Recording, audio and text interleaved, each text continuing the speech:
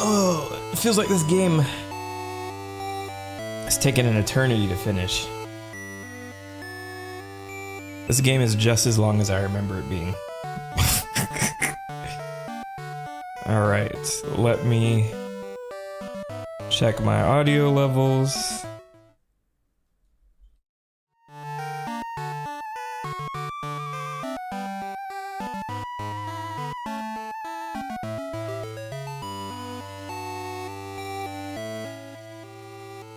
I think we're good to go. Welcome to another TheMentok stream!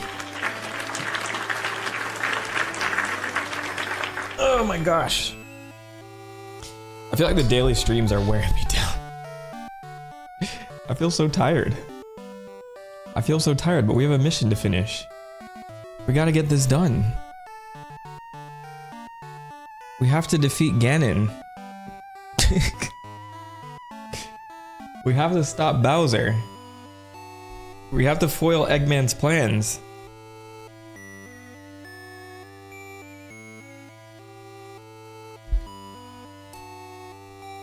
Man, I just like had a brain fart of like all the other villains in the Nintendo world. My goodness. Alright, I'm gonna waste some time while people shuffle in. I have a few things on my list to do before we go to Kanto in this game. So here's some bonus content for the pre-stream. I need to go pick up... Oh, it's still daytime, that's right. It doesn't turn night until 6 o'clock. Alright, so I need to go back to, Kurt really quickly. To get whatever apricorn I gave him last time, because I did not pick it up, so he's probably sitting there with my package for decades. Azalea Town. Alright, so we'll do some pre-stream cleanup. That sounds weird. Maybe I can grab that Skarmory while I'm at it, since I have 30 minutes of daylight left in this game. As people shuffle in for the big Kanto conquest, as I like to call it. Not conquest, because this is not Donkey Kong. Grab some berries too. Maybe it's time to heal. Oh, it's an apricorn. I need to farm regular berries so I can heal that Miltank as well. Hello, Kurt. Heavy ball. Okay, so I've actually did my research in between streams. While a lot of Kurt's balls are bugged, apparently the heavy ball is one of the best options I have to go snatch Lugia. It's like a very specific thing where it's like, it catches only, it increases the catch rate of Pokemon that are under a certain weight. So I think like under 200 pounds. And then above 400 is when it increases the catch rate again. Everything in between is like a regular Pokeball. So I heard this is good for, this is exactly the one I need. It's good for Lugia. And I think one of the dogs, I can't remember which one. But I'll give him the white apricorn in a minute. And then we'll go pick that up tomorrow or whatever. Hopefully. I'm gonna try and make as much progress through Kanto as I can today. It shouldn't take me long. I know the SS Aqua, we're gonna have to ride a cruise ship over to Kanto. So I'm gonna be doing all that too. Ethereal Dragon, welcome. Alright, so a couple things on my list to take care of. Let's see if we can go grab Skarmory real quick. Flesh out my Pokedex. Even though I'm using all of this footage for my video coming up, I'm still finding myself trying to catch them all like passively. I'm just like, why am I going back for a Skarmory if I don't need footage of me catching a Skarmory, which I probably don't, but my inner self wants me to catch them all, so I'm going back and I'm grabbing this stuff.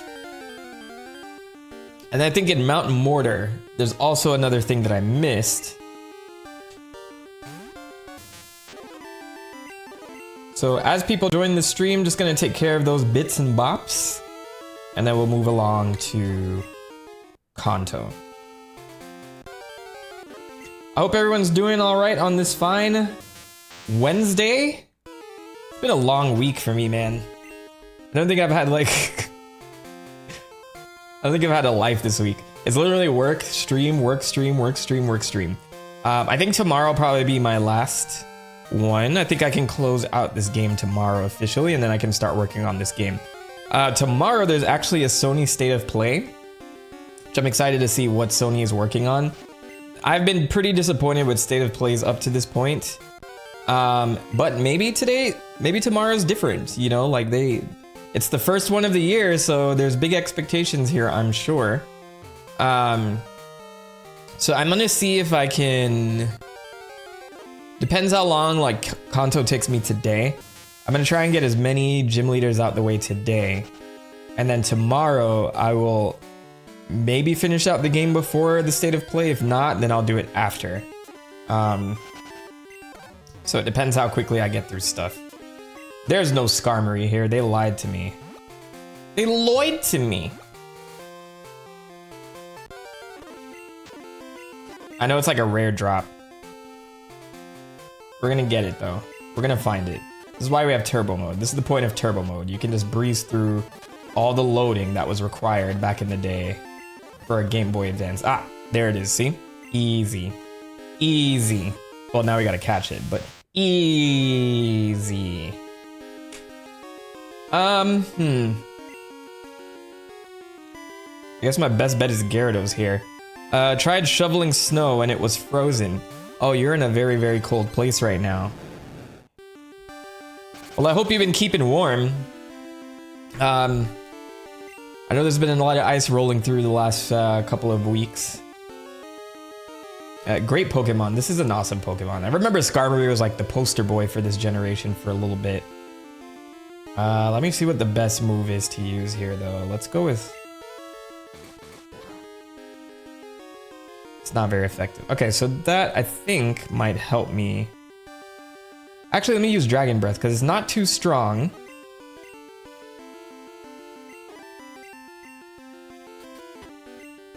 It's not too strong, and it has the power to paralyze, like that. There we go.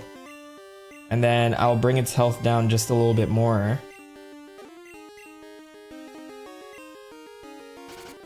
Hit him with a sand attack. I've stated I lived in Western New York. Yeah, well, it slipped my mind. I know it got super cold up there. I was in a cold area too, or like unnaturally cold area where the storm rolled through.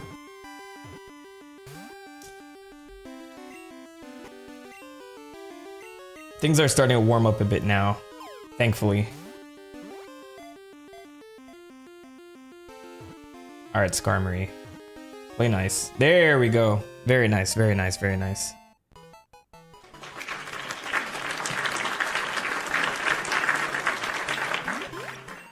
Skarmory Tings, the Armory Bird. Weighing 111 pounds. I would figure this one is a lot heavier. I guess not.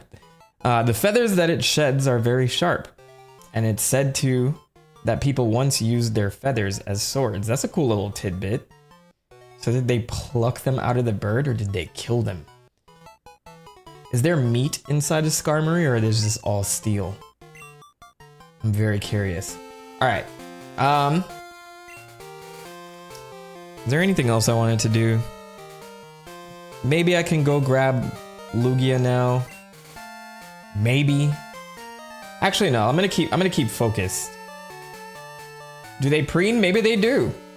I would love to get a little documentary on Pokemon. I don't know why we haven't had like a National Geographic play on Pokemon. I would watch the hell out of that. That'd be super fun. Game Freak, call me. No, not Game Freak. Pokemon Company, call me. We'll do it. I'll narrate. As we see here, the Arcanine are running in squads. These squads of Arcanine all burn their fur to keep themselves warm in the cold. I don't know, I have to write it out. That'd be something clever. I'm not surprised there's not a YouTube channel of that either too. That's actually a good YouTube idea. Where am I going? Where am I going? We're going to New Barktown. Okay. Can I go to sleep? I've kept your room tidy. This is not about money. This is not about the time. I just want to sleep.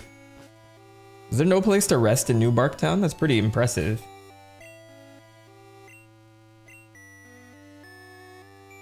Alright, let's go to Cherry Grove instead.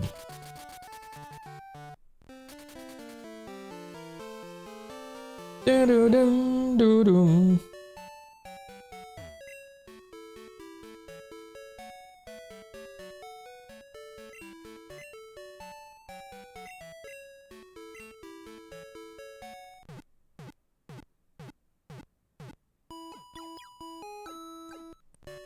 Okay. I think with that, I can start the post game. I'm gonna get started there. I have the recording going. I'm gonna fly out to New Bark, talk to Professor Elm.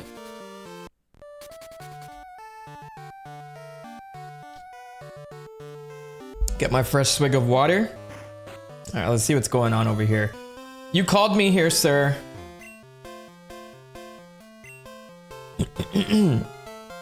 I called because I have something for you. See? It's an SS ticket. The same thing from the last game, except this is a different ship. I heard the SS and capsized, according to the anime. Now you can catch Pokemon in Kanto. What a twist they added to that anime. What a dark twist that is.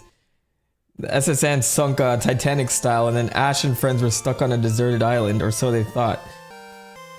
Alright, so we got the SS ticket.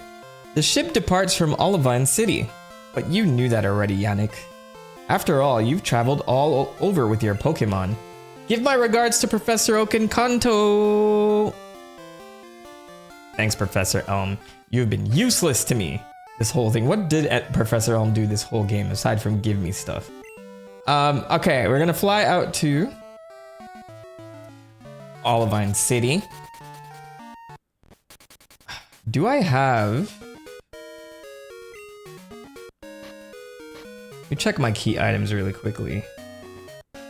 Oh, we can go, we can actually trade this for an experience all. If we go back to, Mr. Pokemon, which has just not been useful this entire time. I don't think I have a way to access... Let me just check with Google. What do I need to catch Lugia in Crystal? I remember there's like a rainbow wing, and then I think there's like a silver wing as well. Lugia is catchable pretty soon after beating the league.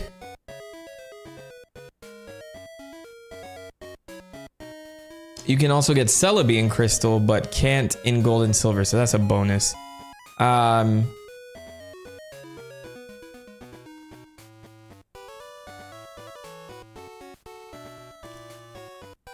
These people on Reddit are misremembering this, I think.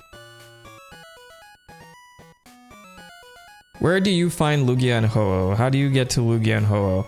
In order to get Lugia, you need to talk to someone at Pewter City, and you'll get a silver wing when you do. Okay, so I remember correctly, you need a special item to get to it. Because I don't want to go through the entire Whirl Islands and then like nothing happens, you know what I'm saying? One really quick thing. Yeah, Reddit is mostly terrible, and it like, you know what's worse? Like when you check Gemini or like when you do a Google search and then it accesses Gemini, and then Gemini references a Reddit thread and it doesn't have anything else to back it up, and then you go to the Reddit thread and somebody's like, this is exactly what happens, and it's wrong information. That's like the biggest bane of AI's existence, is like it's scanning all these threads across the internet, and then it, you know, there's no way to like, I don't want to say there's no way, but if there's no authoritative stance on it, then it's gonna just use speculation on like Reddit threads and hope for the best, which is not accurate most of the time. Okay, Mount Mortar is over here. We're gonna need Waterfall in there. I didn't have it last time, but apparently in here is an old friend from Kanto waiting for us.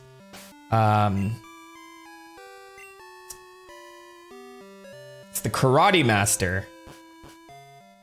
Plus, it's more likely to agree with you than to give you correct information. Exactly.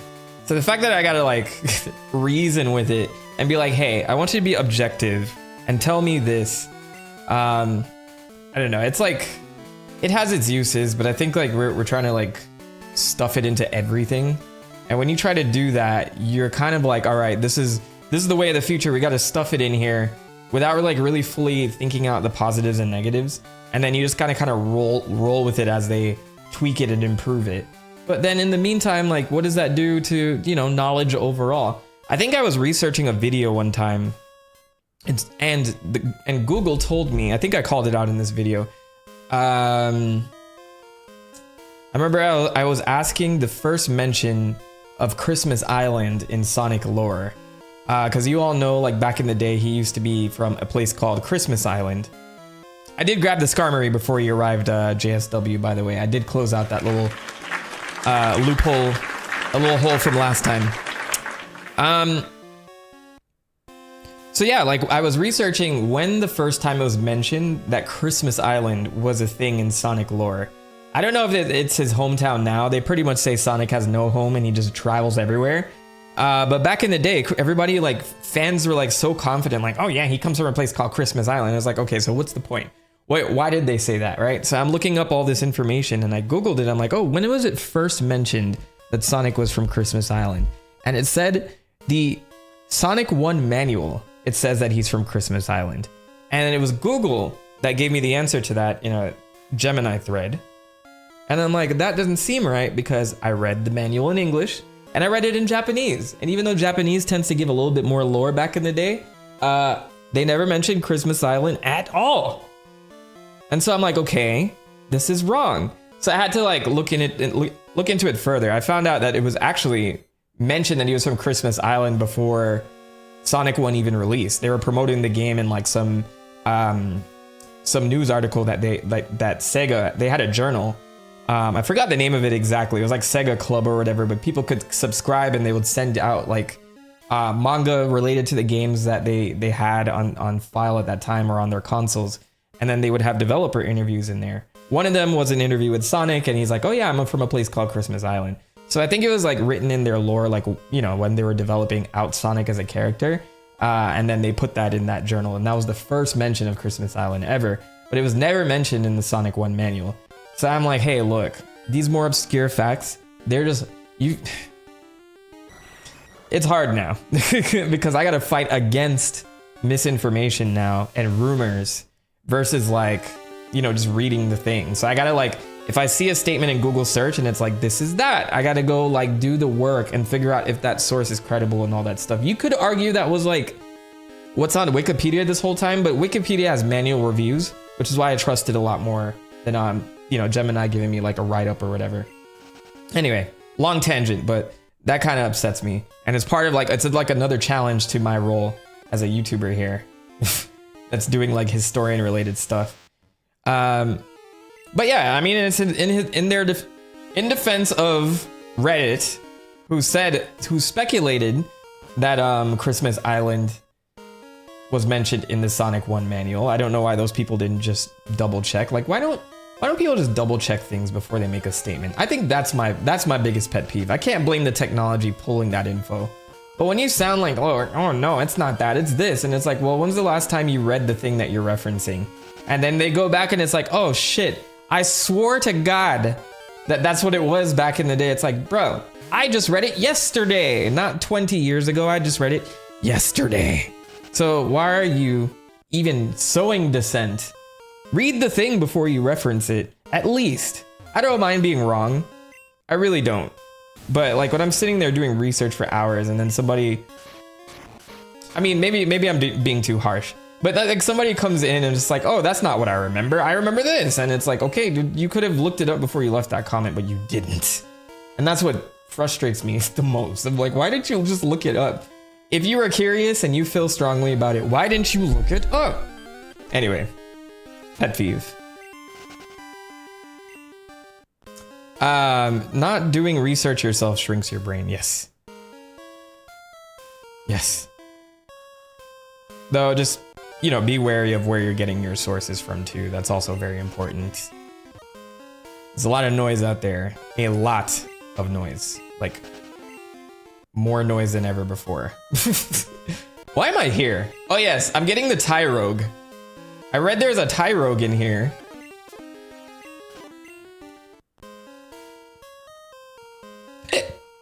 Excuse me.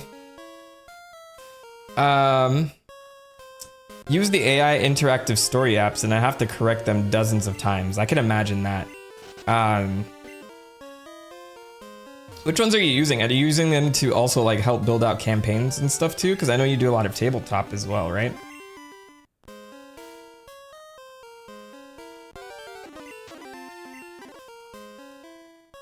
If I don't find this waterfall soon, I'm gonna call the cops. No, I'm just kidding. I know there's a waterfall. There's an area where you can surf. What is this like big mountain here? This is so weird. Just for fun, okay. Yeah, like... So I work in tech, so this stuff is like very relevant to me as well. So I have to like play nice with it, but also kind of scrutinize like new things. One thing that they're trying to do now...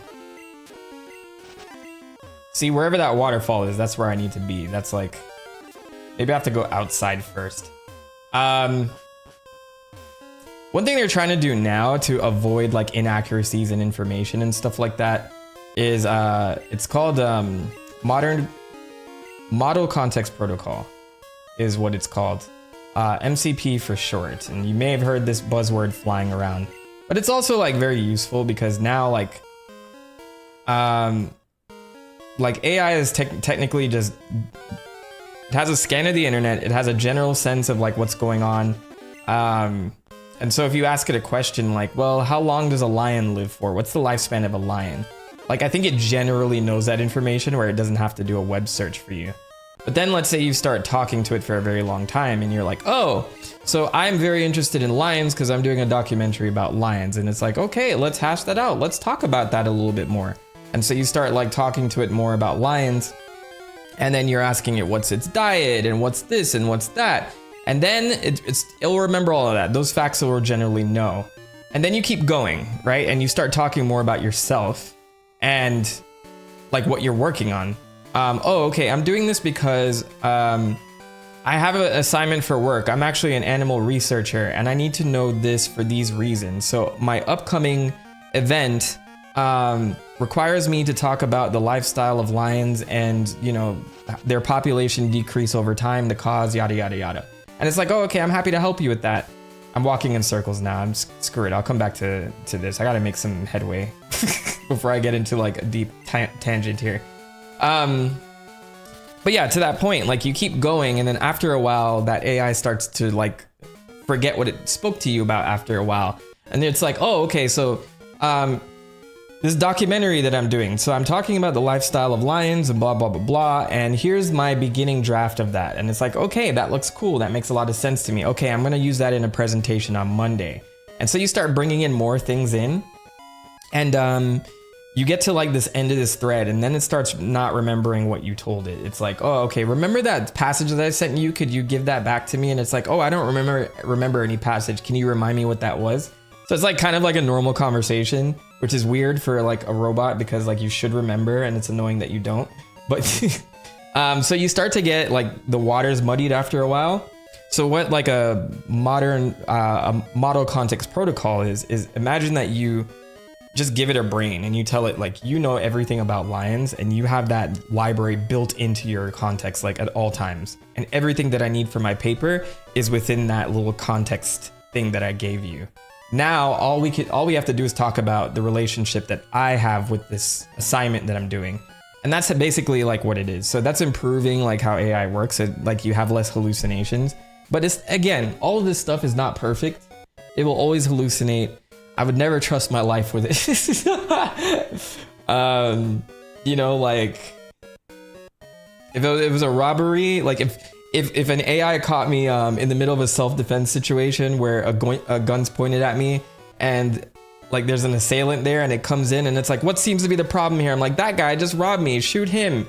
And I don't trust it to make the right decision. So It's that kind of thing. I guess, I don't know. That's a weird example, but you get my point. All right, we're at the SS Aqua. Milo Seal, welcome, welcome. Tell that to boomer investors. I know. We didn't watch iRobot? I guess, I don't know. I don't know if iRobot was making the opposite. It was kind of like making the opposite stance on a lot of this stuff. AI shouldn't be trusted to make those decisions. I used to be all for self-driving cars. I think like now the fact that we still haven't gotten it right, and then like me like interacting with AI in my day-to-day job. Yeah, I'm like a little like skeptical of that. I don't know. Maybe there will come a time. Maybe a robot will make better decisions. But then like there's like all these these moral choices that you have to decide, much like iRobot. Do I save that girl that's drowning, or do I save this cop who's more likely to be alive? And technically, yes, they probably both would have died in that situation. I don't know. There's a lot of moral things. Whatever. We'll move along. Welcome to the fast ship SS Aqua. If you played our previous game, you probably remember the SSN. That shit sucked. We capsized that one. I hope you watched the anime and remember that. Will you be boarding today? Yes. May I see your SS ticket? Of course. I flashed the ticket like a pervert. That's it. Thank you. The anime 3-part for that shit. That was like some great TV right there. I'm just like, wait, the story's continuing on this? Bruh, they sunk the SSN. Ash and them almost drowned. That shit was scary. Then you have the whole Team Rocket plot line with the Magikarp that James bought from the scammer, and he got so annoyed with it he kicked it into the water. It evolves into a Magikarp. Then they're forced to like be on a deserted island, and then there's a whole episode where it's just the Pokemon interacting with each other, looking for their people, with Pikachu and Coughing and Ekans and all of that working together. Oh man, that was awesome. And the fact that they aired that episode first in the US as a cliffhanger, yeah, I remember reading that. I think by the time I started, they already started over. But that was back when it was on. I don't know if everybody in the United States had UPN or like some subsidiary of it, but that's where I watched it. And it was like 8 o'clock, 7:30 or 7 o'clock. But that was like, it used to be Pokemon and then Sailor Moon, then I would go to school. And then one day they switched it. It was Sailor Moon, then Pokemon, then I would go to school. But that was my mornings, man. And then I'd come back and then Toonami later in the day. We're departing soon. Please get on board. I mean, it evolved into a Gyarados. Did I say it evolved into a Magikarp? When you're on stream, man. Why is Dana calling me right now? It's me. It's me. It's Dana. You know what? I got a good gift. As I promised, it's yours. If you want to come get it from me.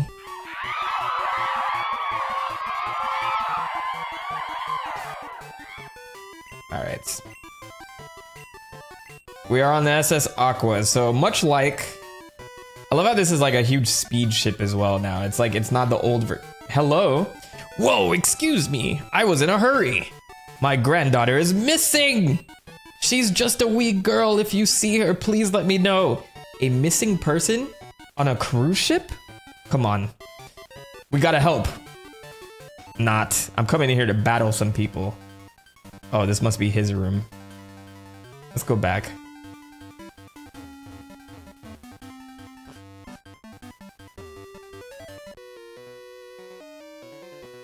Are you alone?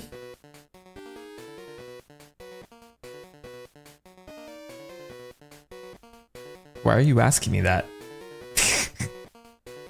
Just a reminder, I'm like an 11-year-old kid in this game. Why would that matter? I'm trying to like... If you're not with someone, maybe it's like, oh, well, can I inconvenience you with a battle, or are you with somebody right now and you're busy? Hiker Noland.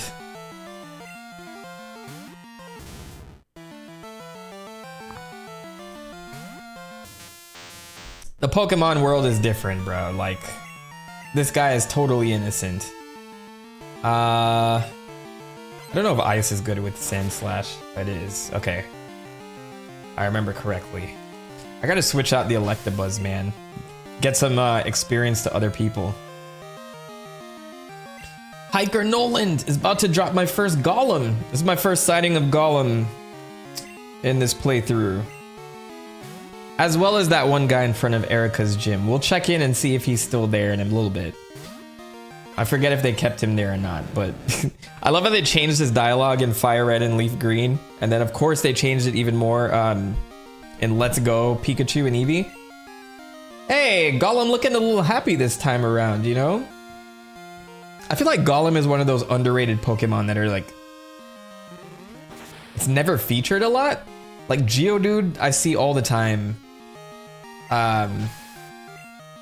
Maybe Graveler, but never really Golem. Like, I'm sure Golem shows up in the anime from time to time, but I don't know, like... Was it too boring for people? Golem is like never a Pokemon I hear talked about. All right. Why were you asking me that, by the way? I wonder if there's are any mountains worth climbing in Kanto. Are you alone? We're gonna check each of these. Oh, let me switch my first Pokemon out. Who's my weakest right now? That'd be Gyarados. I feel like I'm gonna swap out Gyarados with Snorlax when it comes time. So, like, I'd rather put my energy into one Pokemon I know I'm gonna keep.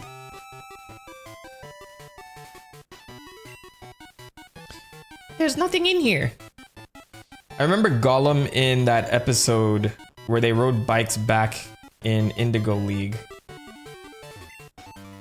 That would have been Cycling Road or something? Here's your cabin.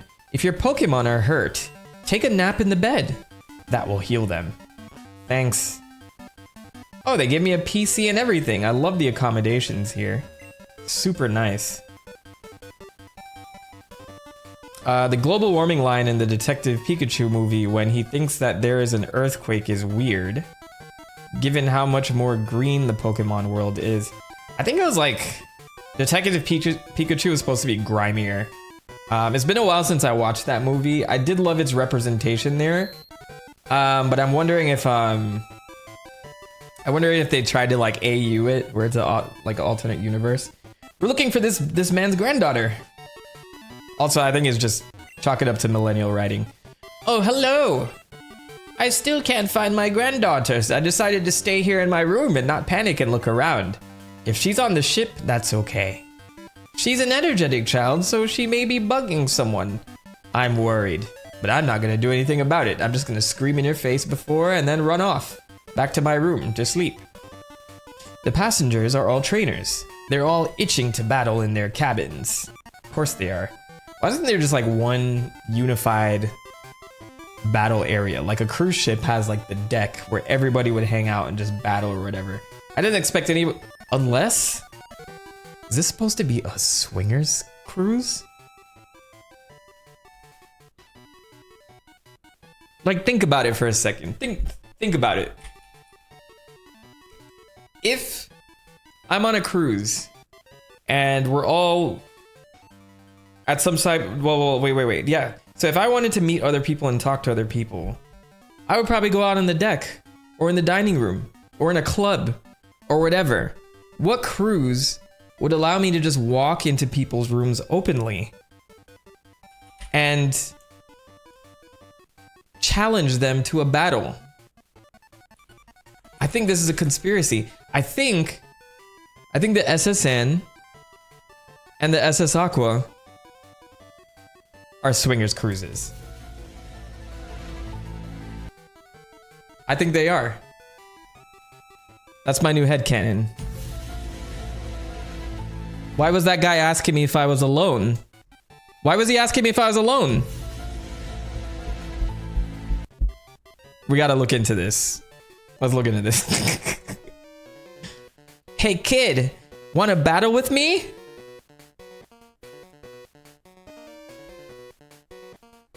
What do you mean by battle?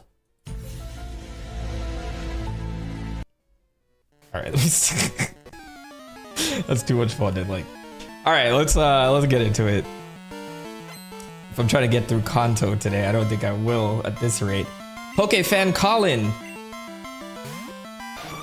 sent out Delibird. Oh, I have a long history with Delibird here. Flying is not good against ice, but let's bite it anyway. Hope for the best. Hey, a present! I love how Delibird just gives you a bomb. Insane. Sword fights at seas, right? We gotta investigate this further. Oh, also the last that called you has a chance to give you Thunderstones. Oh, Dana, you mean? She calls me all the time, so that's probably what she's meaning to give me. Crobat is learning Mean Look. Actually, that might come in handy. I might leave Mean Look instead of... Have I been using Confuse Ray a lot? Do I care about Confuse Ray? I could get rid of Bite because Feraligatr has Bite. But Mean Look is good for like tracking down the birds. Since they reference to Titanic in the SSN episode of the anime, does that make the Titanic a canon event in the Pokemon world?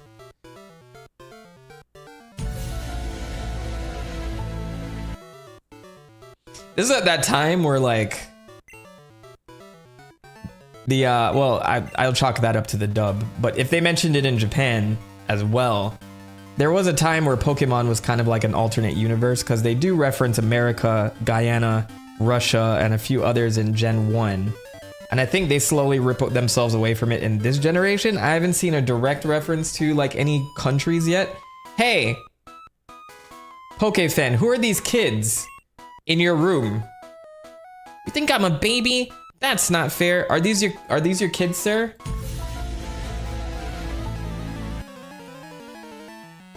I'm gonna get to the bottom of what's going on the Meg and Peg. Who?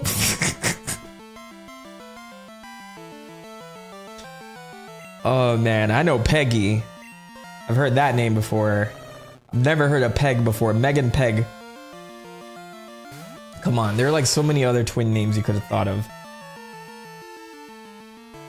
All right, let's go with Wing Attack.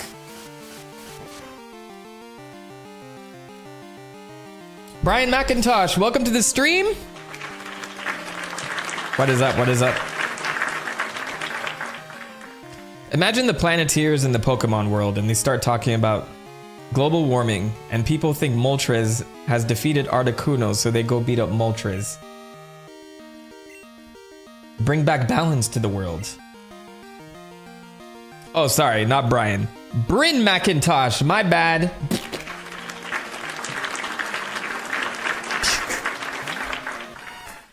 You know, you read things on stream, you're automatically dyslexic on stream. That's just like a given.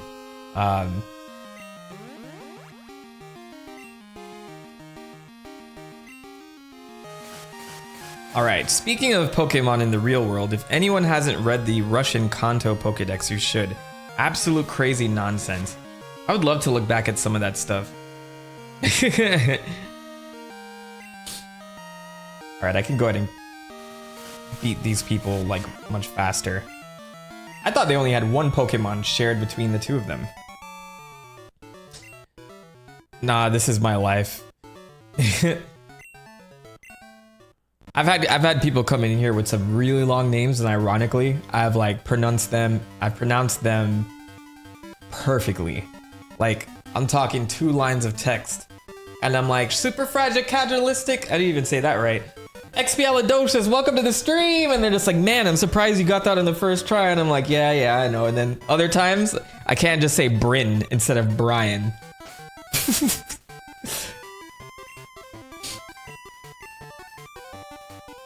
All right, we're save up here. So I'm on this swinger cruise in the Pokemon world called the SS Aqua, and I'm getting to the bottom of what's going on this ship. There's a missing child here too. I'm going to Kanto to put on fire-breathing shows. This seems like the most innocent guy here. Seal runs a radio show. War Turtle is a gangster.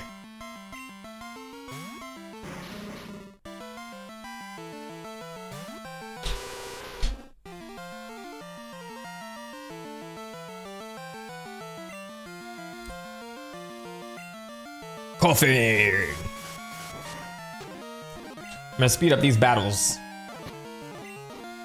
because I can.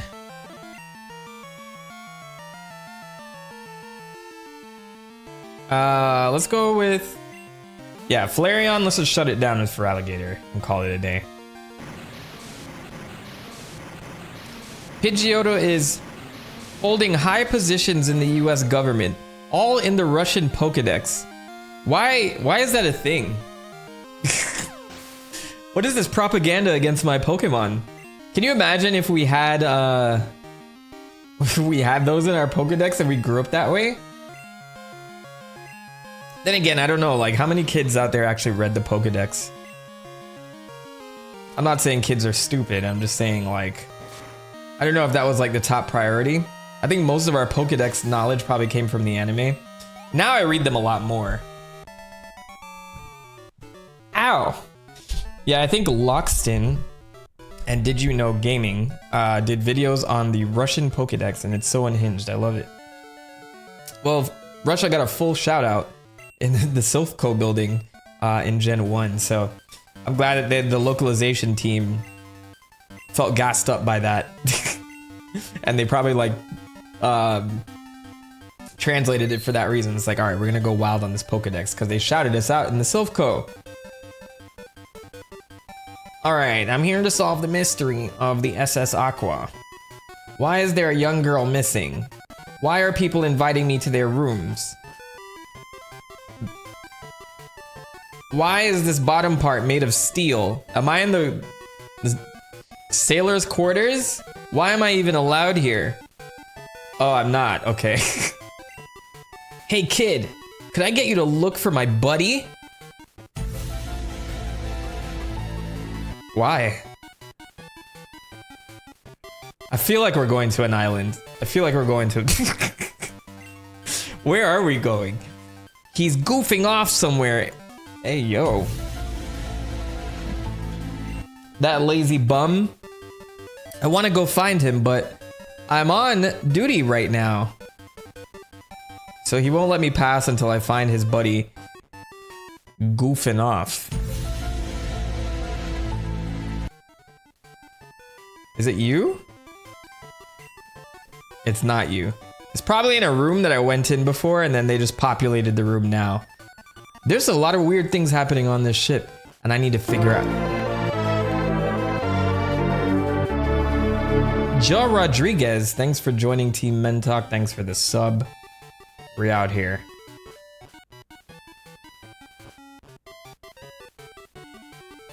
Where's your boy? Where's he goofing off? Is it you? The one by my room? Here's your cabin. Okay, so it's not you. Can you imagine I go in here and he's sleeping in my bed? Okay, he's not. Yeah, he looks like he's hard at work. Yeah, just standing there blocking people. Trying to find the first sap that will agree to find his buddy. We're going to Vermilion City. We'll make an announcement when we arrive.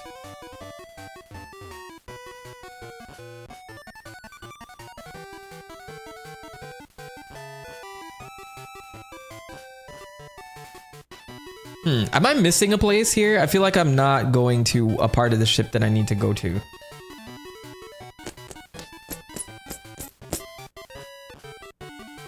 Is it you? Maybe he knows where his buddy is the whole time and he's trying to distract me. That's what it feels like. That's what it feels like. I already spoke to you. Hey, are you his buddy? You're traveling all alone?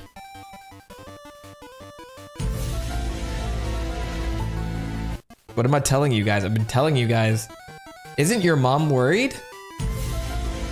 Alright, I'm gonna stop. I'll stop.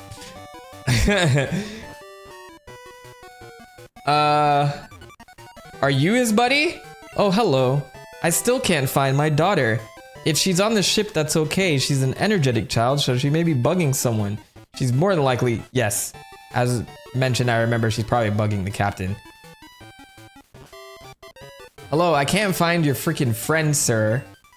Oh, gee. The captain will be furious. Oh, gee. Oh, jeez. Alright, fine. I think I've searched every inch of this place.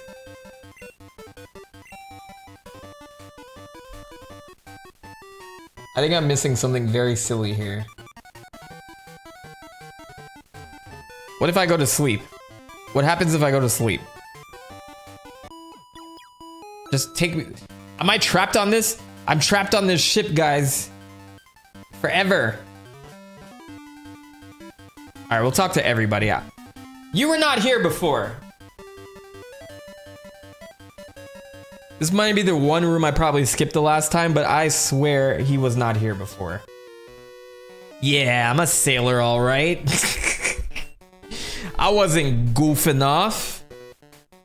I was jacking off. This cabin was vacant, so I just took a quick nap, you know? Forget it, let's battle.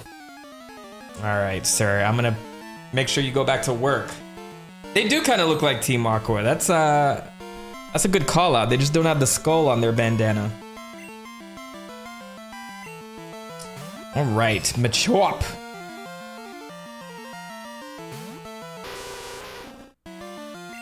Oh, we got the perfect guy for this.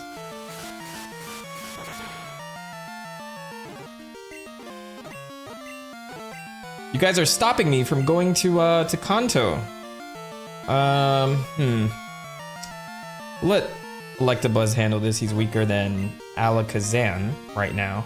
Alakazam did some heavy lifting on the Elite Four, I'm not gonna lie. Machoke. Machoke is gonna choke me out. What's the best way to tackle this guy? I don't think any of these are effective. That's good enough. We'll kill him. All right, Stanley, get back to work. Being a sailor, I have to do physical labor. It's exhausting. All right, bye. Gina. It's Gina. Got time to chat? My Hoppip and I are getting more in sync with each other. We battled a wild Drowsy and managed to drop it in a close match. We're getting into the groove. Bye! For the people who joined recently, I'm gonna try to get through as much... Oh yeah, it should have been Gina, you're right. God, I've been saying it this whole time. What a missed opportunity. Bryn has me on my toes today. So tomorrow there's a Sony State of Play for PlayStation. I anticipate I'm gonna get through a lot of Kanto today. Tomorrow, depending on how far I am, I basically want to battle the final boss tomorrow. Like, no ifs, ands, or buts, because I really have to get into the script writing part of this video. So what I'll do is, if I have time before and I'm close enough to the end, I'll beat it before the State of Play, and then we'll go into the State of Play and watch what's going on. Or I'll watch State of Play first and then finish off the game after. So that's the plan for tomorrow. And then I'll be done with streaming for a while, so I can work on this next video. Thanks, kid. I chewed him out. Hey, yeah. No, just kidding. I chewed him out good, so he'll quit slacking off. A little girl? I may have seen her go by here. Okay. Is she in this room that you're right next to that you didn't check for me? Earth, I'm seasick.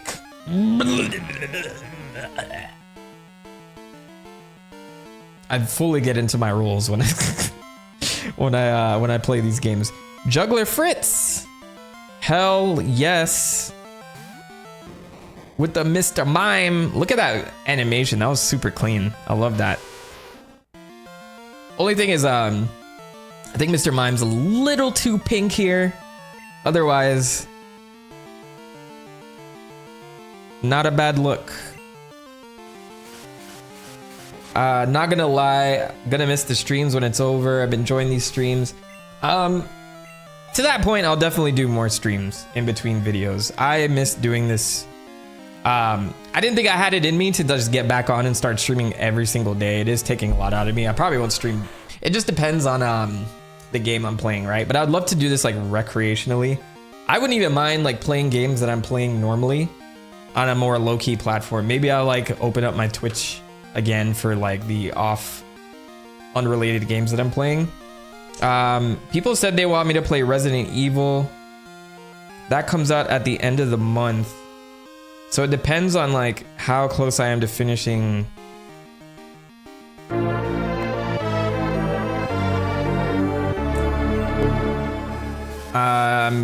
Depends on how close I am to finishing the video. And then if I have time to stream it, I will do that because I love streaming Resident Evil. I've streamed 7, 8, and I think I streamed 3 as well when it came out, the remake. So I definitely want to stream Resident Evil 9.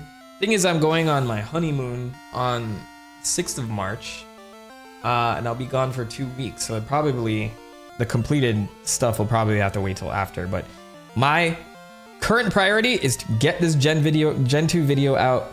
And then after that, we'll figure out what I play. Maybe some Earthbound would be nice too before I do an Earthbound video, which would be my video after this. Machoke! Dead. Who knows? I might run into your best friend.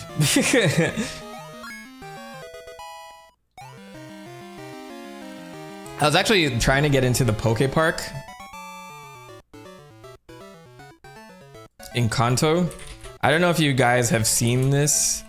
It seems cheap at first glance. Then I watched somebody go like explore the place and it seems interesting enough. It's just, is it worth the hassle of trying to get like tickets and stuff? Because this is nothing like Super Nintendo World, if that's what you're thinking. But it looks super charming. And I love the atmosphere, and everybody that went there liked it. Even for like half a day to go there would be super cool. But tickets are crazy.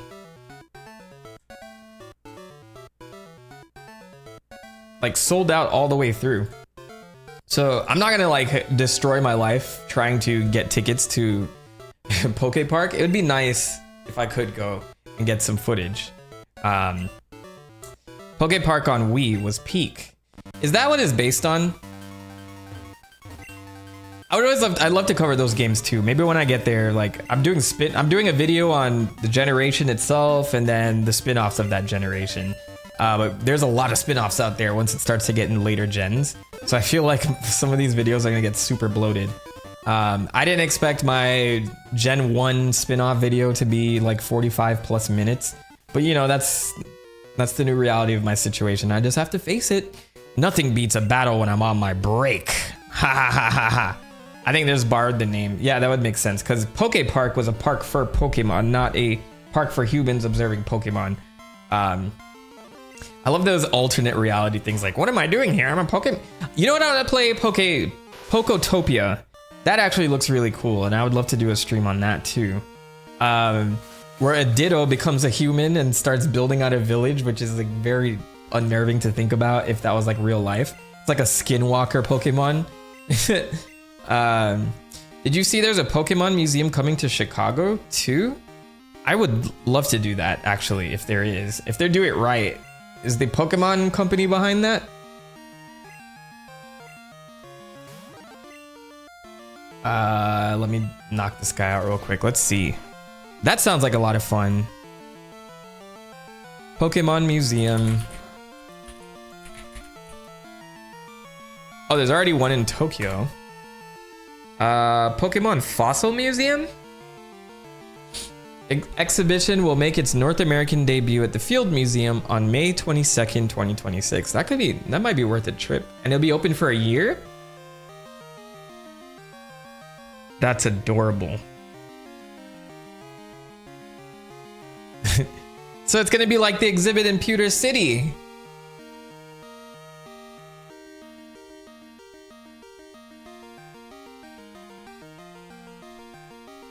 I wonder what it's gonna have, like just fossil Pokemon or like all fossils.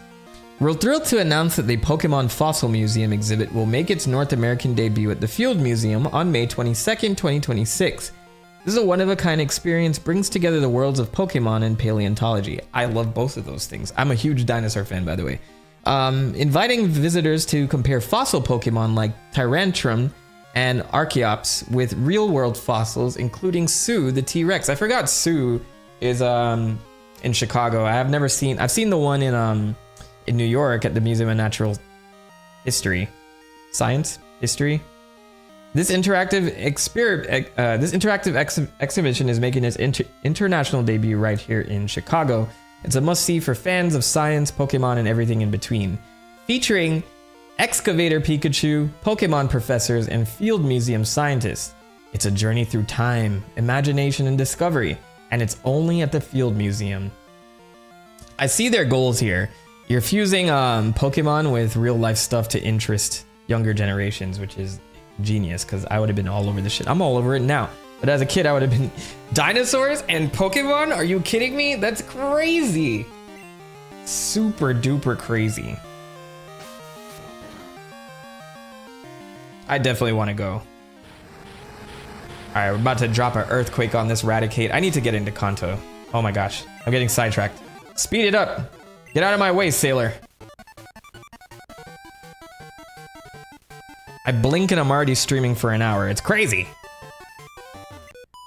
I'm so bored. Want to battle? All right, hurry it up, Deborah. Send out your Sea King. I'm gonna trounce it and we move on with life. That's it. That's just how it works here. No people say they can't believe we have a I'm just being consistent at this point, lol, but never stop, don't stopping. I love that freaking notification now. It's my favorite thing. JB Mon, thanks for the donation. I appreciate you, bro. I'm just being consistent at this point, but never stop, don't stop. But never stop, don't stopping. You got it, bruv. I don't know the meaning of stopping. Except when I'm driving. I appreciate the donation, man. Thanks for the once a day donation. That's more than I can ask for from one person. Thank you so much. I remember back in the day, man. I was a crazy person. I used to sit here I was like, for each donation, I'm taking a shot. And I used to do that shit too. I probably took 10 years off my lifespan just streaming. Oh my gosh. Now I just chug straight water.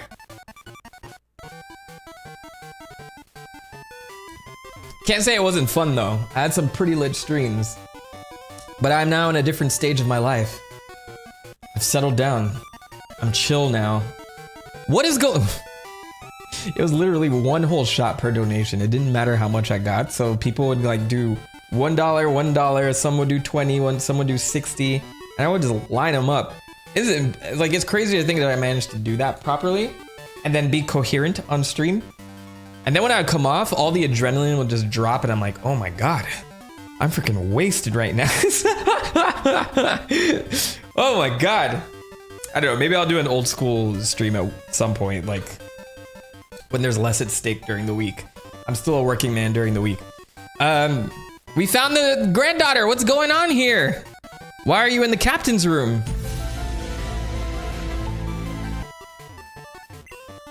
This is definitely some pre 9/11 vibes right here. Captain, play with me, please. I'm bored. I want to play more. Hi. Oh wait, no, still you. Hi, will you play with me? Oh, Grandpa's worried about me? I have to go.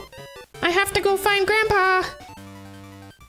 Oh, she did the Team Rocket smoke explode. Oh no, we just teleported. That would have been funny if she Team Rocketed out of there. Grandpa, here I am. I was playing with the captain and this guy. Yannick, was it? I heard you entertained my granddaughter.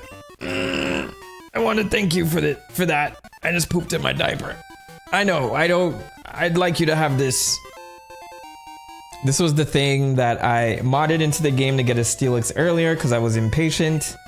That was the only exploit that I cheated into this game. Yeah, I think that was pretty much it. Fast ship SS Aqua has arrived in Vermilion City. I can't talk to the captain? I need to go back and talk to him. I'm sure he has something to give me. The voice acting really makes it. I cannot get through a game without instinctively doing this. These are the voices inside my head speaking out loud. When I was a kid, I was wilding when I was playing video games. You know, like, video games I think have like, I think people like old school video games because they used to fill in a lot of gaps themselves. I remember like especially like Power Stone. I don't know if you guys remember that fighting game for the Dreamcast. It was made by Capcom. There were 2 of them. I had the first one, and I would love for them to make a 3rd one and revive that series. But I remember like I didn't know anything about their backstories, and there was like barely any story. It definitely wasn't even Street Fighter style story. It was like, you know, people from all over the world trying to find the Power Stone. They eventually came out with an anime to kind of like flesh it out, and the anime ruined my opinion of the characters. But I used to play as each character, and in my head, I was just filling out the lore in my head as I was going, like, you know, like who were the good people that I was fighting, like, and testing strength. Who was Wang Tang's main chick? It was Ayame. And they would go on this adventure together to beat people and stuff like that and get the Power Stone. And I had to fill it all in my head. So now you guys are just seeing that as an adult when I'm voice acting, essentially. All that to say, keeping that little girl amused was exhausting. God, thank God for you getting... That's all you're gonna say to me? You're not gonna give me anything? Thanks for coming along. Alright, well, I guess we're in Vermilion City now. This is post-game, so... I'm already tired of the SS Aqua theme anyway, so let's move along. He's tired. What was he even doing? What does a captain even do on a ship these days? I swear cruise ships are like AI generated now. I'm just kidding. Alright, let's go. Are you gonna let me out? Fast ship SS Aqua has arrived in Vermilion City. Good fucking luck out there, sir.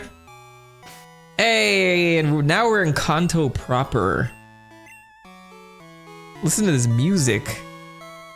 Power Stone was my shit in high school. I would rock my high school video game club in that game and in Marvel vs. Capcom. Man, I'm jealous that you even had a video game club. I would have loved to have done that shit. We had an anime club. I hated going there. I remember I went there one time. We watched like the Full Metal Alchemist movie, and then that was about it. I never like stayed after school. Sorry, you can't board now. You came from Johto? I hear many rare Pokemon live over there. Watch, everyone's automatically gonna be nicer in Kanto after all the rudeness and scams I experienced over on the Johto side. Oh, and they built a whole port. Look how much Vermilion has changed. You can now go underground, under the water to the other side of the port. They've expanded. The fast ship sails on Wednesdays and Sundays. Every week. I love the remixed version of the town right here. This is super dope. So, you know what's funny? No longer access to that truck where where Mew is hiding. Because they've decided to put the tunnel underwater now. This is where it would have been right beyond there, but it's gone now. All the truck was moved. Where am I gonna get my where am I gonna get my Mew from now?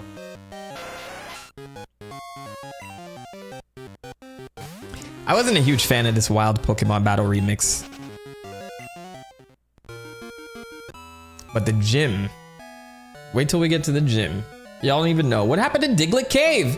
There's a big ass Snorlax here. Oh my god. Alright, so we're gonna get to see what's changed. Mew Truck Copium. Just let it happen, man. I will never, ever get over that. Skilled trainers gather in Kanto. Gym leaders are especially strong. They won't be easy to defeat. Thank you, nice guy. I don't know if I can, I think that's Diglett Cave right there.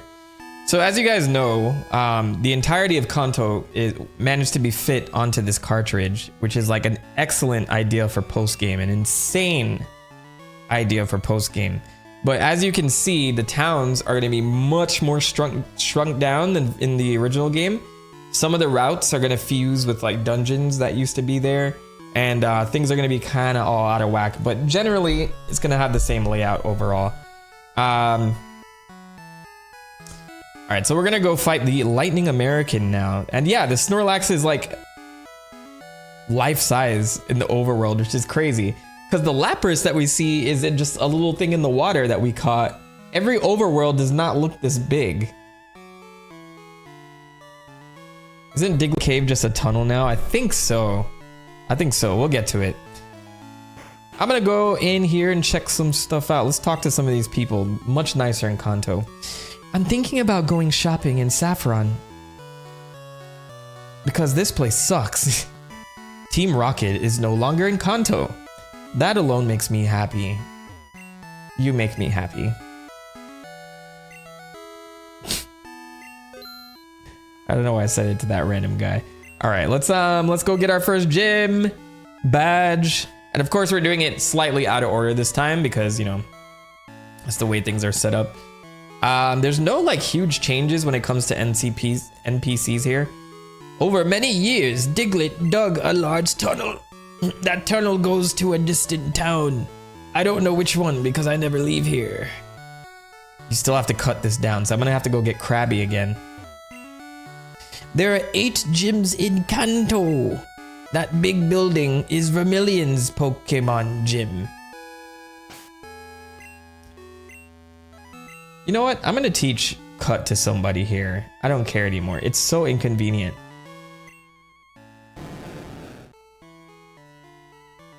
Instead of bite, I'm gonna put cut there. You think... I don't know if Gyarados can learn cut, now that I think about it. It's just the bushes are like so annoying.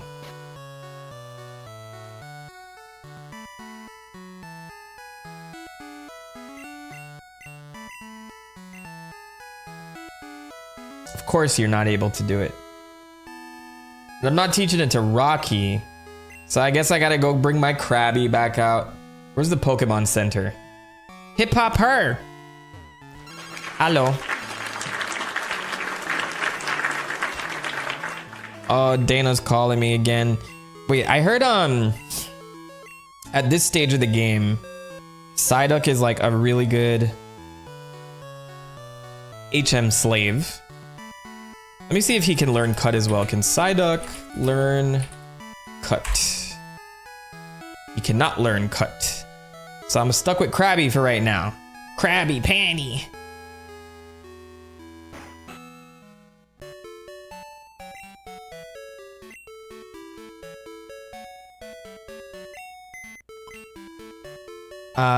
Gyarados wouldn't be helpful with Lieutenant Surge anyway, so it's not that big of a deal, now that I think about it. Because you get super struck down by lightning, and we don't want that. I just hope Krabby is in this box. There he is.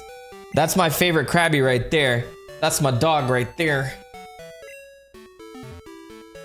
That's my crab right there, I should have said that. Okay. So now we can cut. Let's get our first gym badge. Actually, let me explore a little bit. I'm the fishing dude, the elder of the fishing brothers. Because when it has a period, it's an abbreviation for brothers. Otherwise, people will go after you for saying bros instead of brothers. You know what I'm saying? Super fishing brothers. Have you met the fishing guru at Lake of Rage? He dreams about seeing the world's greatest Magikarp. If you don't mind, could you show him any Magikarp you catch? Who knows, you may catch the Magikarp of his dreams. I forgot there's a Magikarp Magikarp catching contest here. Hessinik, welcome to the stream. Prime 4 video when? Will you make a Metroid Beyond video? Yes. That's like a loaded answer, right? The answer is yes. Do you know about the magnet train? It's a railway that goes to Goldenrod in Johto. Reason I haven't made it is because I finished the game and I didn't really fully know what my thoughts were. I'm like, I have to like let this simmer and sit. Right now I have a plan to finish this game. And then I'm making a video about this game. Can I make a video about Metroid Prime in the middle of that? Maybe. I also have I owe a Donkey Kong Bonanza video for people too, like kind of looking into the lore of that one, because there's like a shitload of lore and tablets that you can read on the way down. You're reminding me I have a lot of work to do. The answer is yes, though. When I come out with it, actually I'll make it very traditional though. I'm gonna go like I think the development story for Metroid Prime 4 is definitely an interesting one, and I was waiting for those details to come out initially, and they did. Like there's been a lot of developer interviews since then, and we learned what happened, right? So in addition to that, I'll be like, you know, picking away at the lore in there, and then, you know, Silex and like what happened there and what's next. So I'm absolutely for that. Probably like a shorter video, if anything, like not a typical 40-minute whatever dissection, but I always say that and it ends up being an hour and 30. So who knows? But I really loved, no, you're good. The reminder's fine. That keeps me on my toes because I know a lot of people watching are expecting a lot of different videos, and that's a good thing. If you all wanted one thing, then I don't know, maybe that'd be a good thing too, but you guys get my point. Yeah, so I was waiting for those interviews to come out, those behind the scenes things. I want to like really dissect it, read what was going on, what happened at Retro Studios and then Namco before that. Very, very fascinating. And then the director or producer, Kensuke starts with a T. Tanabe. I think it's Kensuke Tanabe. Or that might be the guy who worked on Mario Kart. I know like a couple of bigwigs at Nintendo left and retired recently.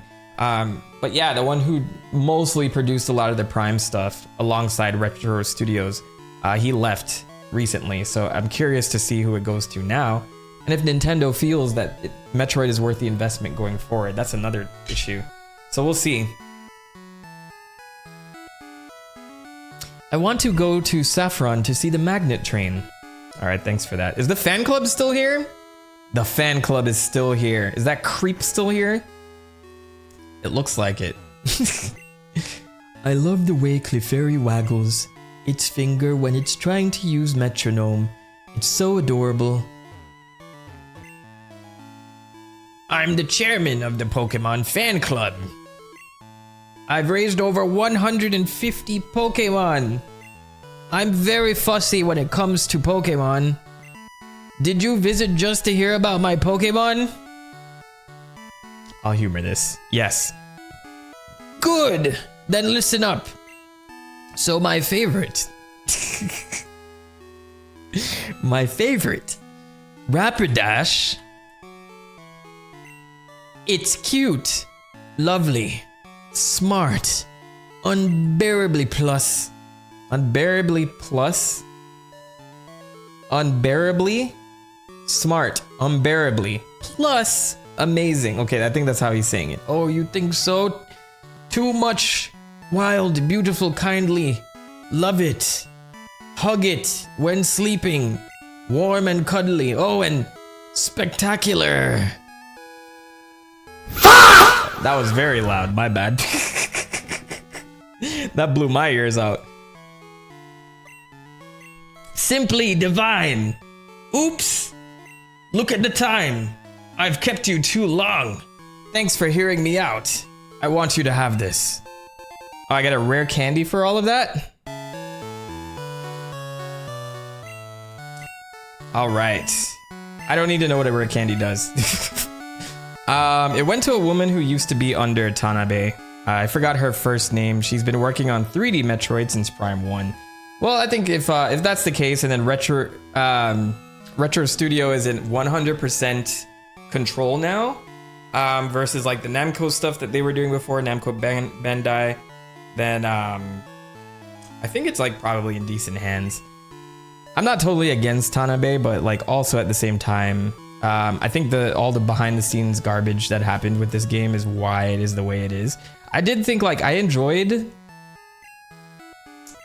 Metroid Prime 4, but not to the extent where I'm like, it's a must play. The reason I had to play it is because it's the next thing in the Metroid series and I was excited for it, but it just seems very like safe and empty sometimes. So I think Prime 1 is definitely superior to 4. It's a little sad because I was ready to like dissect a lot of info and stuff, and the reveal of Silex is a little bit disappointing. But yes, all right, let's talk to this guy. Yo, champ in the making! You lucked out this time. Lieutenant Surge is very cautious.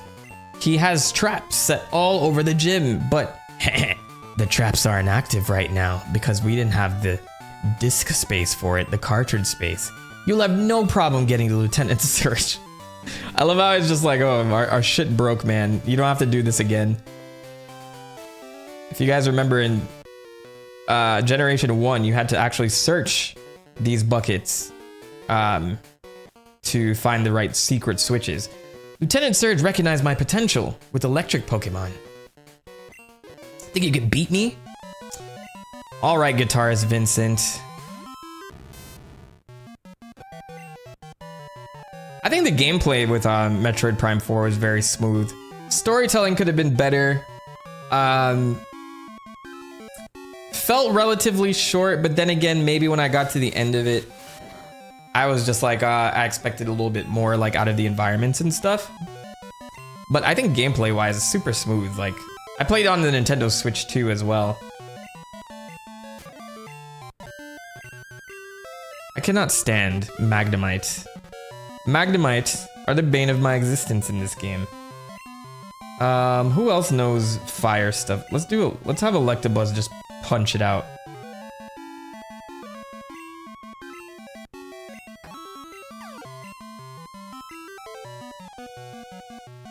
There's like a severe lack of base for like regular trainer battles. I never liked this streamlined version. I think all the effort went into the gym leader battle, which we'll hear pretty soon. I was kind of relieved about Prime 4 being underwhelming. My friend passed away waiting for it. I don't know if that's weird to say. I get what you're saying. I get your point. I don't think that's weird to say at all, but at the same time, it's like I would if that were me, if I was on that side of it, like that, the game would immediately remind me of my friend if that's the case. But not weird to say at all.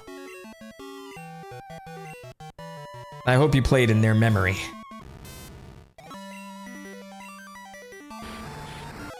I'm gonna speed up these battles actually, like I did yesterday, because otherwise it takes an hour to get through everything.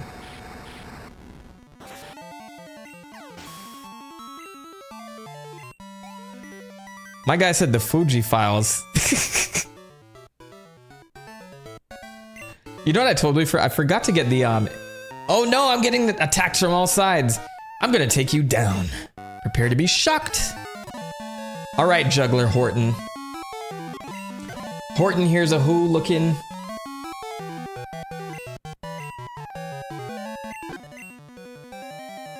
This thing is just gonna self-destruct. That's all it's gonna do.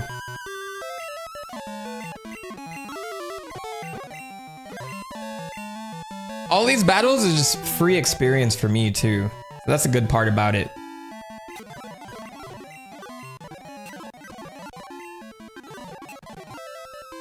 I actually heard rumors that Fireleaf Fire Red and Leaf Green. I heard that was released on the Switch too. Is that true?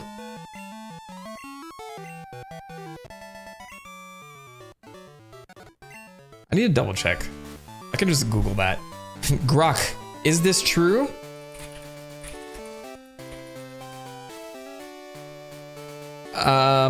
Pokemon Fire Red and Leaf Green leaked for a Switch port. Nintendo might finally start bringing classic Pokemon games to Nintendo's Switch. Wow, what timing, huh? And then I heard another rumor.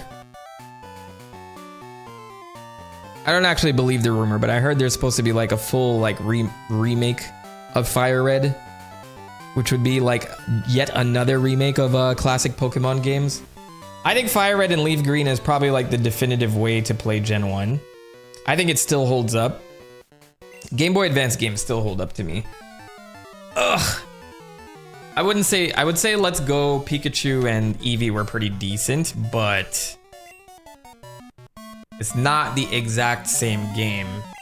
And then you have all the Pokemon Go mechanics. And speaking of Pikachu, it's Pikachu! No, it's rumored to be released on Pokemon Day though. That's what I'm saying, like the Switch is missing a lot of classic Pokemon games. There was another Pokemon ad at the Super Bowl as well, and I always ask myself why they do it. Is it like just for awareness? What is the point of Pokemon just like, hey, go to Pokemon.com? I guess just awareness, go see what we got going on. But still. Flaffy!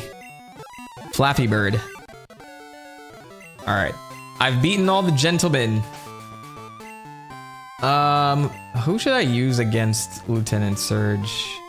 I don't have a lot of people that are good against Thunder. Electric Pokemon. It was the 30th anniversary. I guess that makes sense. What year are we? Oh yeah, 1996? Man. Here we are.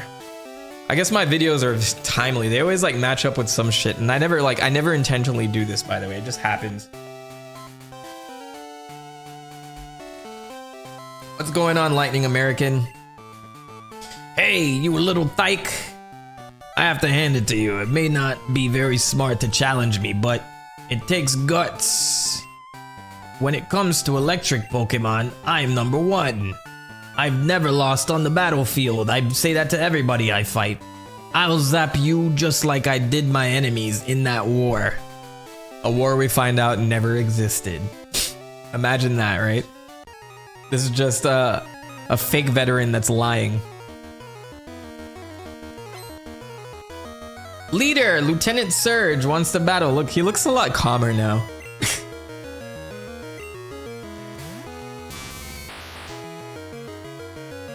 Looks like the Raichu's holding up pretty well, though. We're gonna drop an earthquake on him and call it a day. That's not gonna work on me.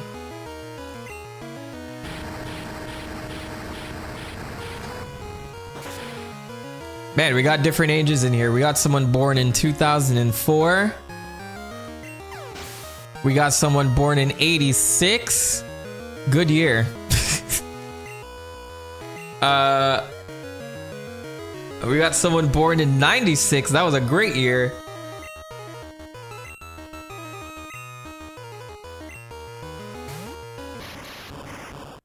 Shout out to 1990 all day, every day.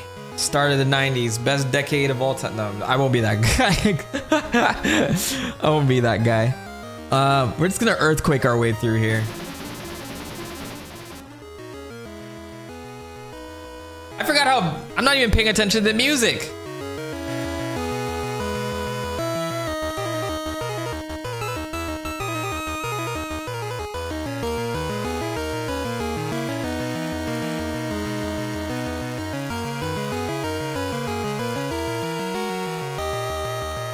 This song is perfect, by the way. Just a perfect remix. A perfect darker remix to the original Jim song. They cooked with this one.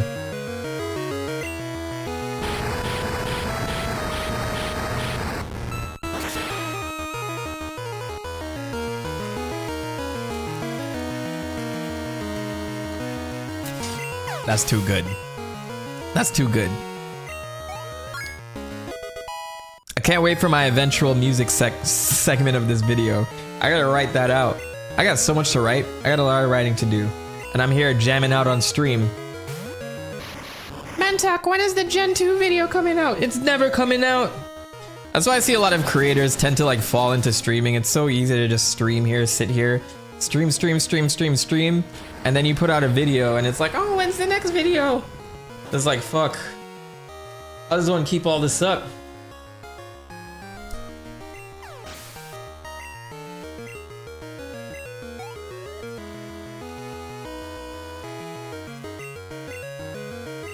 I'm gonna sweep.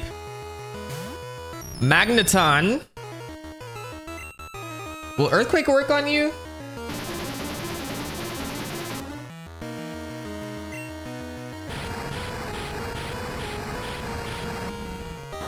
It works. Super effective. Mentok rave when? I'll let you know when I send out the invites, of course. I used to say that in high school. I wasn't even alive in the 90s. I just loved the video games, Michael Jackson, and aesthetics. I think it's like getting popular now too. The whole 80s sentiment never seems to go away. Like, the romanticism of the 80s. Like it's time for some 90s well, I don't know. We're getting more into it now. I'm hearing a lot of like 90s remix, like songs sampled for music. So that's all you have to do. Pick popular 90s songs, sample it, repackage it, and then put some female artist on top to re-sing the chorus again.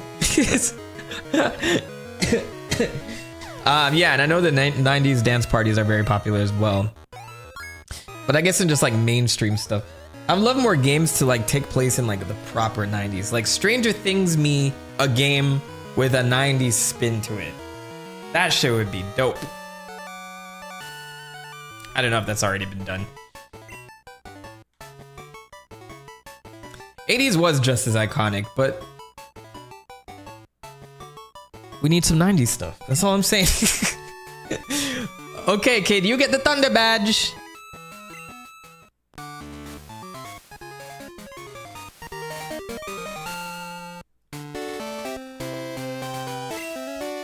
Thunder Badge increases Pokemon speed. I don't think this is the voice I gave him earlier. Consider it proof that you defeated me. You wear it proudly here. Oh man, you gym leaders have fallen off. Kanto looks pathetic. Sad. Such a sad place. Actually, I remember the Poke Flute song is on the radio. Is that still a thing, or do I need to go to the radio station here first?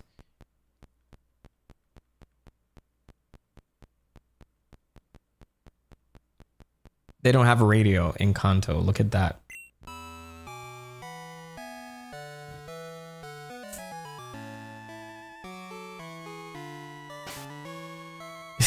I'm my original. Yeah. Gonna rock your body now. Everybody, yeah. I feel like that song is just resurged because of TikTok. It was super popular then. Actually, TikTok is driving a lot of 90s songs to come back. I hear like, oh my god, this song's so cool. Anybody here from TikTok? I'm like, oh no, now I'm old for real. You know what's funny? The waste of taxpayer dollars on this freaking unfinished building here. It's been 3 years and this Machoke is still flattening this plot for a building. My Pokemon is preparing the land for construction, but I have no money to start the project. Wait, so you flattened a plot and you have no money. I like that they address that. Like, this is just a waste of funds.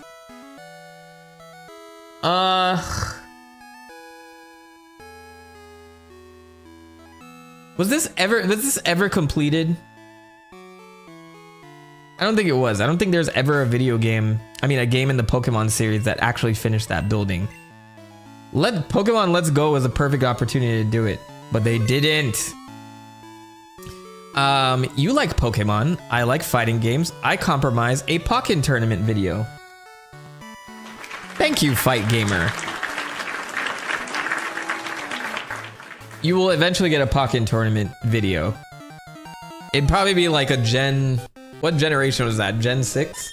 Gen 6 spin-offs video, but yeah, like that's one of the bigger spin-offs of that time. Gen 6 or 7, one or the other. Definitely when I eventually get to generations whatever it was. Why am I fighting random Pokemon? All right, we gotta go. I gotta conquer Kanto. My Fanfy is the cutest in the world.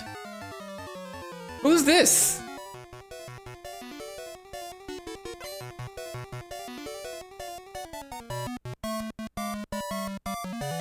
I never liked this remix though. Like, I will say I did not like this Kanto remix. It sounded like they farted this one out. Fighting game lore futures, lore definitely in the future. Like, there's so many of them that I wanted to cover. Street Fighters, Tekkens of the world. Then I go to like the arcade sometimes and I'm like, what is this game? Melty Blood. What is all this stuff? And King of Fighters have always looked attractive to me. So I'm like, man, I want to get into these characters and stuff. People come into the streams and they give me more homework. And I have to just say, all right, it's coming. It will. Hey, my mom bought me another doll. Decidui is in it, right? So 8th gen of video game consoles, 7th of Pokemon. So yeah, Gen 7 of Pokemon. That's X and Y? Sun and Moon. Yes, that's Sun and Moon. So it was around that time. Yeah, every time I go and I see Melty Blood, I'm like, who makes this game?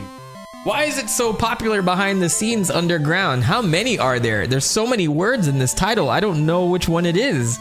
Oh, look at all these characters. Look at these waifus in the game. What do? I want to learn more. And then I never do. So that's the fun part about all of that. I like this remix of the route theme, by the way. This is actually nice.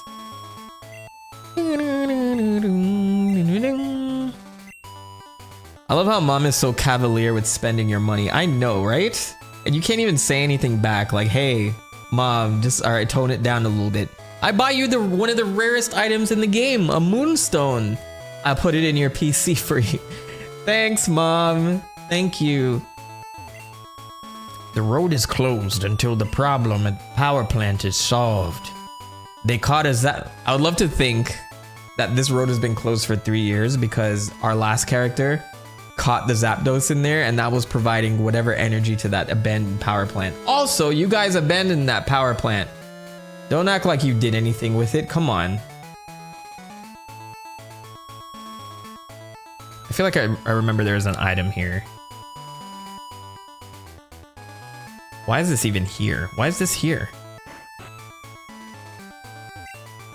Welcome to Saffron City, home of the magnet train. That's what I'd normally say, but the magnet train isn't running right now. It's not getting any electricity because there's something wrong with the power plant. Hey kid, can you go solve that? You just got here. It's actually a decent remix.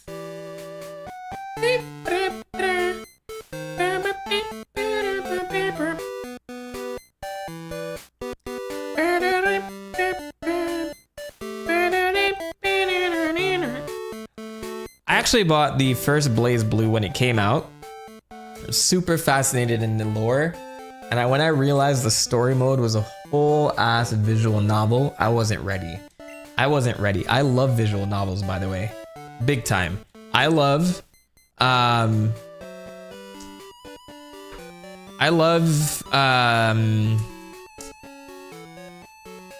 Phoenix Wright, Danganronpa. I've played the Nonary game series. I've played Ever 17. Is that the name of it? That was actually a very dope game I played back in college. A lot of people will... I don't know if you're like, the thing about visual novels, they take a freaking boatload of your time. If you were to print them out into a book, they'd probably be stacked this big, right? I'm down for a visual novel stream where you voice everyone. I feel like people would run out of patience with me after a while. But I would love to experience like a new story together. One visual novel that fucked me up for life was called Muv-Luv.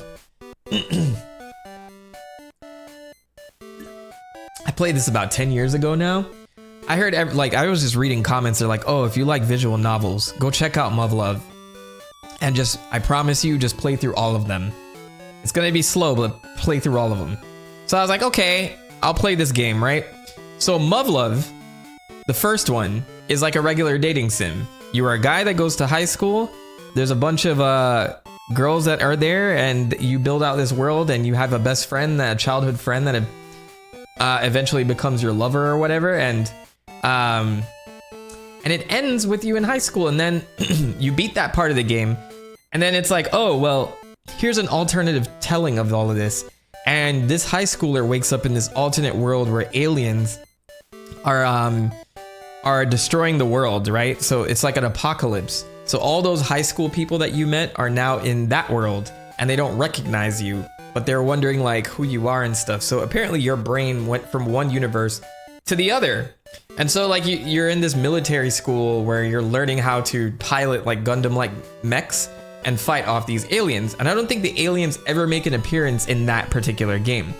Then there was a second game, or a third game called Muv-Luv Alternative, or Alternate.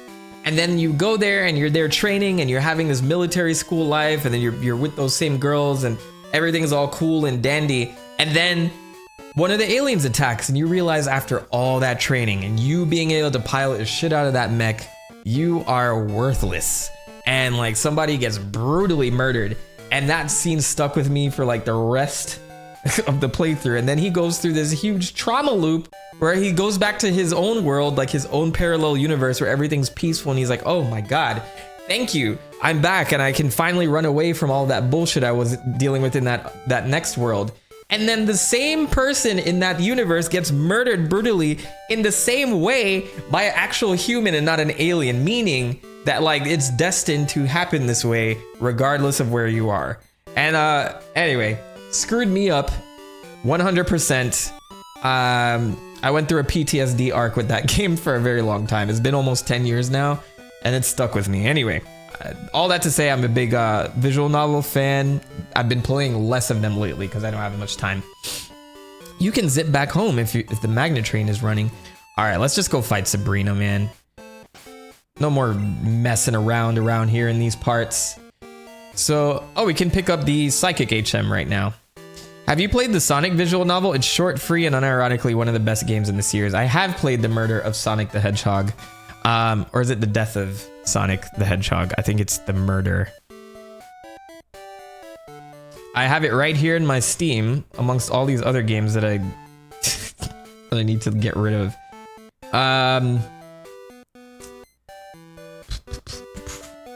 Where is it? The Murder of Sonic the Hedgehog, right? Or is it? It's under M? Yeah, The Murder of Sonic. I didn't delete this one. This is amazing. This one's awesome. It only took me 3.5 hours. I would love to stream this. It's been, holy shit, almost 3 years since this came out. 2023 was 3 years ago. Woof. Well, I would love to try that one. If I'm doing a visual novel, that one's like, it's actually very well written. It doesn't take itself too seriously, but it's well written regardless. B movie with pigeons, I want to say. Wait, is it pigeons dating each other or like B movie but pigeons? It's a pigeon dating sim. It's not that one. I know about that one though. It's not that one. I've heard that one. I think that's called Hato something, which is a funny concept overall. But I heard like that one is actually like Hatoful Boyfriend is the name of that one. A game, a dating sim about pigeons that people actually really liked.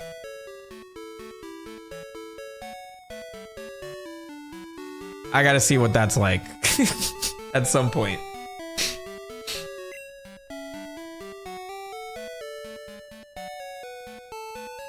All right. Kanto is useless to me. There's not a lot of lore to unpack here. As you can see, the times have not changed so much for Kanto, though it is much more peaceful, which is cool. We can go check the Silphco building when it's not being assaulted. This is Silphco, famous for Pokémon merchandise. In the past, Team Rocket wanted the company because of that. All the pigeons are voiced by Jerry Seinfeld. Birds are not real. All of the above. Hey, they did some, tweaks to the Silphco. Can I not go upstairs? Only employees are permitted to go upstairs because of that last incident. But since you came such a long way, have this neat little souvenir. Upgrade. So I think this is actually, if you trade Porygon with this, you get Porygon 2, which is a new Pokemon in Gold and Silver. It's not for sale anywhere yet.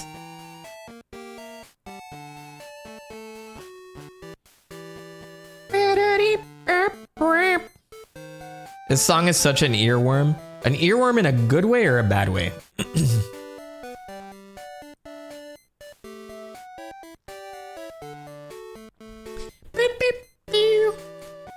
Oh, I wonder if the fighting gym is still here, yes? Choo choo. I hear there's big trouble brewing at the power plant. Choo choo.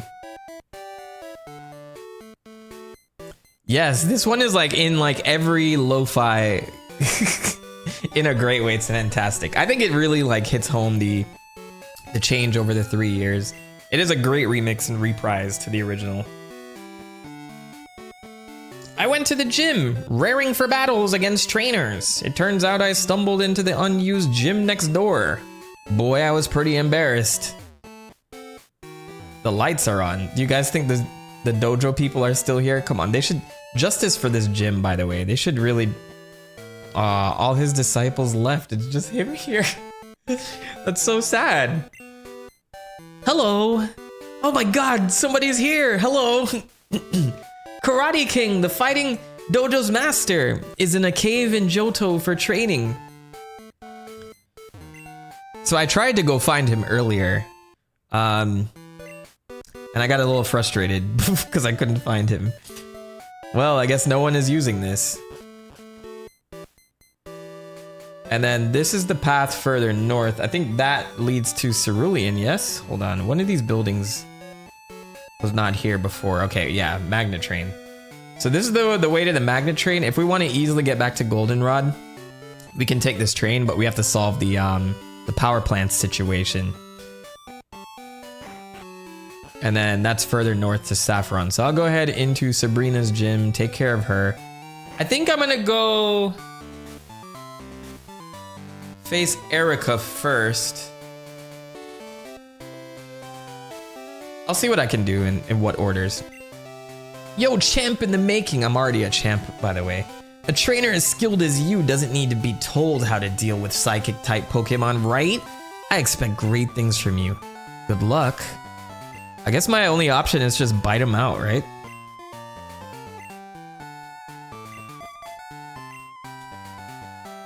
Feraligatr is up.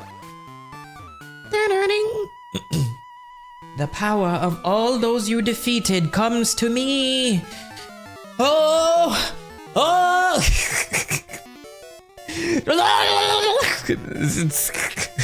I imagine that exact scenario and her sprite helps me get my message across exactly.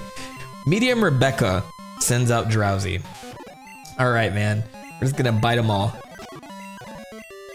Bite is such a versatile move here. Cleaning house. Strong. Far too strong. This is one of my least favorite gym puzzles, by the way. This teleportation device here. The fighting dojo next door was once this city's gym. It was? This is news to me. I think I looked this up and it said that they competed to be a gym and one won out, which was the psychic gym. But I guess the actual lore is they were the gym. These psychic motherfuckers came in and Saffron is like, yeah, we'll put everything behind that. Mr. Mime used Encore on me. Encore is such a shitty move. Well, it depends. Like, if I'm playing, like, against a computer, if they use something stupid, then Encore, yeah, it does lock you in. Encore is actually, like, a good move. Never mind. I've used that competitively several times to lock people into, like, status effect moves. So, I take that back.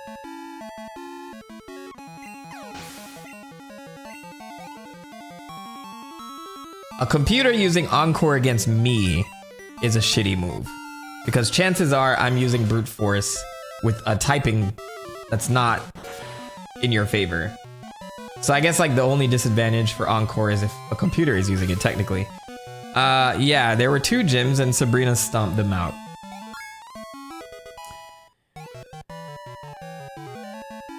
Level 48 for Alligator, let's go.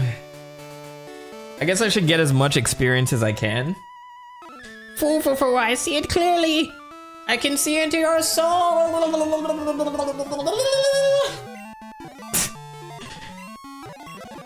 Alright, let's speed up the trainer battles, man.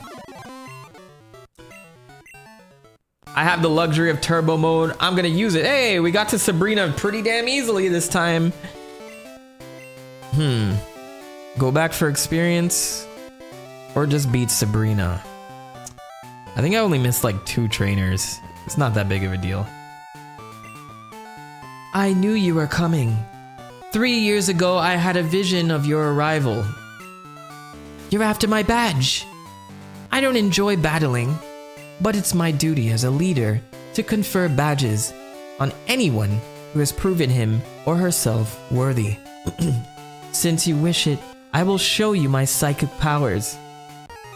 I think this was the better sprite of the 2, where like Sabrina got even more of a glow up. Yeah, look at that.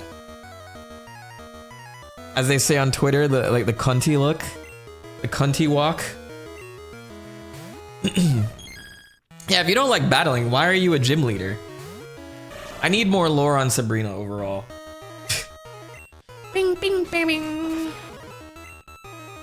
Alright, we don't skip over gym battles. We let them ride. So here's my rule. I will turbo through regular trainers. Gym battles, I will play through. Otherwise, it's not good footage anyway. Let's place bets on for Alligator surviving her entire onslaught. Oh no!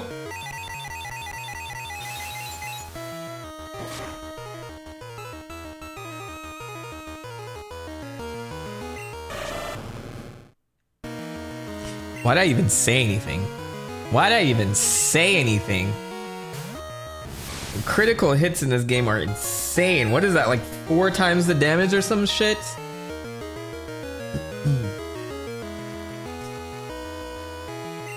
Whatever.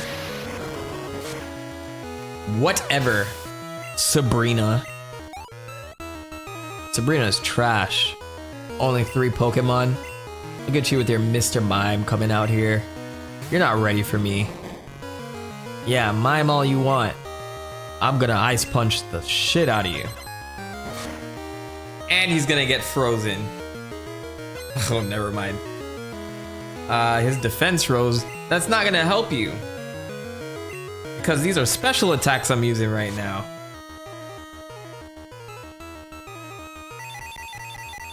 Man, Psychic is such a wild card in this game. I swear, like it's such a powerful move.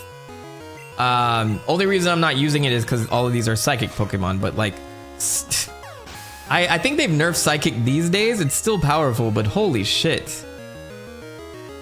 Gen 1 and 2, like, insane. Oh, it's an Alakazam. She hasn't trained it up much since our last encounter.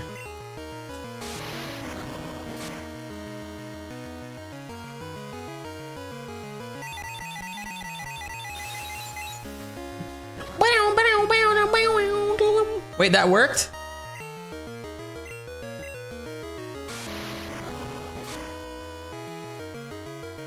Why did it do so much damage to me with Psychic? This thing is ridiculous. Even when it's not effective, I think it's gonna kill me. Yeah. Whoa, man. Come on. This is probably a bad matchup, but Crobat is pretty fast. Unless you use the max potion. Oh, you son of a bitch. Alakazam is a glass cannon, but this one is tanking my attacks. But I get 2 attacks in because I'm so fast, boy. Yeah, look at that. We win. We get the March badge, baby.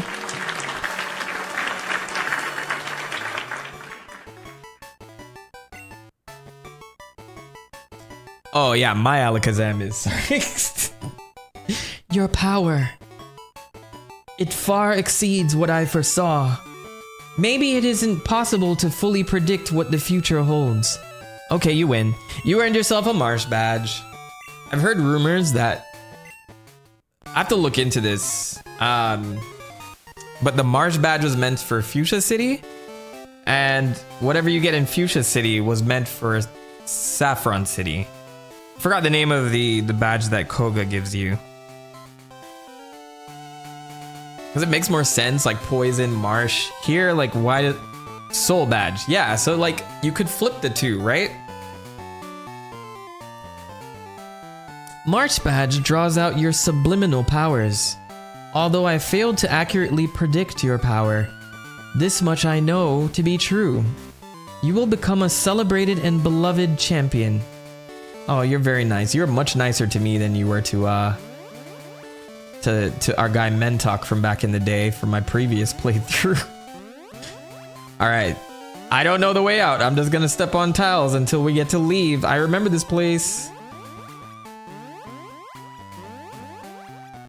I know somebody's thinking like, well, you're stupid. You're stepping on the wrong panels. Step on the right panels. And I'm like, nah. I'm gonna just keep walking around until I get it right. This was Sabrina's plan all along. She wanted me to get stuck here.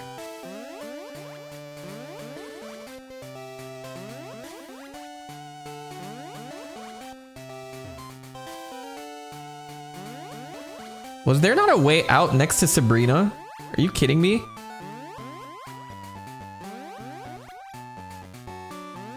There we go. Oh my god, I'm finally off of Sabrina's wild ride. We're 2 badges in, we got 10 badges. We're almost like set up like Gary. How many badges did Gary say he had by the time he got to Cerulean City or some shit? Was it 10? I have 10 badges, Ash. How many do you have? He was so annoying in the anime, it's funny. Can we talk about like how he had an entourage of girls with him at all times? I think he even drove off in a car in one of the episodes. A little girl who's an expert at mimicking people lives here. She even mimics the people she's conversing with. It's confusing. It's conversating. My daughter likes to mimic people. Her mimicry has earned her the nickname Copycat around here. She still hasn't moved out after all this time. My daughter is so self-centered. She only has a few friends. Did they bring over some of the same dialogue from Gen 1? I think they did. Hi, do you like Pokemon? No, I just asked you.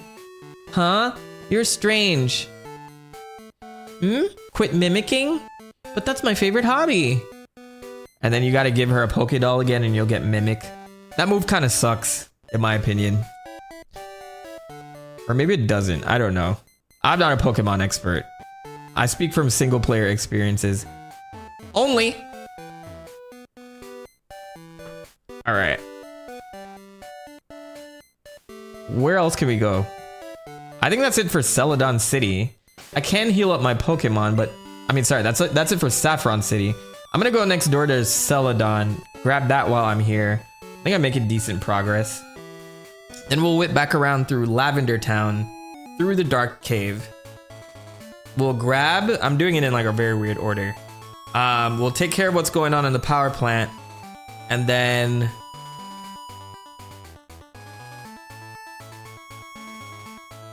I don't know. We'll do it as it comes. How about that? Sabrina was turning people into dolls. Sabrina turning people into dolls in the anime was OP. Yeah, you can never win if I don't battle you ever and just transform you into an animal instead. I mean, a doll instead. And stick you in a dollhouse for all eternity. Jigglypuff! Hey, that's a new Pokemon. I'm gonna catch a new Pokemon while I'm out here. Level 18. What are you smoking right now? What are the odds of me just catching it if I throw a great ball at it? I've done this earlier off stream, but the RNG gods won't be in my favor, I bet. Yeah. Whatever, it's a Persian. Let's go. I need to play a very weak move against Persian. Krabby seems like it would do just enough damage. Let's use Whirlpool. Oh, that didn't do anything.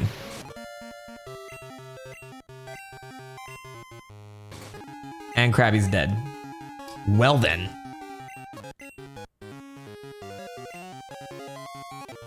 Persian is dead. Everybody's dead. I'm not here to catch Pokemon. I'm here to conquer Kanto. What's this flyer? Uncouth trainers have been holding battles in the underground path. Because of rising complaints by local residents, the underground path has been sealed indefinitely. Celadon Police. Is it sealed? It is locked. Look at that little, like, that light world building. AKA, we don't have space to fit this here. So, I forget if it opens up later or not. It's definitely where they hid the bodies. The cool thing is, Heart Gold and Soul Silver did kind of like a second pass at the Kanto side of things. So a lot of content that was actually cut to let this part of the region fit was reinstated in Heart Gold and Soul Silver. So it is a meatier part of the game after they redid it, which is cool. I'm glad that they did that. Team Rocket's hideout is in the basement of the game corner. It's an open secret, and now it's a museum. Oh wait, that was 3 years ago. Why am I telling you this? Wow, you and your Pokemon are really close. Someone else told me that exact thing not too long ago. Hey, it's... You seen? Why are you here? I'm back visiting my hometown. It's been quite a while. Oh boy, by the way, Yannick. Have you caught the legendary Pokemon Raikou and Entei? Okay, if you catch even one, I hope that you'll inform me. I'm counting on you. I'm probably not gonna do all that on stream. That might take some time. This Poliwrath is my partner. I wonder if it will ever evolve into a frog Pokemon. Well, it's hinting at Politoed. I think what's cool here, actually, I don't know if they did a lot of this post Gen 2, but what they did was like these like diverging paths for an evolution. So instead of a Vileplume, you can evolve a Gloom into a Blossom. Instead of a Poliwrath, you can evolve a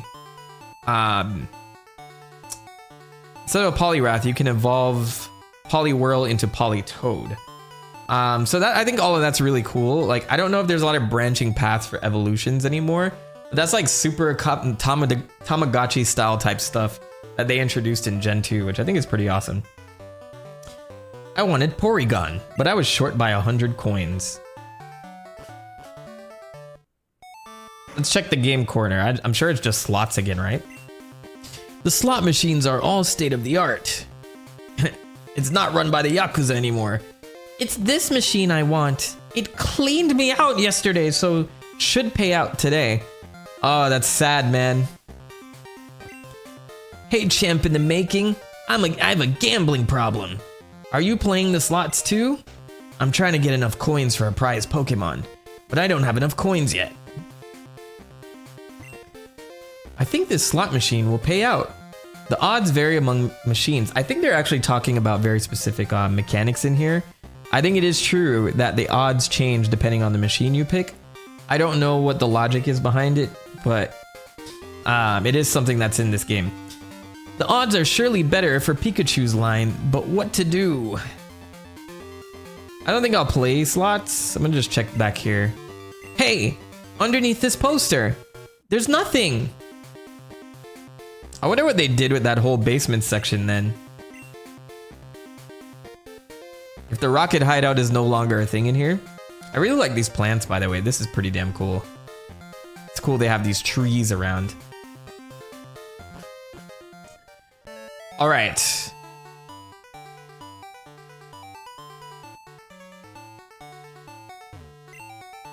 I lost at the slot machines again.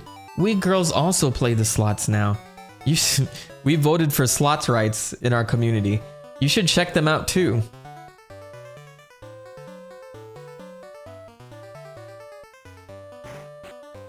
I wonder if this guy will serve me food this time.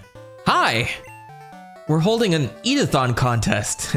We can't serve you right now. Sorry. Oh, but we got leftovers.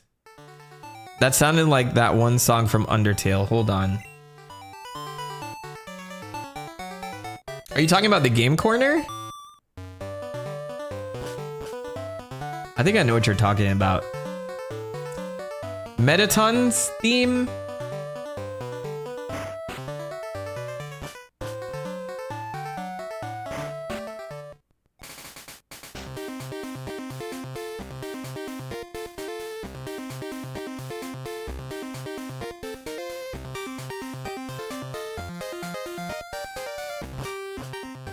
I gotta remember whose theme that was.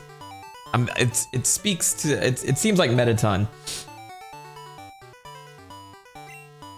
They're holding an eating contest at the restaurant. Just watching them go at it makes me feel bloated. Alright, well, I'm gonna go right to Erica because I don't have time to waste for people that are trying to cut their gambling issues. Look, this old freaking pervert is over here. He's actually moved away from the window a little bit, which is funny.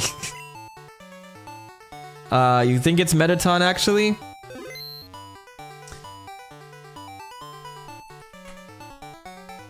Undertale is a classic, man. I've been playing a lot of Deltarune. I played a lot of Deltarune last year, so I started over because I played chapter 1 way back. Never actually finished chapter 1. So with the release of chapters 4 and 5, I went back and I had an amazing time playing that game. Very awesome. It took some time to grow on me versus Undertale, but by chapter 2, I was pretty invested. The guy who needs his coffee is in Vermilion City.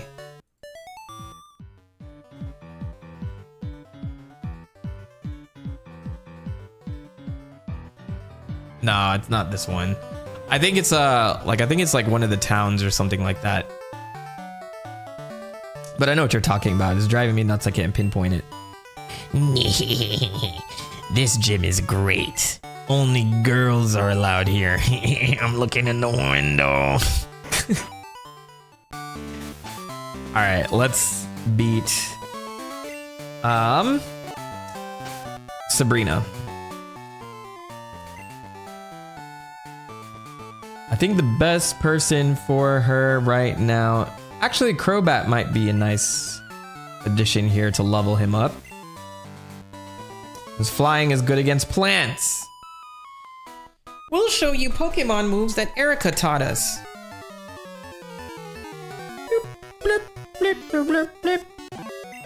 Joe and Zoe. Or is it Joey and Zoe? Joe and Zoe. Wing attack. Yeah, this is definitely some good experience for my Crobat. Just wing attack everybody. Just winging it.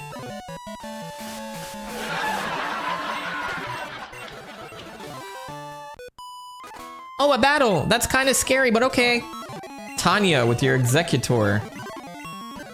Done. Turbo mode is the greatest invention ever. Were you looking at these flowers or at me? No, there's an old man outside looking at you though. Hey, Beauty Julia, looking kind of nice. Oh, can I get a little number? Can I get a number or two? What was the name of the song? I want to compare the two.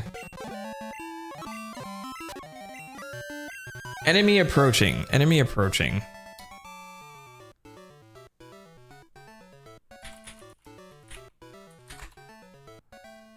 Toby Fox does music for the Pokemon series now. I wouldn't be surprised if this was inspired. Oh, it's the regular battle theme? Yes! Din, din, din.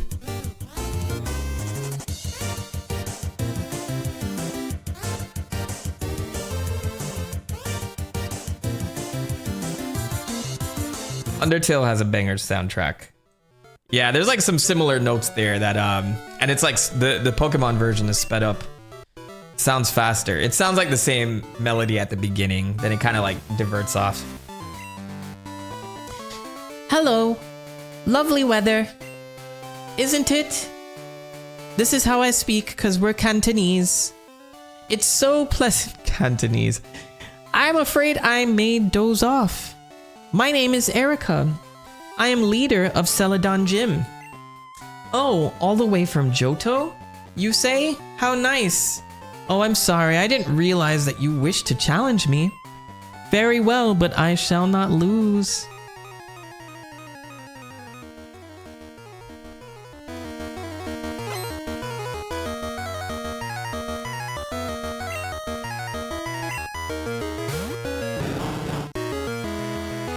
Tangela.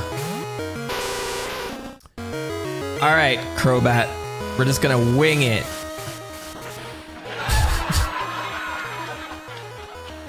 Yeah, I figured Erica would be able to tank some of these. Say is speaking as saying, I was a freshman in high school when Undertale dropped, and haven't been the same since. It was like so different. Undertale was like definitely a different beast. Man, that was 2014? Undertale is 12 years old. Holy shit. No, it was 2015. Either way, Undertale is 11 years old? That's a child. That's a whole child.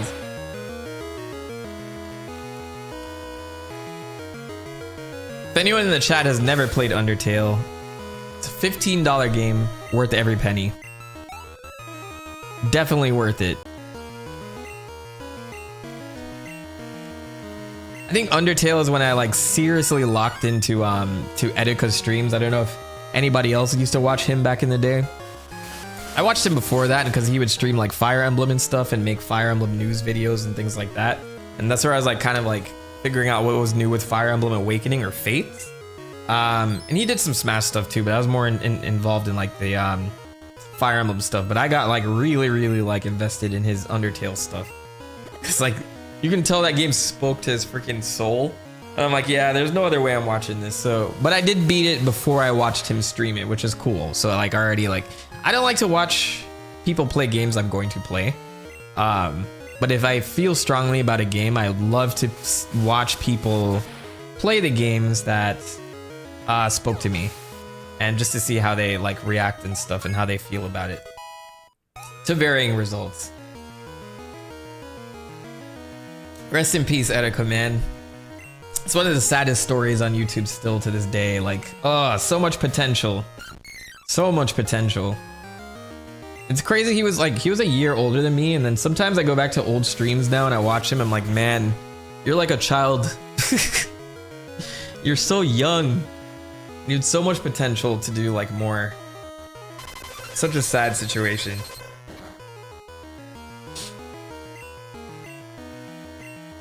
And Mentok lore, he's like one of the reasons I started doing content too, because I was like, oh, I can do this stuff, and then if I get some clout, I can join these circles and go to the Nintendo store with this group and like be hype around releases and stuff like that, and it never panned out that way, unfortunately.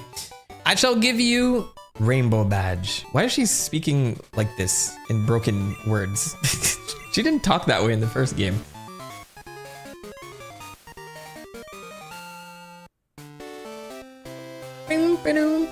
That was a delightful match. I felt inspired. Please, I wish you to have this TM.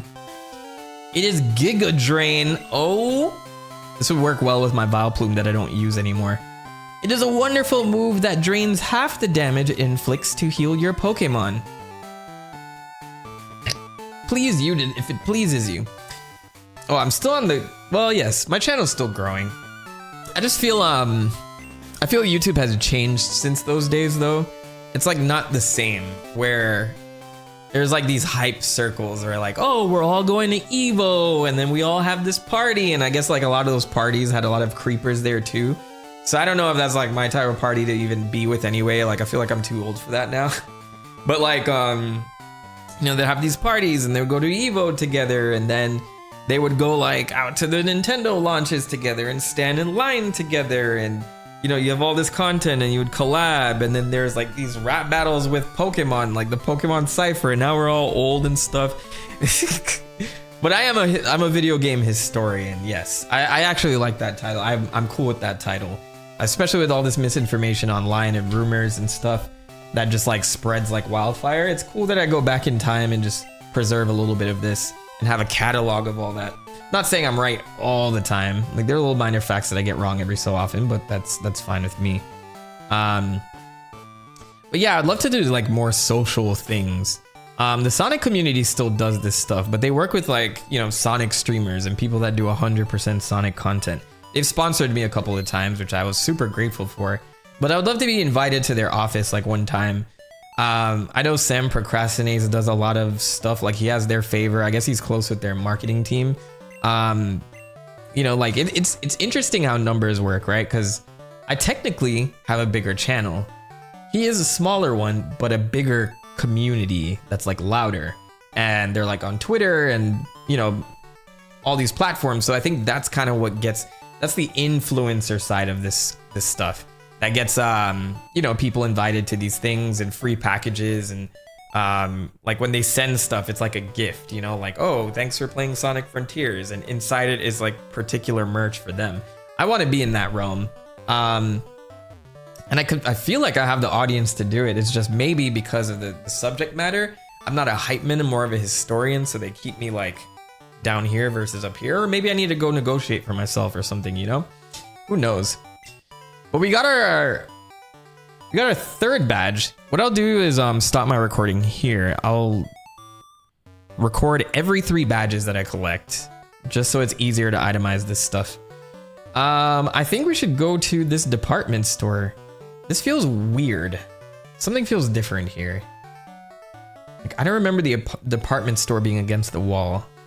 Something was to the left of this last time, and I don't remember what. I wonder what's available here. Let's check on the gear that they got. Because I think there's additional TMs here that are available. We don't need healing items right now. So only thing I'm looking for are moves. Show me your moves.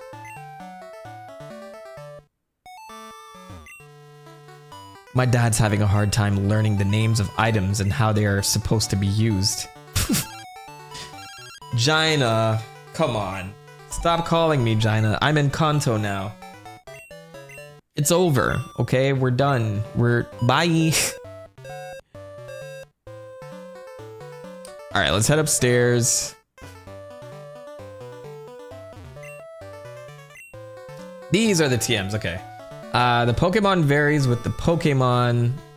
Boost fire type moves for 5 turns. Foils attack that turn, it may fail. Boost water type moves for 5 turns. Inflicts damage every turn. These are no good. I don't like these. These suck. What happened to Ice Beam? There used to be TVs in this, there used to be TVs in this department store. Did they stop selling those? They stopped selling video games here. This is a travesty. There's the Pokédoll there that we could use to get Mimic, but I don't care for it right now.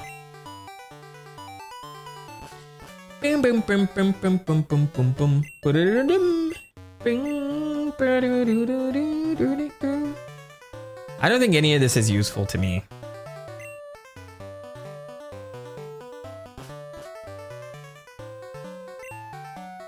Aw, there's no games here. See, I was saying the same thing. I wanted to play. Why'd they get rid of the video games? You tell me. A vending machine with a prize roulette.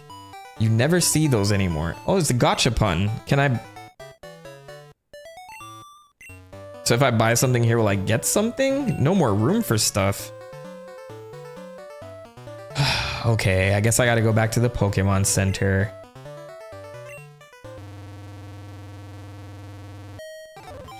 Bing bong! Alright, let's go to drop off some of the items so I can clear my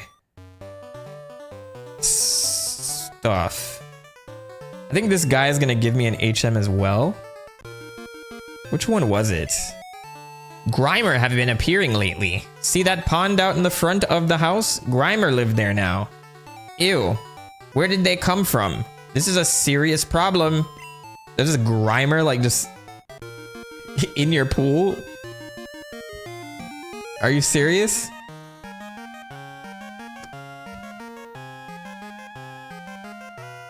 Hey guy, you lied to me. Unless you can fish out the Grimer, which is even grosser. Even grosserer.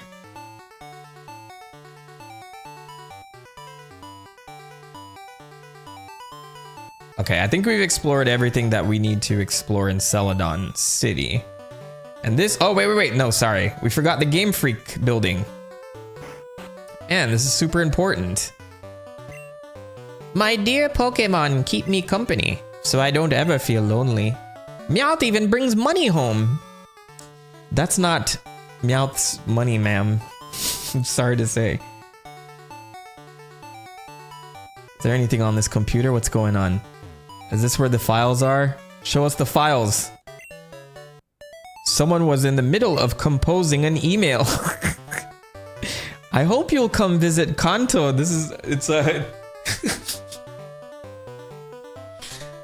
It's one of Epstein's emails. No, I'm just kidding. I think you'll be surprised at how much things have changed here. You'll also see many Pokemon that aren't native to Johto. To the producer. My unredacted Mr. Fuji files. That's what we'll call him. The unredacted Fuji files are on that computer right there. I think this is the Game Freak office, which has got a nice little makeover here. Who, me? I'm the programmer. Play the slot machines. It's actually funny. I don't think these are supposed to be like one individual person, because there are a ton of programmers that made this game, right? So I think this represents all programmers, represents all sound designers, art designers, and stuff like that. Because this is when they started to go corporate. Aren't the twins adorable? Jasmine's pretty too.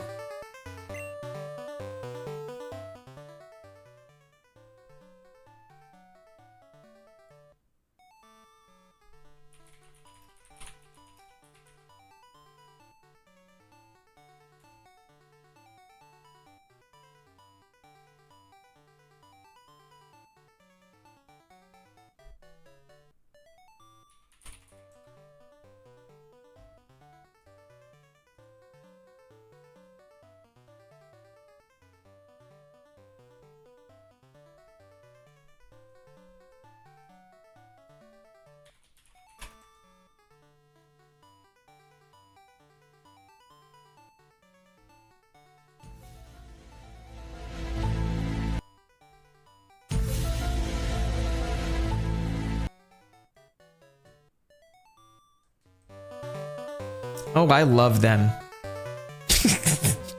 Alright, that was a little too long and unnecessary, but it's fine. I'm the graphic artist. I drew you. That guy says the same thing. Is that right? I'm the game designer. Filling up your Pokédex is tough, but don't give up. We'll give you another certificate for catching them all. Stupid. High places. I do love them so. I'd say the only thing that loves heights as much as me is smoke. What? Is he high up there? The only thing that loves being high as me is smoke. Was he up there smoking? Alright, so there's a back entrance here too. This is how we got Eevee last time. I'm not sure what it gives you now. I've totally forgotten. I feel like there's an item down here. Hold on. Nope, I was wrong. All right, well.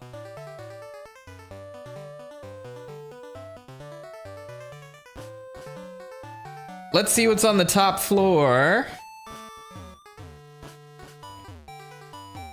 If this is locked, we riot.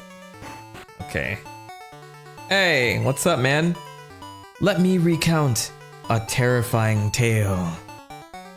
Oh, we need the aura for this one, sorry. Let's do this right.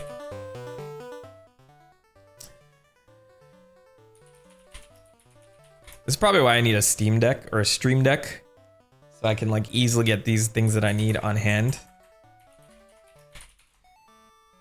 I'm gonna set the stage. Here we go. Let me recount a terrifying tale. Once upon a time, there was a little boy who was given a new bicycle. He wanted to try it right away. He was having so much fun that he didn't notice the sun had set. While riding home in the pitch black night, the bike suddenly slowed.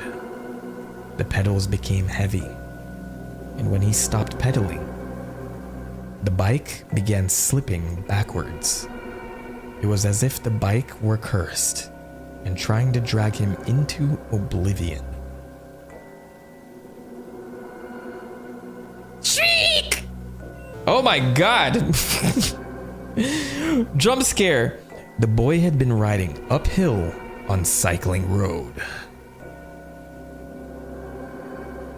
Ba-dum, ha ha ha ha. You get it?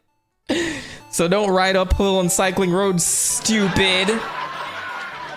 For listening so patiently, you may take this.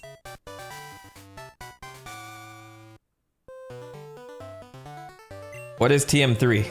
TM3 is Curse. It's a terrifying move that slowly whittles down the victim's HP. Well, thanks for that. Who are you? Didn't even introduce himself, nothing.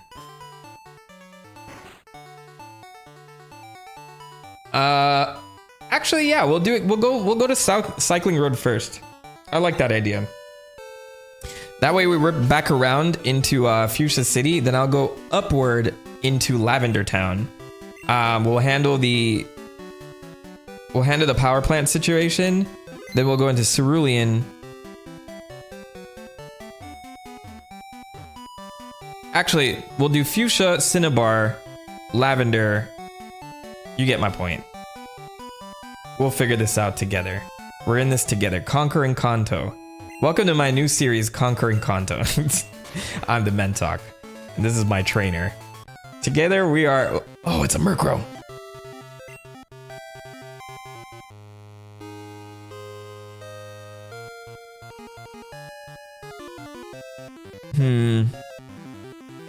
What's the best situation here? What can I use this? I don't want to kill it. Let's use Confuse Ray on it. And let it hurt itself in confusion. And then I'll throw a ball. Oh, you know what? To make things worse? Mean Look It. Now you can't run away. Stupid.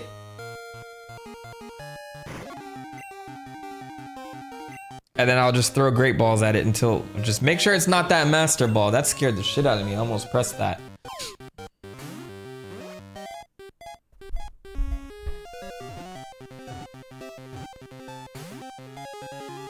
So close. Just keep hurting yourself in confusion, man. Just keep doing it.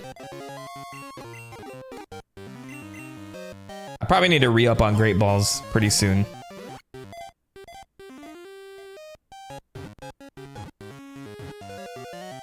Hey, we caught a Murkrow. I love the design of Murkrow, by the way. It's super cool. Murkrow, the darkness Pokemon. It hides any shining object it finds in a secret location. Murkrow and Meowth loot one another's stashes. I actually like that that they call out the relationships between certain Pokemon.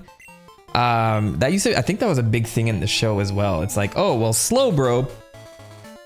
I think Slowbro was one of the first examples of that. Even though like the thing on Slowbro evolves when a Shelder clamps onto its tail. So like that's a part of the Slowbro's life where it goes to water and it sticks its tail in and waits for the Shelder to bite it, and then they'll evolve together and then they become like one thing, which is like super fascinating.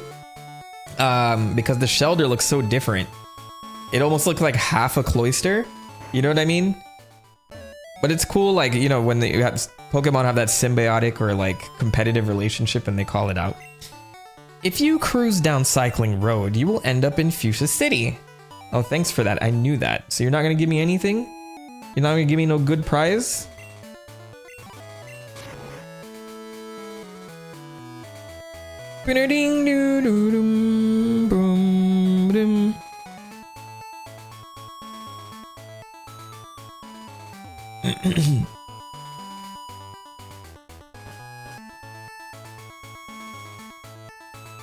Oh, the cycling song doesn't play? I guess since this song doesn't have much it doesn't play in many areas, they'd put this here instead of the bike music. Look, it's a Grimer! Alright, I'm not gonna catch any more Pokemon. Let's battle. Hey, you! Hey, you! You're from Johto, huh? It's funny, we said the same exact thing. Biker Riley!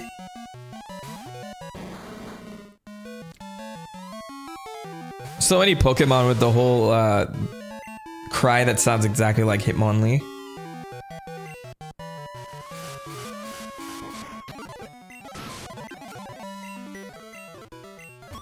I think someone else can go in the front now too.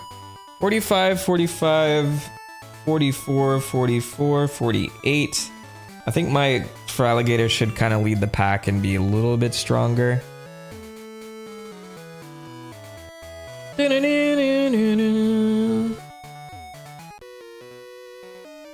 Hey, wanna have a speed battle? It's like speed dating, but we're battling instead. I'm Biker John. Oh, Glenn. One of these days I'm gonna guess it right. Coughing has so much aura, I love it. High off his own gas. I wonder if Surf is Feraligatr's strongest. But then again, Surf is a special attack, yes? So I should be using a physical attack, which would be Ice Punch. Or Bite. So Ice Punch is probably stronger. Wheezing. Or actually Headbutt might be the strongest. I just never use it because, you know, it's normal. Well, it one-hit KO'd Magmar, so there's that. Goodbye, Biker Glenn.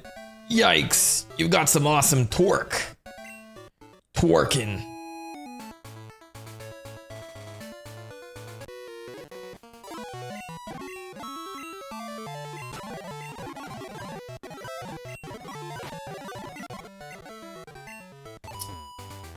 I'm gonna get Feraligatr up to level 50. I'm gonna leave him in front until he is level 50.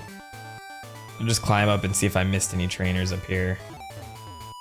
I did not. Cool. So in Kanto, of course, there's less trainers running around. So it's much easier to get through a lot of these encounters. I think this is the end. Yeah, and there's one more trainer down here. We're fearless highway stars! More coughing. Coughing.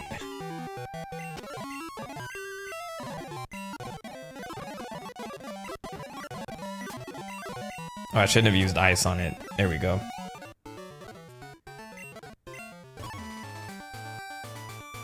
Alright, Cycling Road has been completed. Now we can go into Fuchsia City.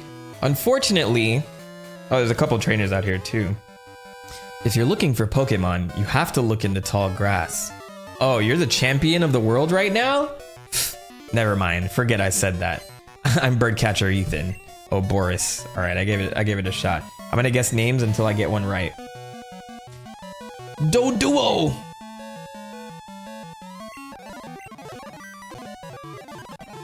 These poor trainers. No match for the world champion of the world. Foolish to go up against me.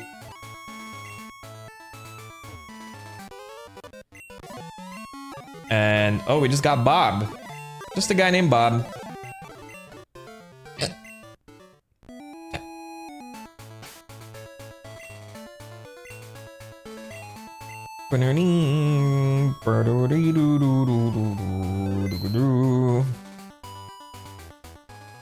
All right, we made it to Fuchsia City. I'm gonna do a quick walk around, see if there's anything different before we take on... Huh. If it's not Koga, who would be here instead?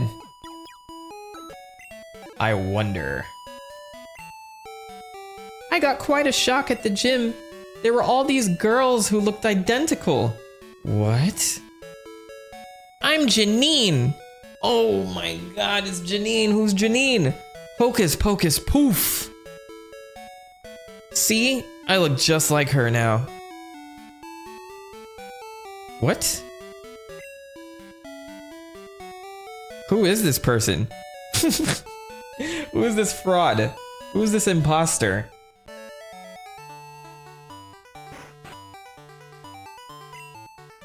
I saw these weird slow Pokemon on Cycling Road. Must be Slowpoke? My grandpa is at my brother Bill's on Cerulean Cape. What? My brother is at my brother Bill's. Okay, on Cerulean Cape. So this is the brother? So who was he visiting? He also had family in Goldenrod Town. Goldenrod City. I forgot who he was visiting. Well, before we go to the gym, I'm gonna walk around a bit. This is where the Safari Zone guy is. Remember in Gen 1, he didn't have teeth. Oh, did they replace him? My grandpa is the Safari Zone warden. At least he was. He decided to go on a vacation and took off overseas all by himself. He quit running Safari Zone just like that. Yeah, because they got exposed as a complete scam. Safari Zone is ridiculous. Carol Baskin. That type of ridiculous. Yeah, that's like a COVID reference right there. COVID age reference. Did he shut down the zoo too? There was a zoo here. Look how empty this place is. A shadow of its former self. One of the Elite Four used to be the leader of Fuchsia's gym. Alright, let's cut through here. The Safari Zone is closed. It's sad considering it's Fuchsia's main attraction.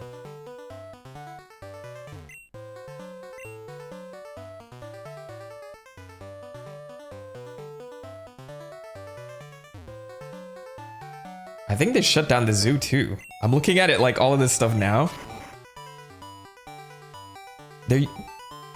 What happened to the fossil that I sold them? My guy packed up and cleaned up everything. Warden left, made a killing. But there's a solo tree here. Oh, I didn't put... Yeah, I need to go back to the gym.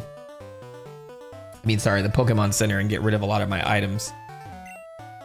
Koga's daughter succeeded him as the gym leader after he joined the Elite Four.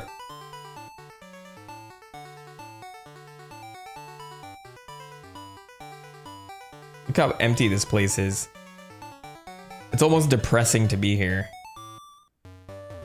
And there's no door to the Safari Zone either. You can't even, it doesn't even say it's locked.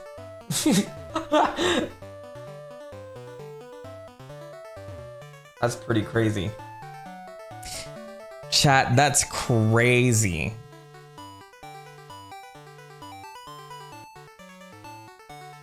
All right. Well, with that said, we've fully explored Fuchsia City. A ghost town. A tourist trap turned ghost town. What a story. What happened to the gym? If this is poison, well, what does Janine specialize in? I guess it's poison then. We would put Alakazam up front.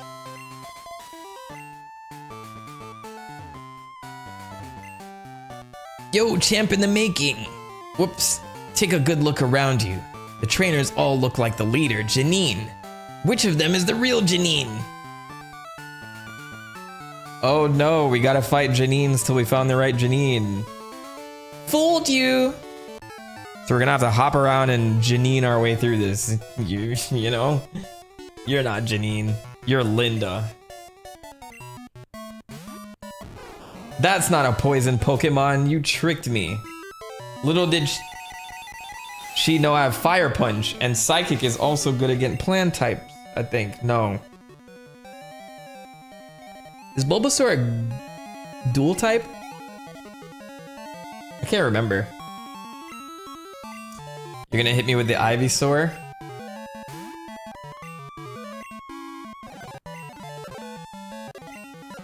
And the Venusaur.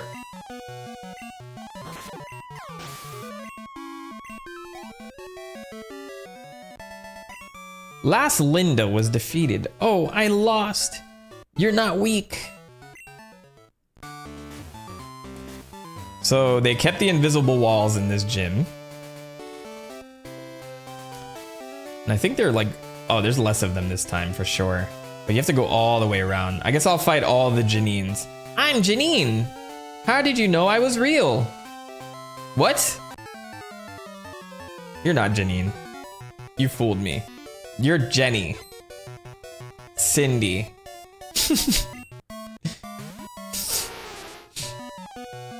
Nidoqueen. What should I use against him? I think Psychic is also good against this, yeah. Done. Cleaned house.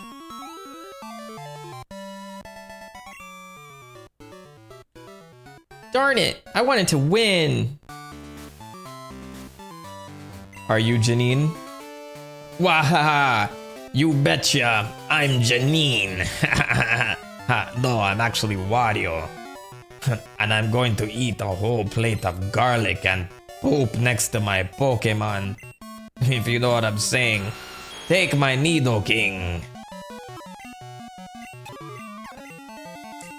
Man, I'm so tired. Oh shit. My disguise was right on, dang! I was pretending to be Wario too. I'm actually Cool Trainer Dan. I'm pretty sure that's Janine in the center. If you're trying to trick people, don't stand in the center. I'm sorry to disappoint you. I am only joking. I'm the real deal. Oh, it is her. I accidentally picked the wrong person who was the right person. Well, I proved myself wrong. Janine of Fuchsia City. Fuchsia Gym, that's me. That's how you know she's real. The music is right.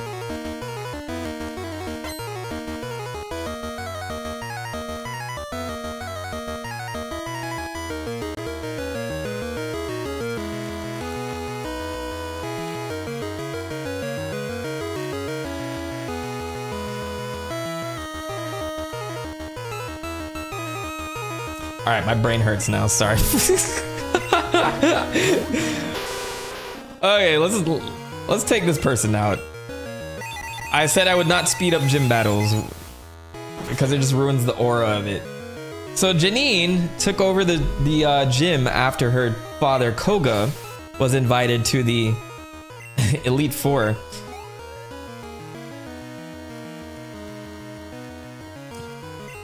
I don't know why Koga was selected. I feel like there could have been a better choice. I would have loved to see like Misty or like Brock be a part of the Elite Four. That would have been cool, you know? But then like Bruno, yeah, you would just get rid of Bruno, right? Could get rid of Bruno, leave Agatha, or come up with a new character or something. But like if you were gonna pull somebody, Koga's like the weirdest one to pull. And then like, you know, Misty's gym could have had one of her sisters there instead. I don't know. I wonder what the decision was behind promoting Koga though. It's great world building, I'll give it that. But they had to come up with a whole new character to replace him here, which is pretty cool.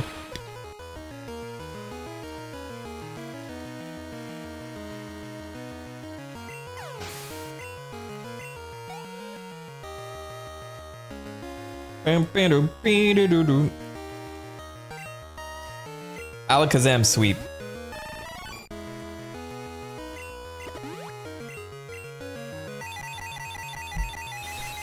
That's actually the first time I've seen a trainer use something like a dire hit. Or proactively use an item instead of just healing someone.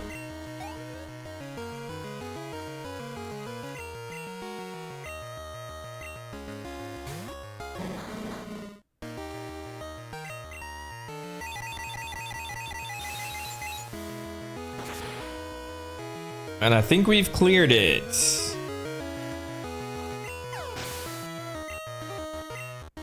We have defeated Janine!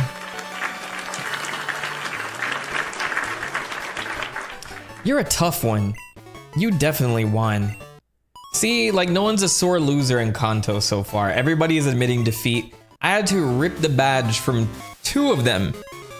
2 gym leaders refused to give me a badge after they lost.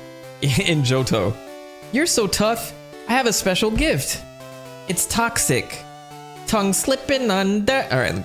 A powerful poison that steadily saps the victim's HP. I think I should teach this to, I probably should teach that to Crobat. I'm gonna really apply myself and improve my skills. I want to become better than both father and you. Let us give that to Crobat. I know a lot of people say leave Confuse Ray, but I don't feel like I want to use Confuse Ray. Man, it's interesting. Crobat cannot learn Sludge Bomb. I'm gonna double check. Maybe my eyes deceived me last time. Not able to. Alright, well, Toxic it is. There it is, number 6. Everybody can learn Toxic in this group. My whole team's Toxic. Okay, Crobat. I gotta be very careful so I don't delete a move I don't want to delete.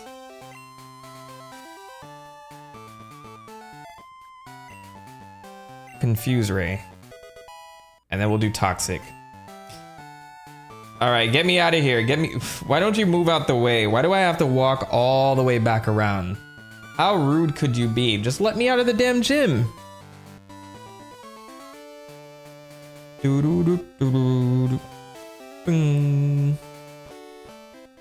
Alright, so now that we're done with Fuchsia City, do I have a city map for this place? It's 8 o'clock. Okay, still got some time. We're in Fuchsia City. So I'm gonna go down to Cinnabar, because we gotta go through the Seafoam Islands. Then we'll go to Cinnabar. Or I can go. The cool thing is I can fight any trainer right now. That's pretty fun. I'm gonna knock Cinnabar out the way. Let's do it. We're right here, right? Dana.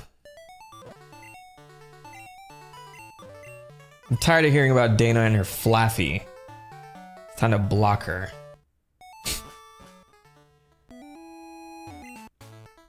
Cinnabar's volcano erupted. What?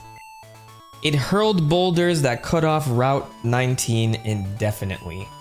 I wonder if the people of Cinnabar are safe. They don't sound safe. So this is some of the biggest world building here. I think this is one of the biggest changes in the game between Gen 1 and Gen 2. And that is a whole island erupted. Now, did they do that to save space? Yes. Is it a creative way of saving space? Yes. So we're gonna go head out there and see if we can find Cinnabar. I don't think we can get there from here. So we're gonna have to go all the way around, actually. Sorry, this road is closed for construction. If you want to get to Cinnabar, you'd better go south from Pallet Town. So we're gonna have to go all the way back to Pallet Town then.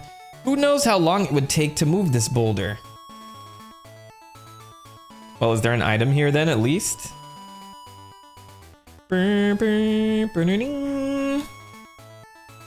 Alright, so then we're gonna go through this route here to the right and head all the way up through Lavender Town. This is one of my least favorite routes in Gen 1 and 2. They probably shortened it quite a bit though.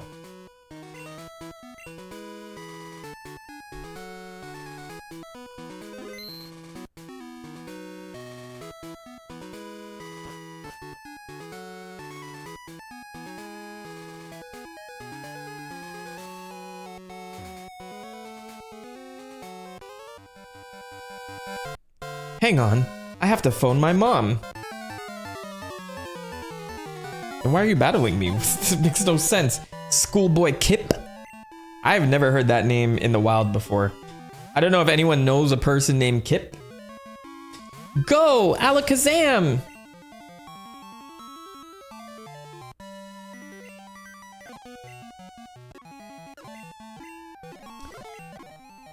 I should actually switch out Alakazam, but he's like my anti-Magnemite person. Let's go with Electabuzz.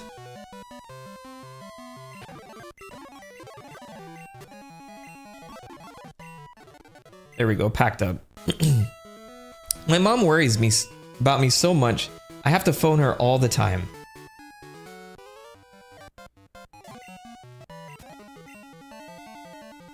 Thunder Punch on Zatu! You just have 2 casual Alakazams here, sir? Kanto has grown pretty strong over the years. Over the last 3 years. I think, let's see who's falling behind here. Rocky's definitely falling behind. I'm gonna put him here. On sunny days, I think that the kids would rather be playing in the schoolyard than studying in class. Oh, Teacher Hillary, that's a new sprite. I'm mad that I powered through that one. We'll get another look at her in a second. But it's interesting there are Kanto exclusive trainers, or I guess how they look, right? Iron Tail? Okay, there we go.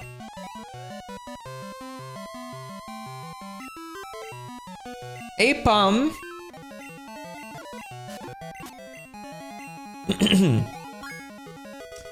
Alright, Rocky's now level 45. Look at the defense, it's almost touching 200 right now. Teacher Hillary! That's actually a cool sprite. Very diverse job set this time around. I didn't want to lose.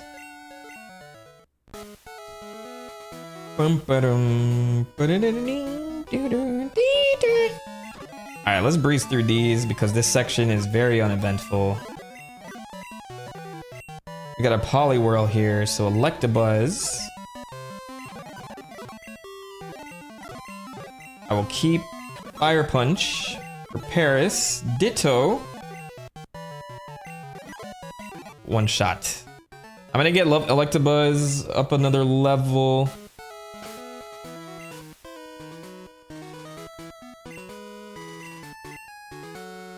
Actually like this team. I think this is gonna be my endgame team. We'll see how I feel about Snorlax, because I actually haven't used, I have the Krabby sitting there, of course, for HMs, but...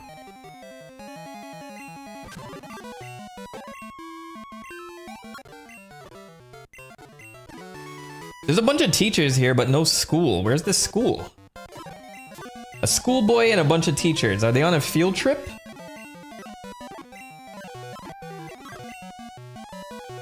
Alright, Weeping Bell looks atrocious here. Weeping Bell is an atrocious Pokemon overall. Like, I just don't like the look of it. It weirds me out every time.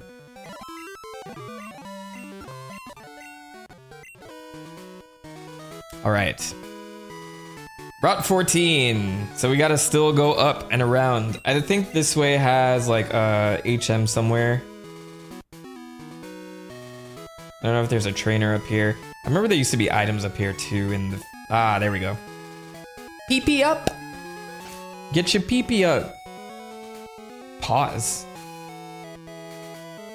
Alright, I'm gonna go ahead and toss... I'm gonna toss a couple of things, make room. Like Poison Cure Berry. Not the Metal Coat. I'll keep that. Ice Berry. Toss that. Rare Candy. We can use that. I'm gonna get Feraligatr to 50. Focus Band may prevent fainting. Leftovers. Leftovers is not bad. I can give this to someone. Alakazam with Leftovers? I like the idea of that. Now we can get our PP up.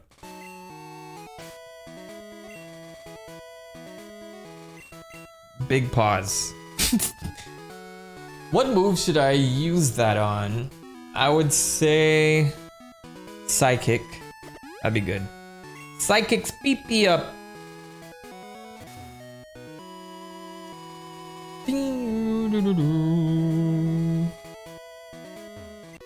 Alright, more trainers. I think this is the road with the most trainers in Kanto.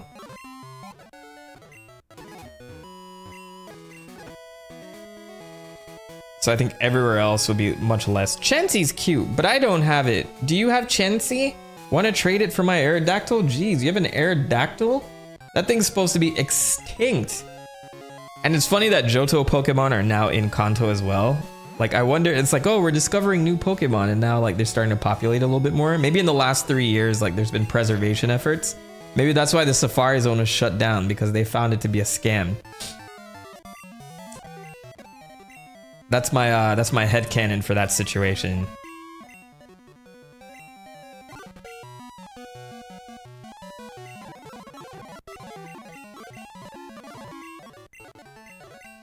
Alright.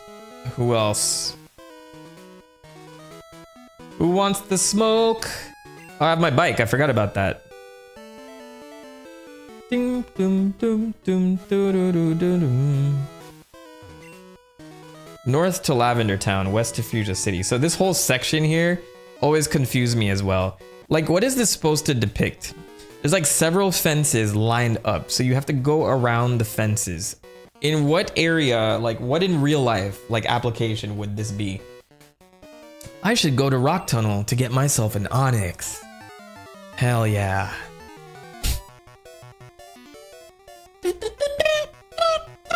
Hiker Kenny. I forgot I have to go through the dreaded Rock Tunnel again, which you need Flash for. So I'm probably gonna have to get an. I'll switch out the Krabby for a Psyduck, because I know Psyduck can learn Slash, and that'll be helpful for this situation.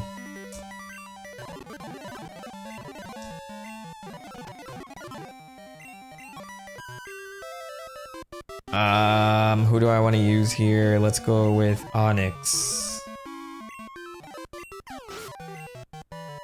Call him Onyx. Steelix! Hiker Kenny's got a lot of Pokemon here to attack me with. Alright, there we go. Get out of my way, Kenny. Alright, luckily here there's a lot less trainers than there were in Gen 1. That's pretty cool that they lightened the load a little bit, but bow down before my regal Pokemon. Regal. You're describing it as regal? I'm gonna go with a Persian. You have a Meowth or a Persian?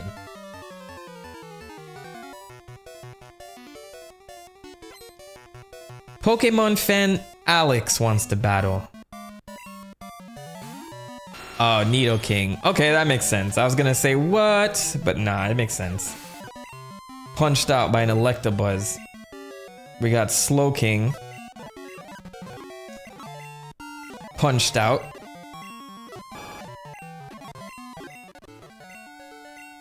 How dare you mock royalty?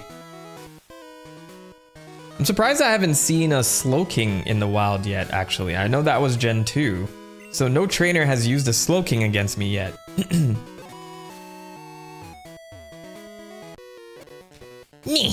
Would you like to battle my Pikachu gang?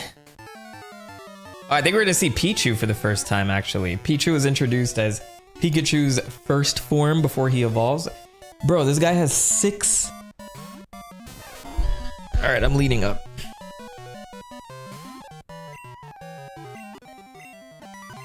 This can't be all Pikachu. Alright, this guy is the ultimate Pikachu fan then. And they're all gonna get earthquaked by Steelix. Send out the next Pikachu. Quality over quantity, my friend.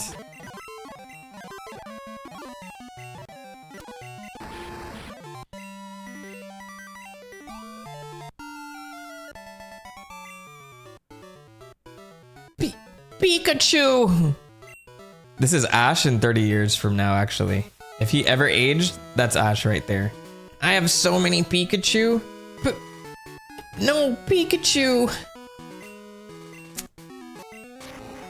I don't know if there's Pokemon that I want to catch here. I just see mostly like Quagsire. and Noctowl. Whom else? Quagsire and more Noctowl. All right, let me finish off these guys then. Hey, yo. Agility is the key attribute of bird Pokemon.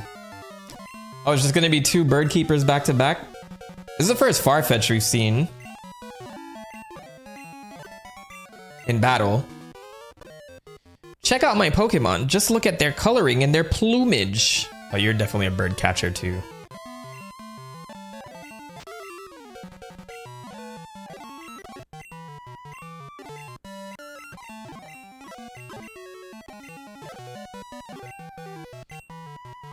Oh, Electabuzz is learning Thunderbolt now.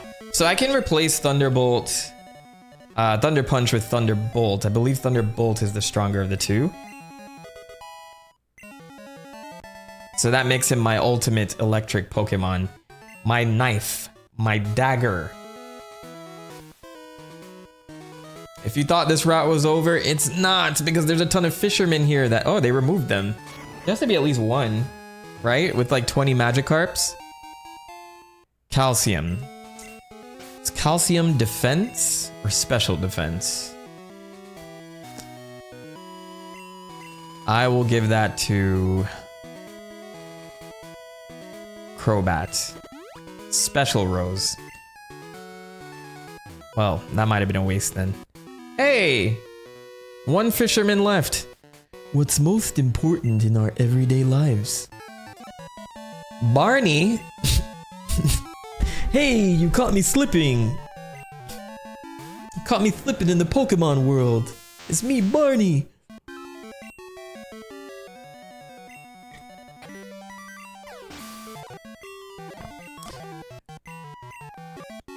Oh man, I actually like this reference. This guy, I think, had all Magikarp in the first game.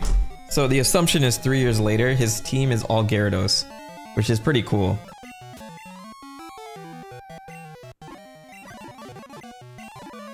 But they're still weak. They're not good enough.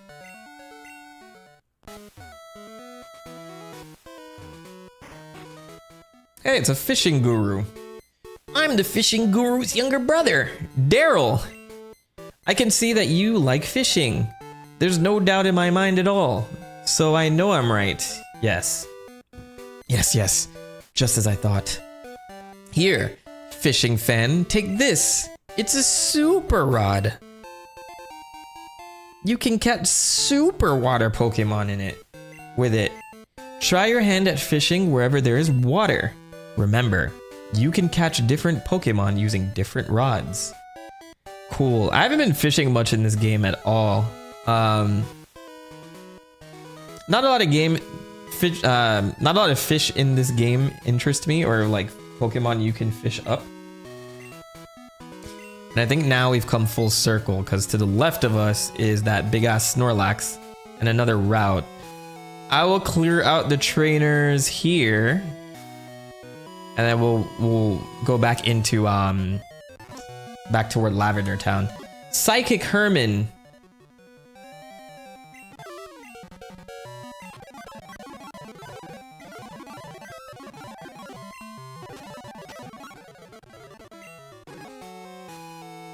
Show me all the trainers, man.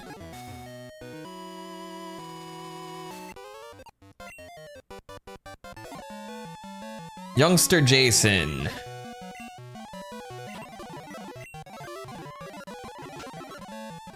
Okay, Electabuzz is 48. I'm gonna switch him out with someone that needs more experience. Between Crobat and Rocky, I haven't given my Crobat much love in a while. So I'm gonna go with that. There's no cheating in Pokemon. Let's keep it fair and square. Alright, Owen.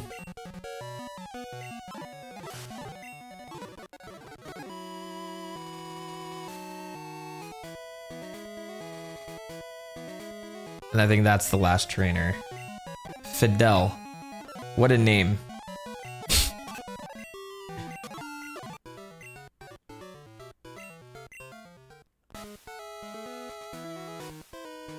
Alright, so to the west of here is the Snorlax blocking the tunnel that I need to get through. I forget if you have to go through that tunnel to get to Viridian City. I guess we'll find out shortly. So I'm gonna backtrack first into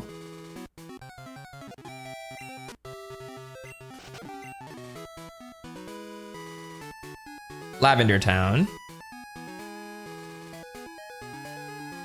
There's one more fisherman to take out here. I feel so content fishing while listening to some tunes on my radio. Ricardo, welcome to the stream. What up, what up? Fisher Steven. Alright, I'm gonna... Should be... Crobat should be good enough, right? Yeah. Quillfish. This thing was so annoying to catch. None or any match for my Crobat.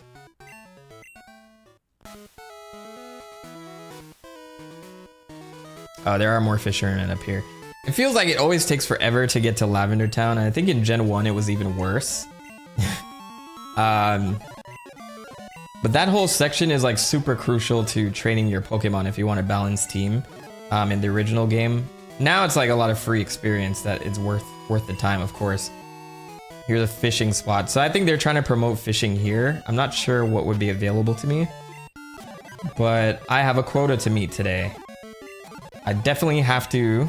I'm gonna try and clear out like all of Kanto today, because I'm like halfway there now. Depends how long the rest of this is.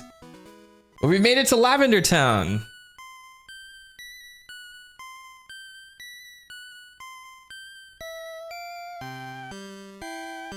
Yeah, it's not as scary as last time. It's not as spooky as last time. It's actually interesting how they changed Lavender Town.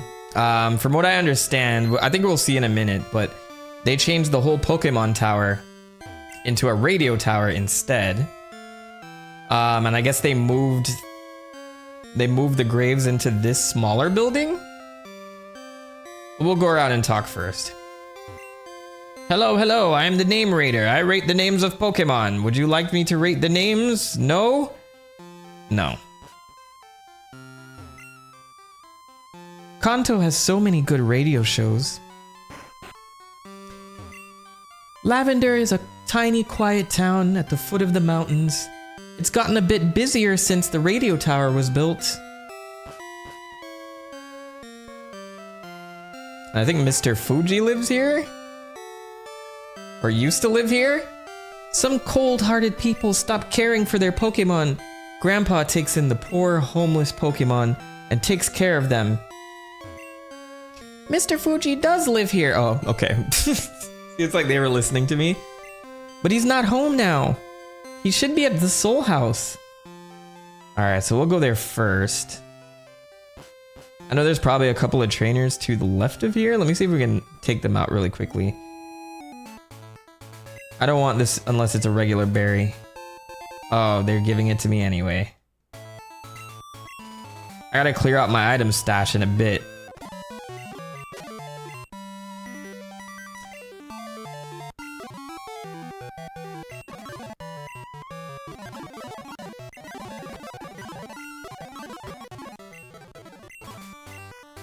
Alright. In Gen 1, this is where you can catch Vulpix. I don't know if the spawns are the same there. How does the magnet train work? With magnets?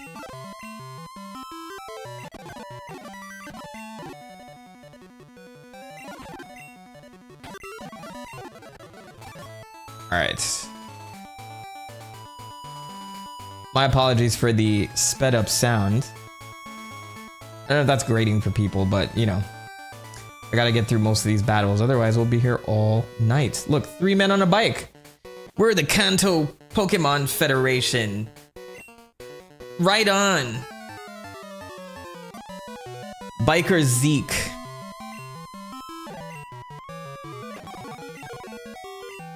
It's interesting that they're here and not on Cycling Road. Like, it would make sense if they were on Cycling Road, right?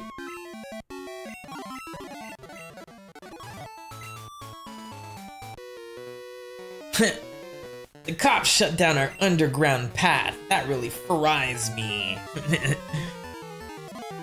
Biker Harris. So we got Zeke, Harris.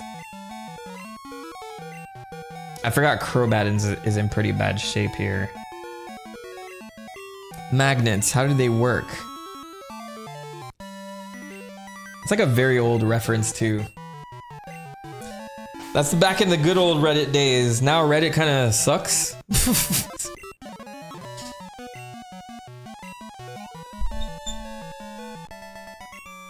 Reddit has like changed quite a bit since the. I mean, there was something like nice about this nerd culture that lived there for a while, where it's like, tips hat to you, sir. You know, that type of thing that was going on.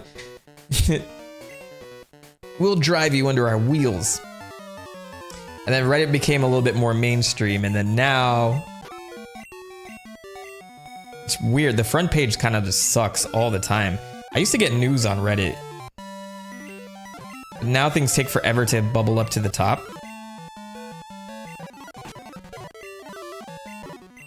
Now it's all memes.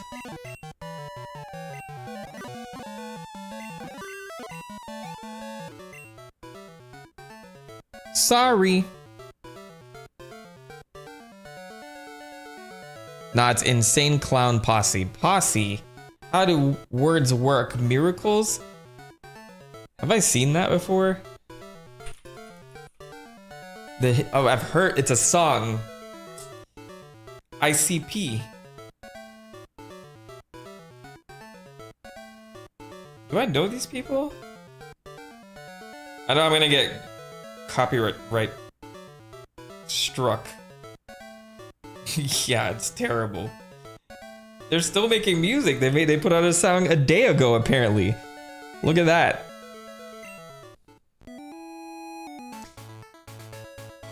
I feel like these bike people, like something more is supposed to happen there. The underground is closed, and I think we've cleared out this whole route of trainers. Alrighty. Back to Lavender Town.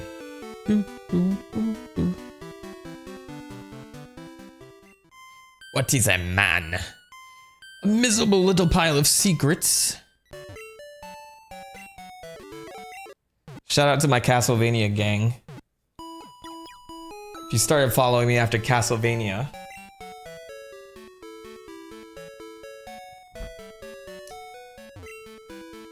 There's a radio program that plays Poke Flute music.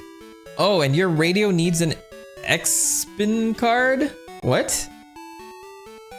EXPN? Is that what it's trying to to tune into it? I guess I need to find an XPN card. I need a Pokemon that has Flash as well, so I'm gonna get rid of Krabby. And then I'm going to teach Psyduck a few HMs to cover my ass. But is Psyduck in here?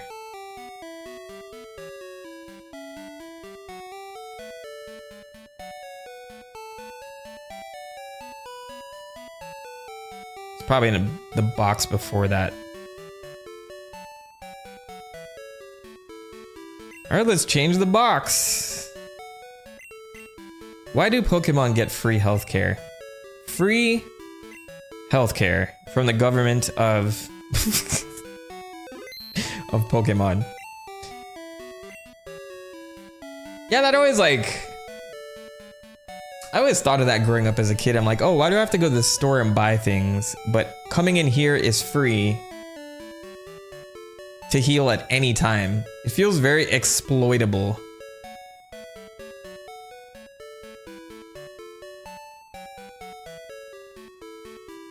I swear I caught a Psyduck at one point. It was that far back where it's in box 1.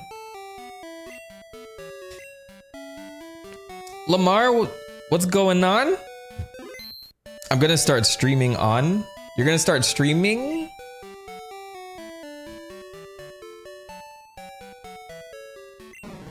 Is there a specific platform?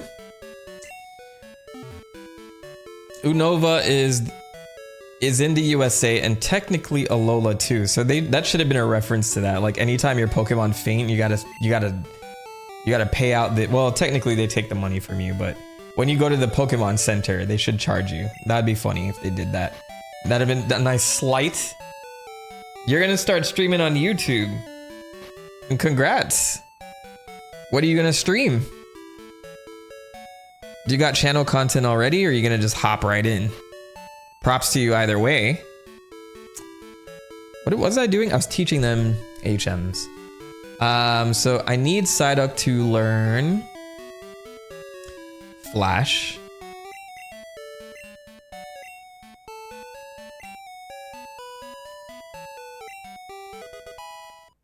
That's cool. I can teach Psyduck Waterfall and Whirlpool as well, which will cover my ass in a lot of these little caves, even though I don't need much of this. And then for Alligator knows Surf, so I'm covered there. Yes, delete Tail Whip. You don't need Tail Whip. Alright, now this Psyduck is decked out. I'll just check if it can learn Cut just in case. That'd be nice, right? Not able to.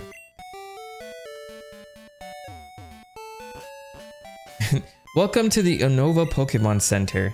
Do you have insurance? Oh, I'm sorry. We can see you now. We'll worry about the bill later. Just video games. My old content is embarrassing. I feel you on the old content, bruv. Time passes, you become a different person, and you hate looking at the person that you once were. But then there's a charming, way to it too. I used to be a different person. Especially on stream. Anytime I talk about streams, I go back to my... You guys are like watching a treat right now. I feel like I stream much better than I used to, but then again, everybody learns the hard way. That's me talking right now.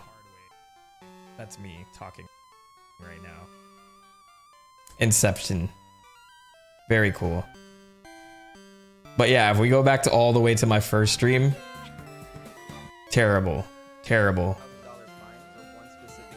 What was I doing? It's a little absurd, and I felt like it wouldn't have held up. What was I doing with my life? No, just kidding. I'm just kidding. There's a time and place for everything. But yeah, start streaming, bruv. Just turn on your camera.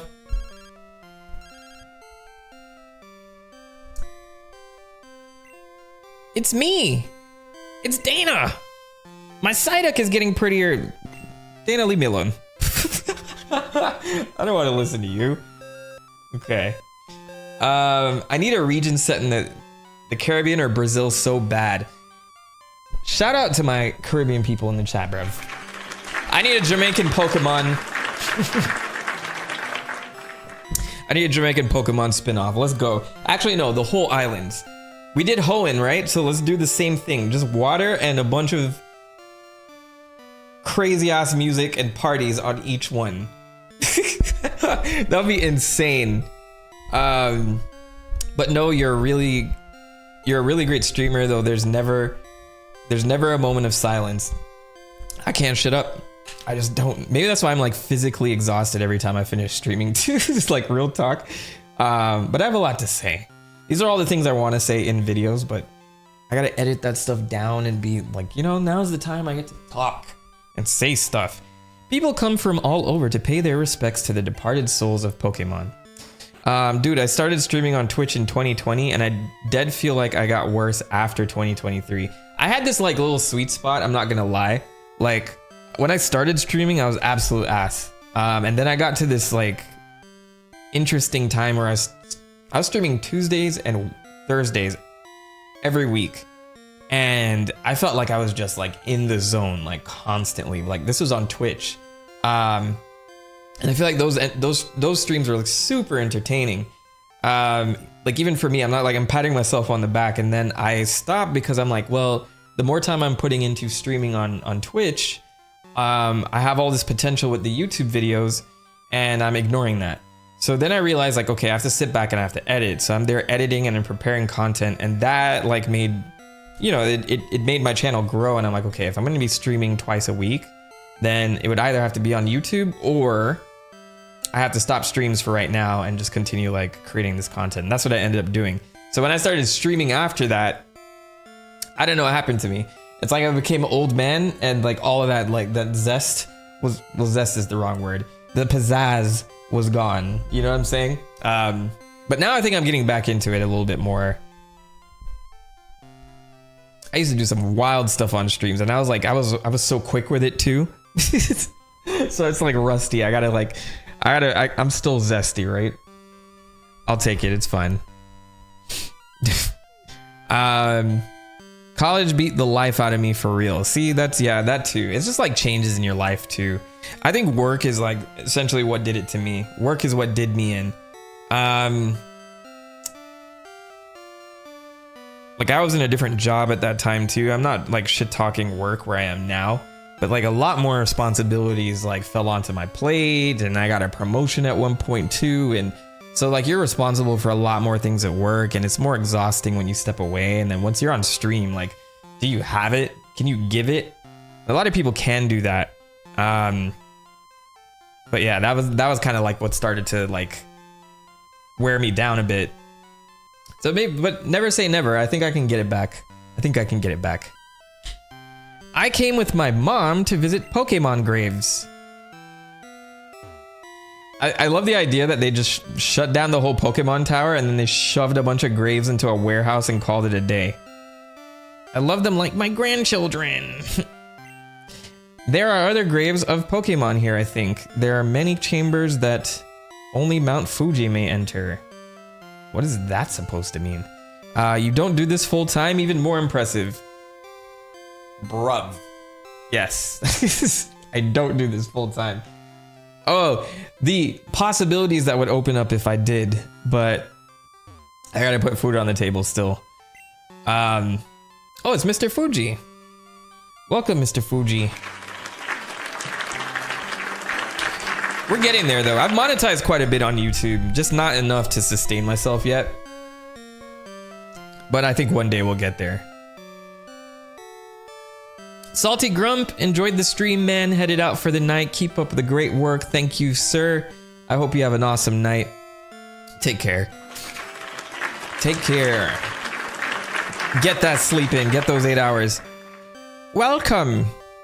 You appear to be raising your Pokemon in a kind and loving manner. Pokemon lovers come here to pay their respects to departed Pokemon. Please offer condolences for the souls of the departed Pokemon. I am sure that will make them happy. Okay. Where's that Marowak that I exercised in the last game? Did we pay any respects to them? Come on. Welcome. I'm gonna say the same thing I said to you before. So piss off. Well, I thought more stuff would happen there. Let's go into the radio tower. That's quite some building, eh? It's Kanto's radio tower. Man, this must be a haunted ass tower right here. If you love Castlevania and Mega Man, Adventurer plays them a lot. Let me look them up.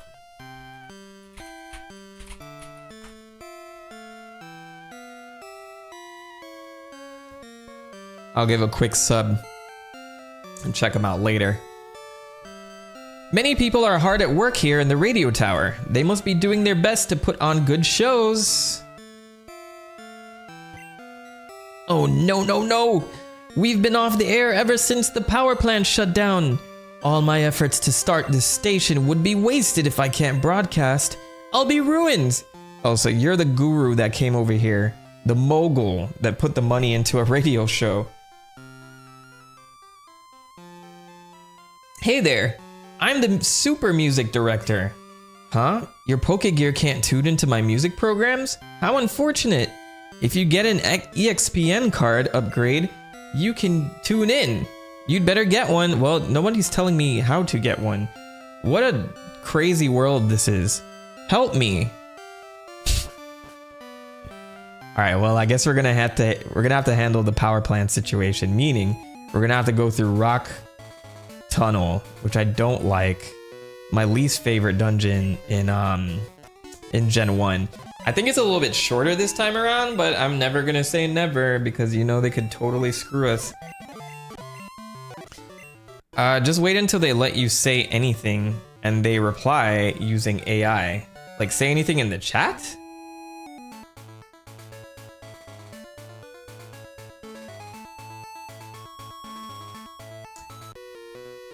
Ha ha ha! Is this a real person? Is Adventurer Alm a real individual? I see they're like a VTuber. Oh, you mean in Pokemon? I thought you meant the person before that you were talking about. Yeah, like, there's already companies working on that actually. I know one company specifically called InWorld was working toward that for a little bit. I don't know if they pivoted away from that 100%, but they were trying to like program a system where you go into a game and there's like this AI controller that manages all the dialogue, but it would be like even worse than like handwritten NPCs. Just imagine that. I guess like not a game doesn't have to fully have the writing of somebody, but let's say like I beat this guy. He had pre-written text there, right? And then everything after the fact, after I've beaten him, can be all like run by the controller.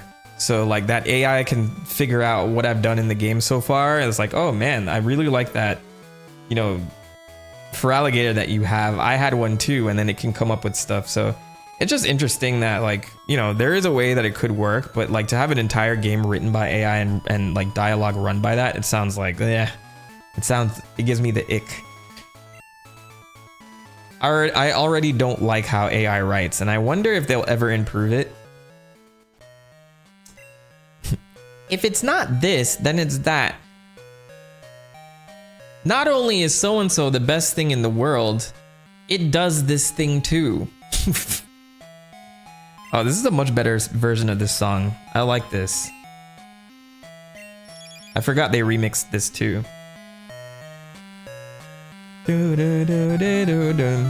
Zubat. Of course Zubat ruins the vibe. Do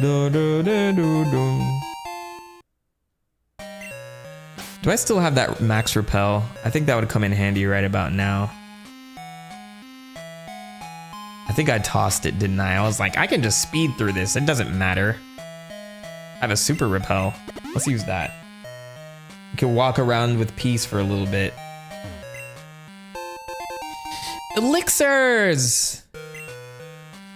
People think Alm has horse ears, but they're rabbit ears on his avatar. I almost switched to the VTuber side at one point. Like when it was like on the cusp. But I'm like, I can't afford one of these expensive rigs. If I want to have a rig, I want to do it right. And then it just blew up. And I missed the mark. I missed the window. I wouldn't do it now. People can see my face, it's fine. Unless I made another channel that was a VTuber and then nobody knew it was me. And I could just change my voice at any time. I can just be like, let me buy you a drink. Ooh wee, I will take you home with me. Actually, the other day I realized he says and then, but then there's a ooh wee in the back, so it makes people think that like he's saying ooh wee. It's like, blew my mind. Start drama with yourself, get some clicks. Oh yeah, so I'm gonna put like one of those like furry dragon ones. I was watching this YouTuber called TheMentok the other day. What a freaking ignoramus. He's so freaking stupid and dumb. And I'm gonna watch one of his YouTube videos and go through this and tell you why he sucks. Hey guys, welcome to Origin Oracle. Ugh, what a pretentious fuck. Why would he call himself Origin Oracle? First of all, he's super pretentious, right? So he comes in saying he's gonna be Origin Oracle when this video is not even about origins or of anything. This is a video about Gen 2 Pokemon. That's not the origin of Pokemon, so why is he calling it Origin Oracle? What a stupid idiot. This guy is so ridiculous. And I'm here to talk to you a little bit more about Pokemon. Pokemon Gen 2. Starting with Pokemon Crystal. Wow. So he's gonna start with the definitive version of the game first. Why not start with Pokemon Gold and Silver like all the rest of us, you stupid idiot? TheMentok is so caught up in his own ego that he doesn't even realize that Pokemon Crystal had so many changes to it that it just takes away from the idea of a Gen 2 video in the first place, right? So we're already like 1 minute in and I can't stand looking at his stupid face. It's so dumb. Anyway, maybe that's not a bad idea. I don't know. When I commit to a bit, I commit to a bit. I can't not do it.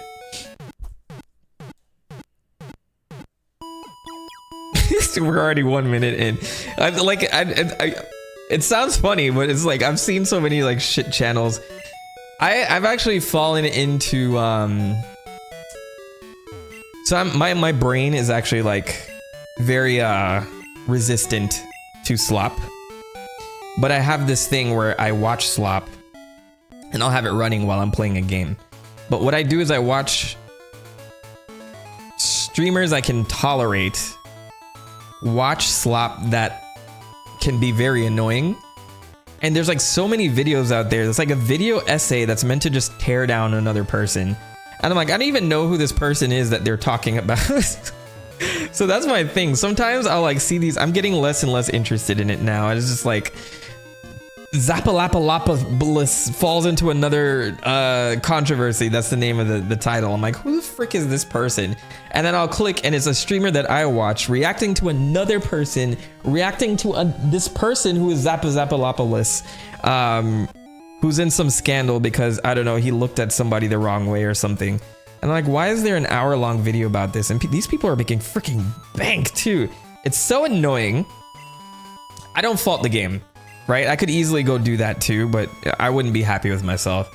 But like it just like frustrates me that would pay me so much more than like me actually taking the time to research a video and stuff. But then again, I like the people that are in my community. I like the people that are like in the chat, and you guys are like very like chill people. There's rarely somebody in here like starting.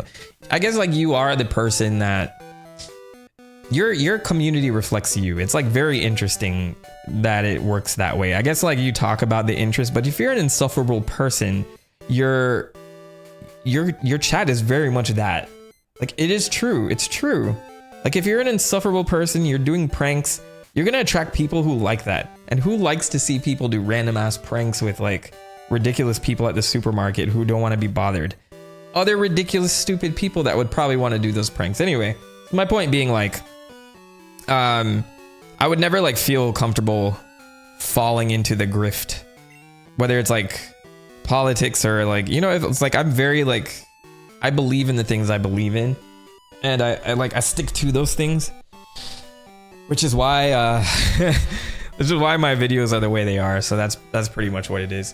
Learn about drama before I know who anyone is all the time. Yeah, see, so Bryn, you get it. Like it's entertaining, but I don't like subscribe to it too much, and I don't like wake up and I don't feel emotion over the thing I'm watching. It's just kind of like an interesting thing to have on the side.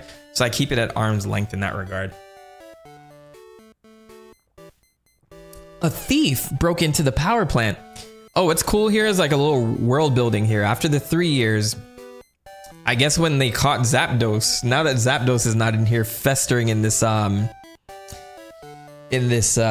power plant, they cleaned it out and then they redesigned it and started using it again, which is cool. Like this is nice little world building. So apparently a thief came in here. What is the world coming to? I bet it was, I know who it was. It was Red Herring. Shout out to anyone that gets that reference. This power plant has been abandoned in the past. We got it back up and running to provide power to the magnet train, which is also cool. Nice world building. There's a reason they brought it back up. Speaking of AI, just blocked another AI ad. On my stream? They're unavoidable. Hey, shout out to a pup named Scooby-Doo Gang. Oh man, I love saying that so much. Like every time I what was I playing recently where I did this? I think I was playing Until Dawn with some friends, and I think the inside joke came out. It's like, well, who's the killer then? And we're all just like, I know who it was. It was Red Herring. It's just funny, like just hearing that so many years later. Someone made off with a part that's essential for the generator. Without it, the new generator's useless. All right, so we gotta track down this thief. I collect Pokemon. Do you have Dugtrio? Want to trade it for my Magneton? That's actually not a bad trade. Like, I think this is the best trade in the game I've seen so far. I just don't have a Dugtrio in this game.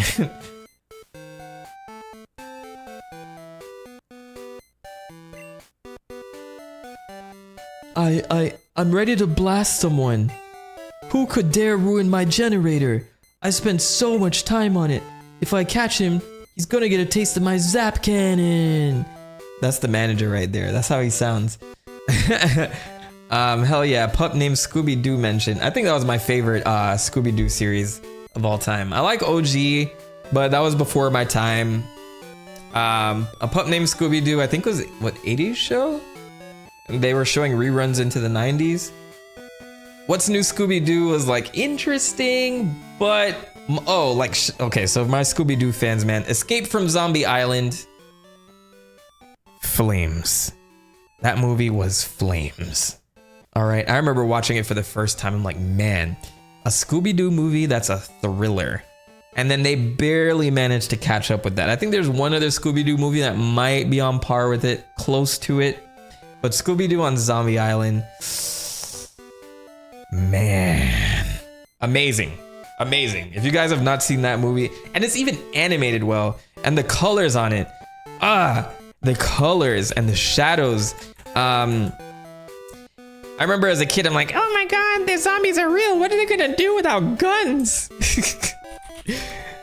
And the soundtrack, cause it's terror time again. And you just might die of fright. It's a terrifying time. That was 1998? Man, I thought that was at least 2000. Look at the art on this. So cool. I used to love the shadows on this. Super duper dope. 13 Ghosts of Scooby-Doo is also pretty cool. Like, it had Vincent Price and then Flim Flam. I'm like, who the heck is this guy? Why? What is Flim Flam? Where's the regular gang? Whatever happened to Flim Flam? I'm pretty sure they explained who he was in the show. I just can't remember. Oh, it's Gina. It's Gina. Do you have time to chat? I don't. I'm sorry. Justice for Flim Flam, man. We need a Flim Flam person to come back. The magnet train consumes a lot of electricity. It can't move if the new generator isn't operating. The power plant's manager is up ahead. But since someone wrecked the generator, he's been both sad and furious. Well, I guess we gotta find the thief. I think they're in Cerulean. Oh, what's going on? I just got word from Cerulean. I'm doing my Batman voice. It appears that a shady character has been loitering around.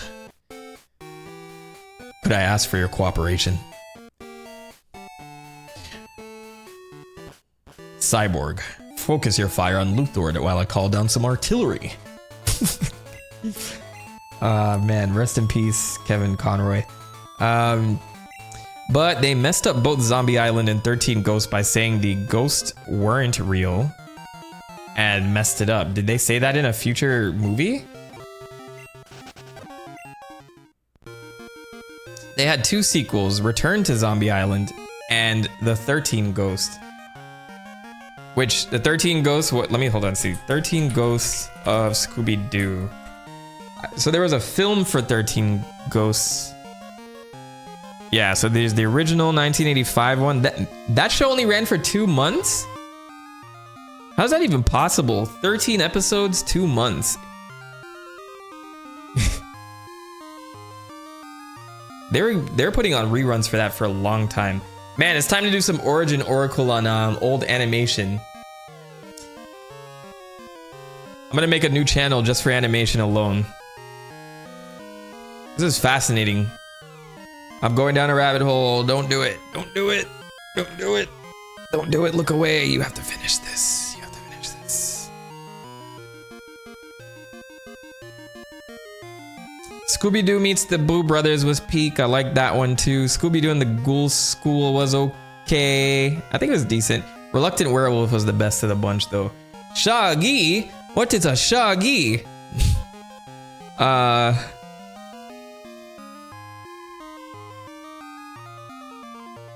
No, don't do it. Don't do it. Don't go down the rabbit hole. Just back away. You can do it. Back away. I'm backing away. Okay. I have things to do.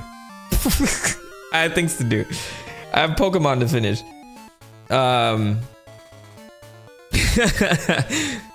This is how my videos are born. Totally honest. 13 Ghosts movie can't be canon. It contradicts the show. Maybe it's an alternate universe, you know? Maybe they switched parallel dimensions at some point. Maybe they're in the WB universe at that point. This is the way I came. I came out of Rock Tunnel. I was talking so much I didn't even realize I breezed through Rock Tunnel. All right, let's whip these whippersnappers into shape. Have you ever been to a picnic? They're so much fun. 13 Ghosts takes place after high school, but the movie states it was during summer vacation. I wonder why there were only 13 episodes. Was it made and canceled, or was it intended to be like a short Scooby-Doo derivative? Or, I don't know, especially from back in the day, they used to make like a shitload of things. They used to just shit out episodes out there.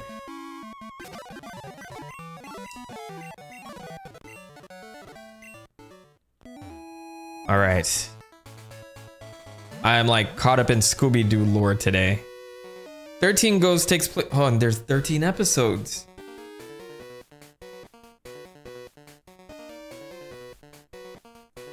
"13 Ghosts, 13 episodes."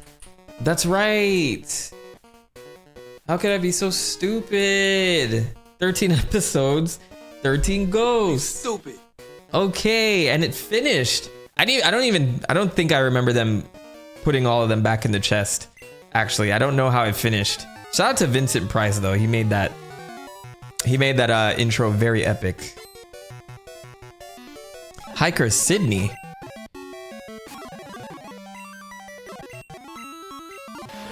All right, I've been streaming for. Oh, what am I doing? Whoops. Whatever. I killed the Onyx. The 13 Ghosts of Scooby-Doo.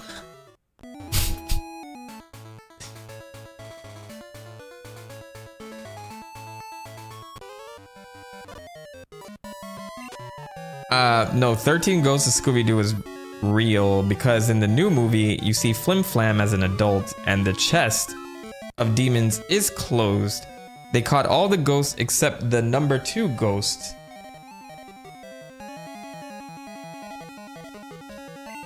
No, I'm getting caught up in lore. I'm getting caught up in lore. Focus. Focus. What does a Golduck do? What does a Golduck do? I literally asked that question. Okay. I gotta move. Dedicated Scooby-Doo stream. Breaking down the lore at some point in time. So just as I used to be a Sonic tuber, I went over to Mario and Nintendo content, then Donkey Kong, and then Zelda, then Kirby, then Star Fox, then Metroid. And then now, I'm trying to branch out into more video game topics. But then, what if I just pivot to media? Everything. Nothing will escape my touch. Then I'll talk about the origin of food. Wait, isn't this what MatPat did? Never mind. Food theory. Welcome to game theory. I guess when he left, I haven't heard about game theory in a while. Like ever since he left. I need cut. Oh my god, I can't get into Cerulean City? I'll let you guys hash out the lore in the chat. Otherwise, I'll be here reading 13 Ghosts of Scooby-Doo lore.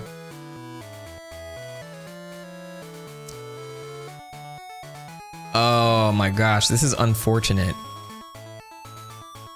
Very unfortunate. There's a bush I have to cut to get into Cerulean City. These are my Pokemon. I don't want to teach Cut to any of these Pokemon. Unless I like really have like a super useless move.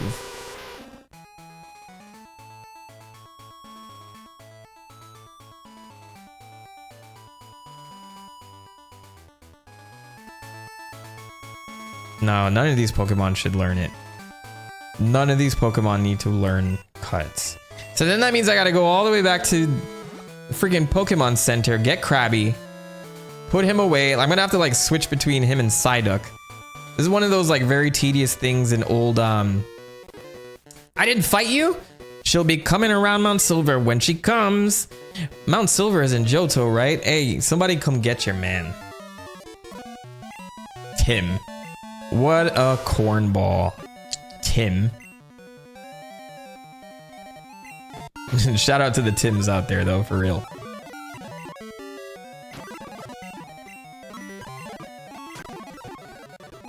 Okay.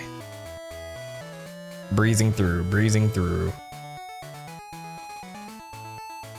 I have to go back to this Pokemon Center. This is a Pokemon Center, yes. Thank God. Alright, so I'll switch out the Psyduck. We're gonna speed up a lot of this.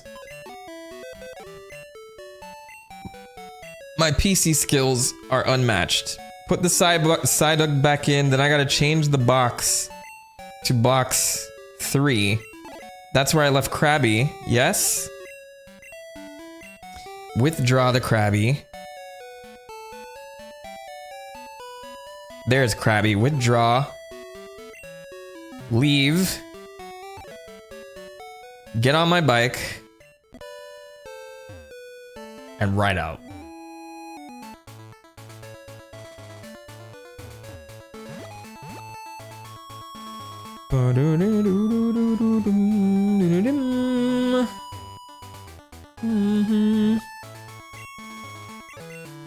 I needed all that to get to Cerulean. I guess I'll keep Krabby for now, and then I'll come back later.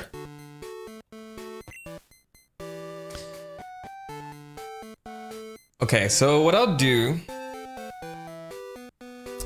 I can finish this tomorrow. I'm not going to stop here. I'm going to beat Misty. Let's plan this out. If I beat Misty tonight... Oh, shit. If I beat Misty tonight... and then take care of everything up on the... I'm gonna go up to Bill's house, handle what needs to happen there, and then restore the power plant. Let me just point with my mouse. I'll handle the power plant, then I'll go back to Lavender Town, then I can get the Poke Flute song, and then I can go get Snorlax. Then I'll come back around to Pewter City, so that I'll fight Brock, Blaine, Viridian City Gym Leader, and then we can go out to Mount Silver. That actually sounds doable in one stream. So I'm gonna handle all the intricacies here in Cerulean. I like that idea. I like that plan. Are you collecting Kanto gym badges? That's it? That's all you're asking me? There used to be a way to get into the backyard. What happened? Was there not a door that used to be here? Am I going crazy?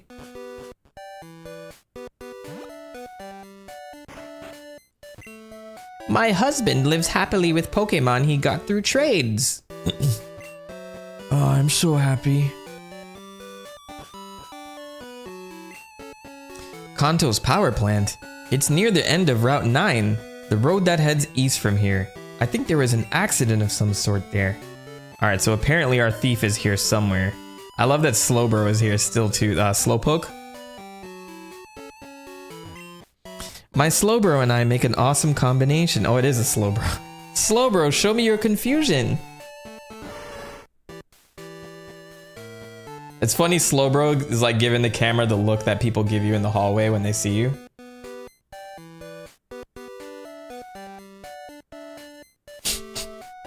Alright, I'm done.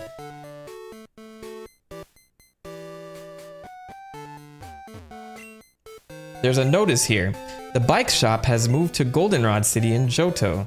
Oh, so who's in here now? It's locked. Man, Kanto is like very, very depressing now.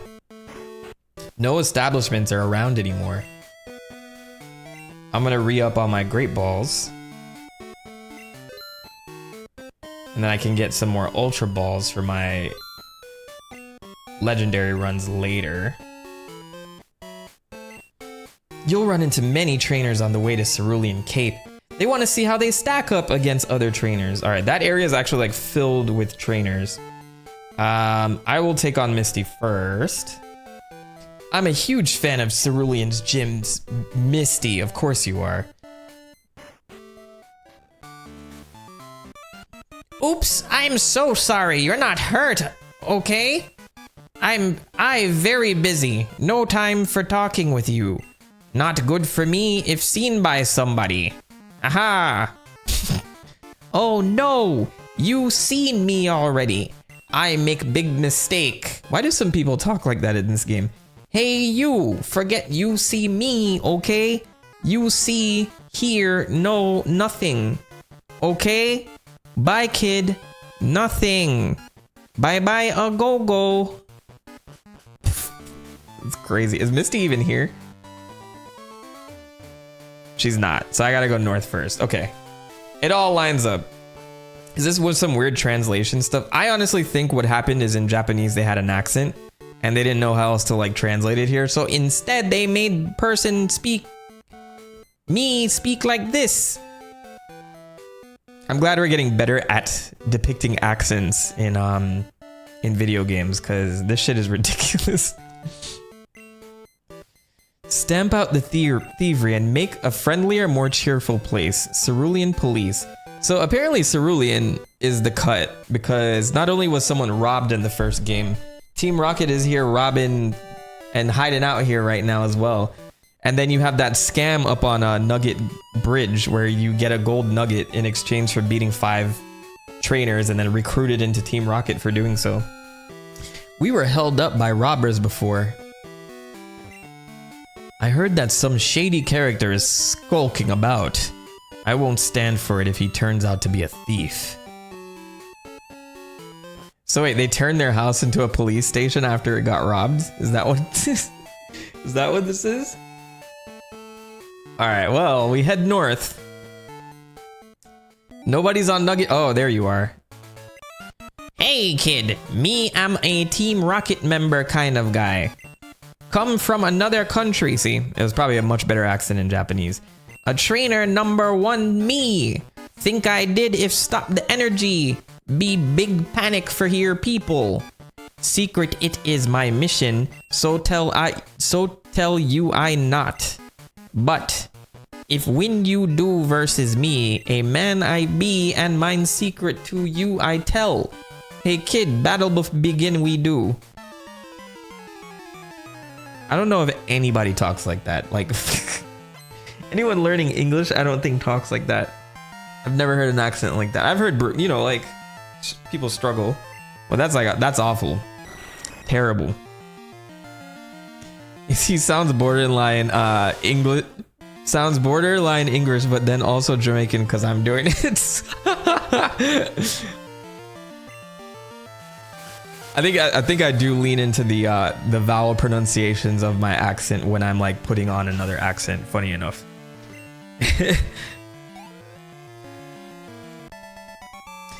Rocket grunt. No, believe it, I can't. Strong very much be you, match I am not to you. Yoda doesn't talk like this either. Yoda is much more articulate. Okay, tell you mine secret will I. Machine part steal by me. Hide it I did in gym of the Cerulean. Inside water put it I did. Look for, this is exhausting to read. In water center of gym at. But you forget me not. Beat you for sure will Team Rocket. Come from Johto will they, mine friends, yes. Will revenge they are.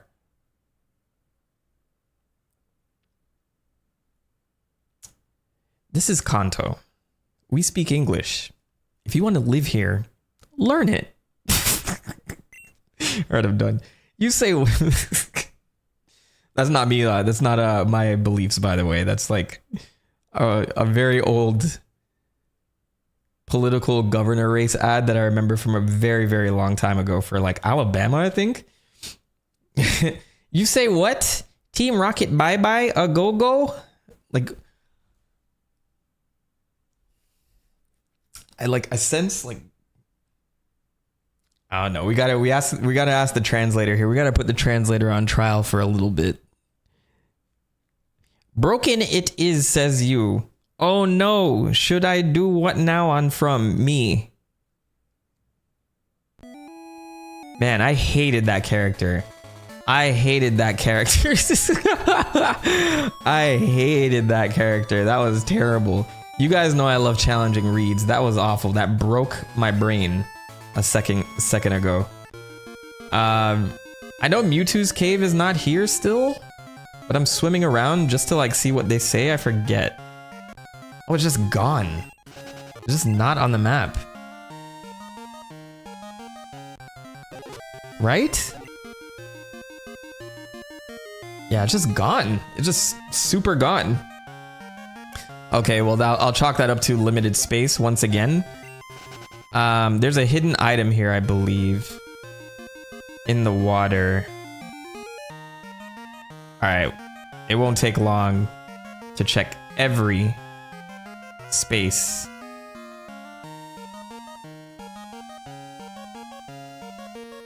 I have an item finder.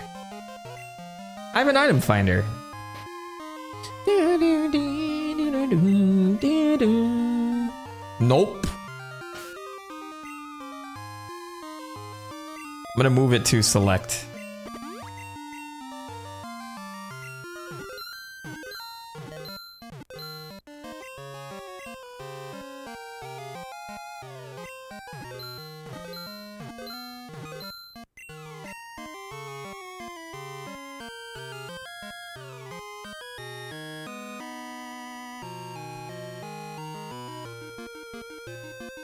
Near where the entrance used to be. Is it detecting that?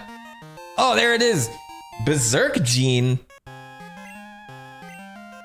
I've never heard of this item ever. That's crazy. What does it do? The French version was not as wild with the translation. I'm sure they're more worldly over in France. These people.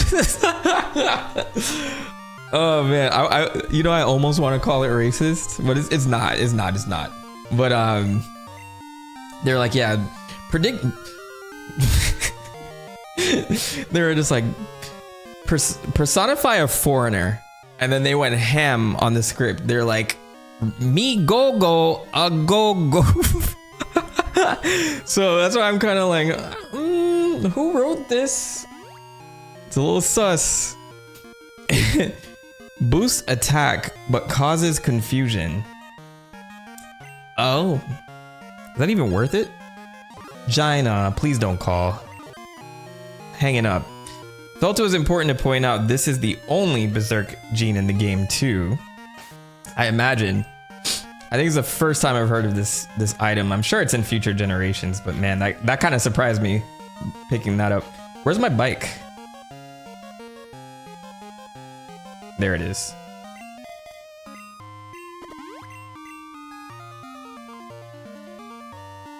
This song's so good, bro.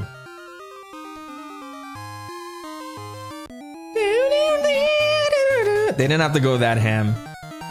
Never appears again, not even in Heart Gold and Soul Silver. That's why I'm unfamiliar with it, because what a cool name too. It's the Berserker gene. I feel like it's some DNA that Mewtwo left behind or something like that. Some crazy conspiracy. Oh, there's just potions in the trees too. Look at that.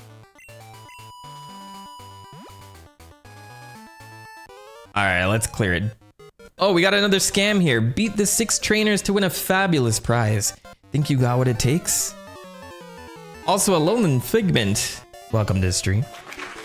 Or maybe you were lurking before, who knows? Run.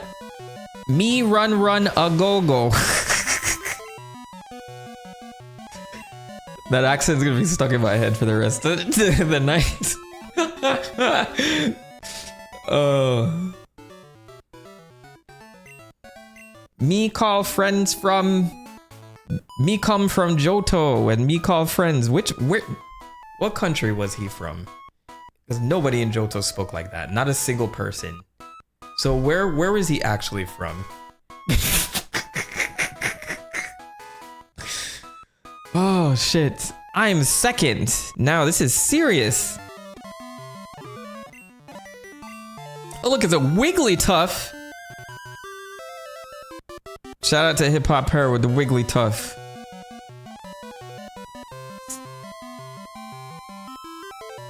Oh, Crobat is like getting way too strong. It's like running away from the rest of my party. It's as strong as my Feraligatr. Alright, let's go with...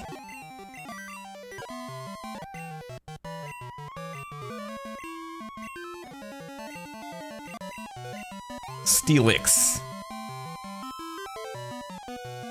Ellen is about to use Grand Bull.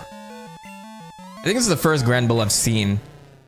Snubbull turns into Grand Bull.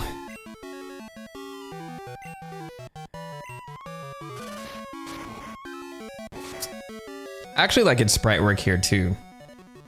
Like these jaws look a lot more lethal.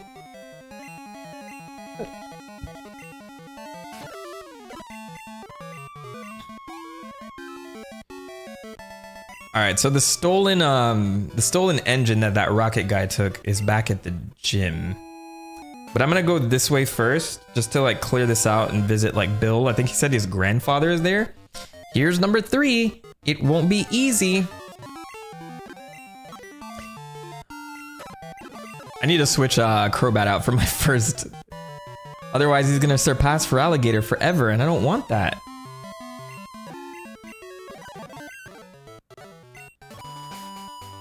Okay, let me move. Let's move Rocky up. Yeah, this part of did that save right?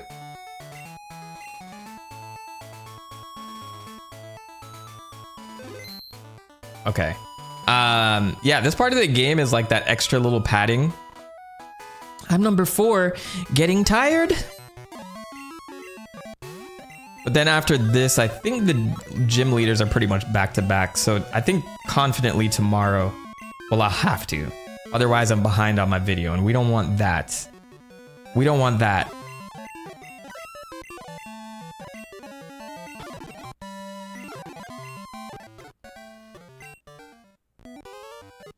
I'm getting jumped. Okay, I'm number 5. I'll stomp you. And it's gonna be like this tiny little kid. Camper Lloyd. Alright, well, Earthquake with the Nidoking. It's ironic Earthquake is like strong against Nidoking, even though like I know Nidoking for using Earthquake. I don't know if he learns it naturally, but it just seems like a natural fit. Are you gonna give me a prize?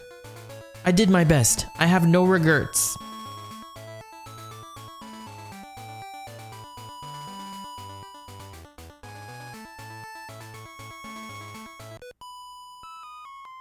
I'm the last in line, but I tell you, I'm tough. Wigglytuff.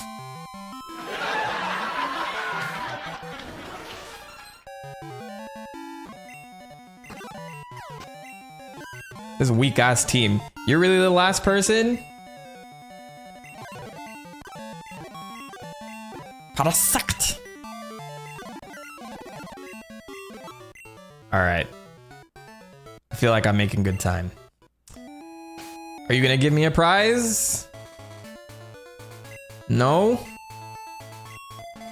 I thought you were the last one, or is he the last one? Why is he monochrome and everybody else?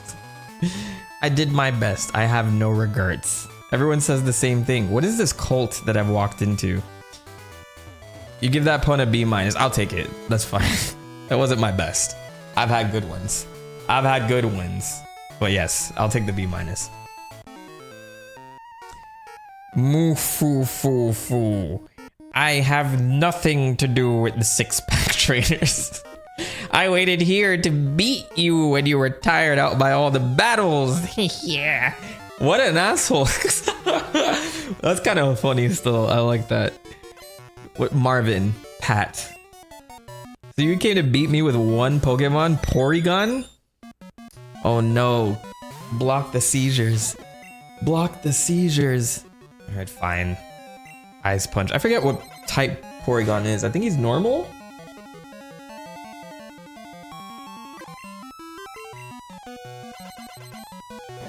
That's funny. Porygon is like polygons and he can sharpen. You get it?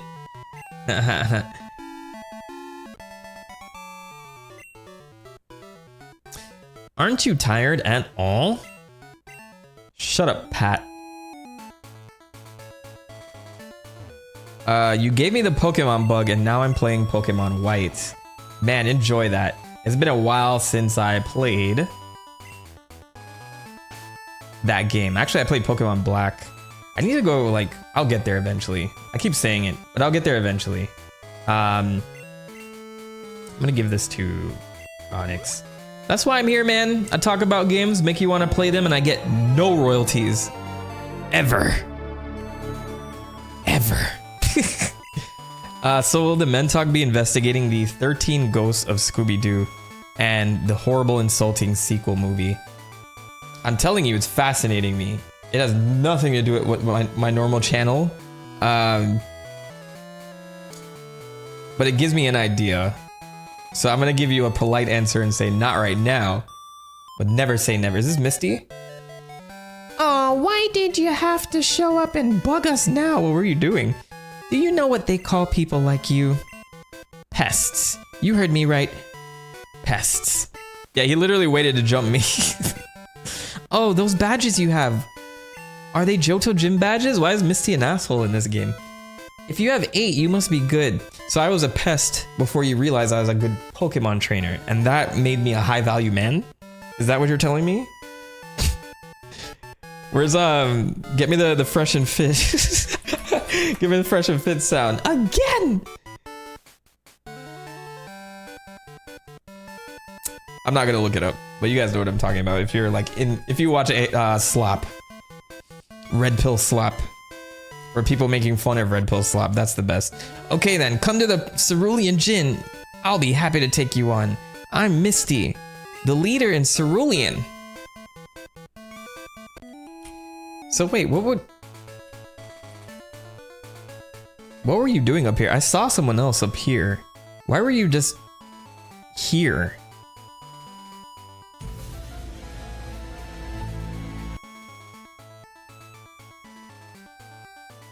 That's my like late night guilty pleasure, say speaking. Like people making fun of it, fun of Red Pill. It's like I don't know, something very satisfying about it.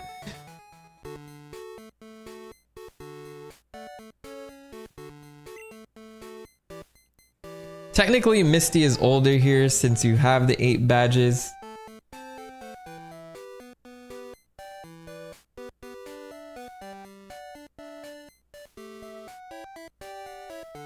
Well, this is 3 years later. But I'm wondering what Bill was doing. I mean, sorry, what was Misty doing hanging out with this old man? I was just formulating. I was trying to like make the dots add up in my head. You know Bill? He's my grandson. He's in Johto. He does something with PCs, so I'm house sitting. Right, you saw that person? I mean, someone else was at the lookout with Misty, but ran away when you arrived. I don't know if that ever comes back at all. My grandson Bill told me about a Pokemon that has a long tongue. If you have that Pokemon, may I see it, please? He's talking about Lickitung. I don't have it. You don't have it? That's too bad. Get the hell out of here. Who is this person? Who's this mysterious person that was here with Misty? And what was I interrupting? I need to run the footage back. I need to run the footage back. I'm pulling up the stream. I need to run the footage back.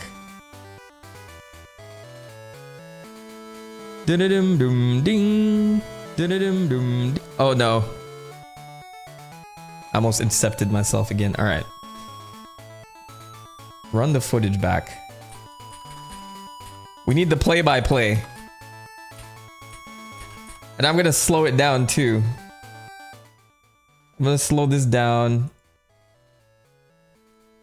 Because I did kind of breeze through it a bit fast.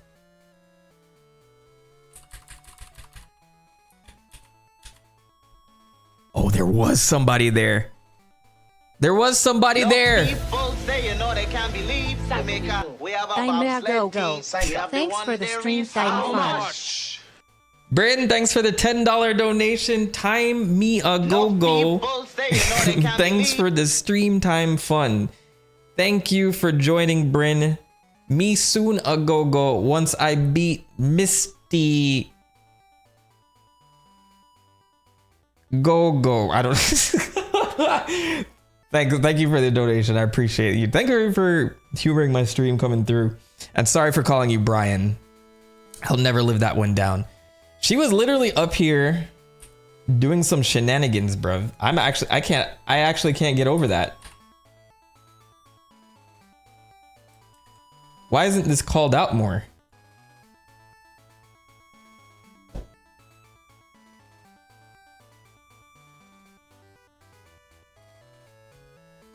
Misty out here scandalin'. Scandalous Misty, bruv. Insane. We'll never know who that guy was.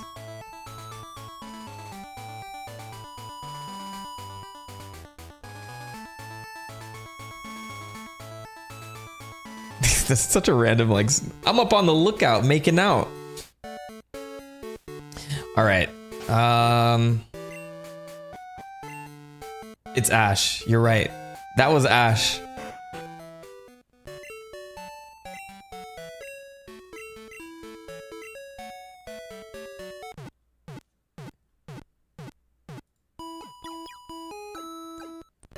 I believe showing the Lickitung to Bill's grandfather was the only way of getting evolution stones in gold and silver. Do you get one or several? I can't remember the difference in gold and silver a long time, but like I forget where you even get a Lickitung as well. Yo, champ in the making. Since Misty was away, I went out for some fun too. Hee hee hee.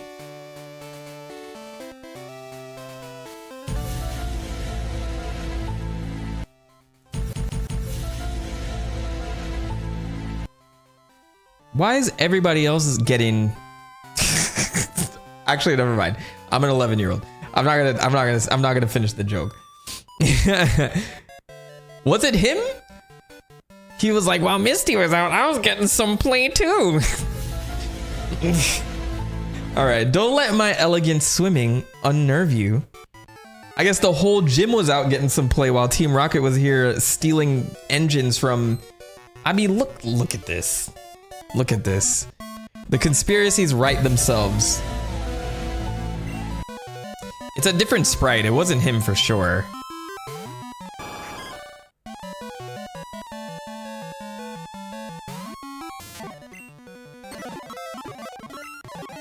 We're gonna speed through. Because you all are not important to me. Was it you? I'm first. Come and get me.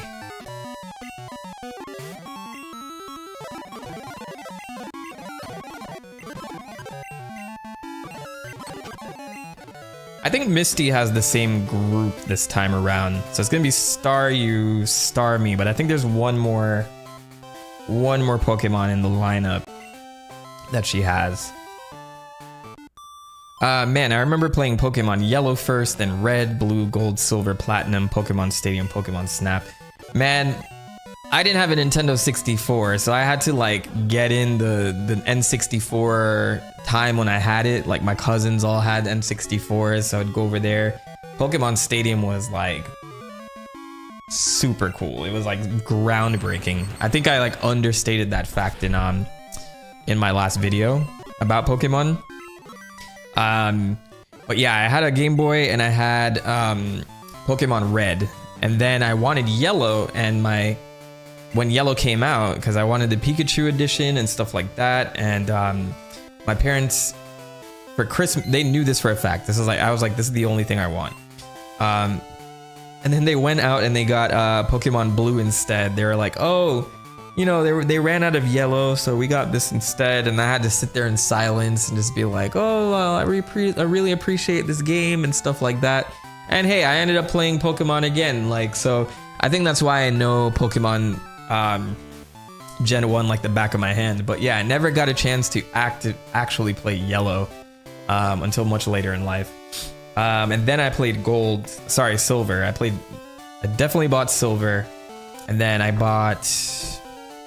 I was emulating Ruby and Sapphire back in the day. Never got to play Emerald, which I heard is like top tier. So maybe when I hit Gen 3, Emerald is the move. Gen 4, I had Diamond.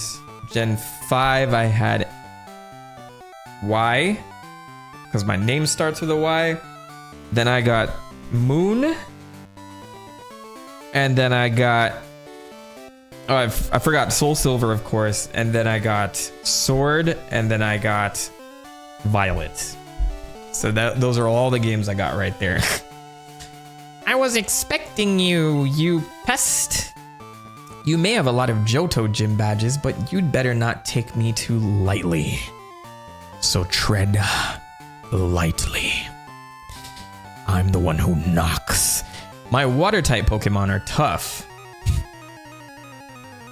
Yeah, I never got around to Crystal. This is my first playthrough of Crystal.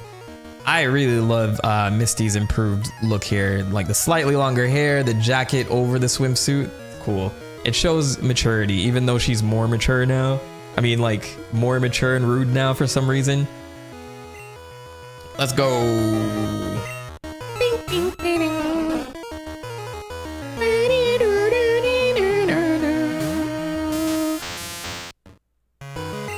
She has a gold duck now. So I think a lot of this was supposed to be like similar to her anime Pokemon, because in you know the show she has a Psyduck that doesn't listen to her. I don't know if that. Oh yeah, she thought it evolved one time and it actually wasn't him. It was another Psyduck. Yeah, Psyduck is like one of my favorites. We have a Quagsire here. I think I need Crobat for that. Yeah, Pikachu in Pokemon Yellow is like the Misty on easy, like, which is much needed after like the gauntlet that's Brock. At first, like you have to get that Nidoran, which they specifically in Yellow let it learn double kick naturally so that you had something to use against Brock's Pokemon, because everything else is not viable. You could get a Caterpie and evolve it to Butterfree and then it knows Confusion, but who wants to do all of that? It's a lot of time.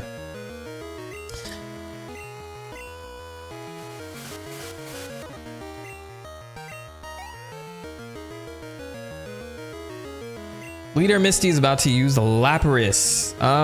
Let's go with Alakazam here. Could use a boost. Oh, I said I wouldn't speed up gym battles. I need to stop doing that.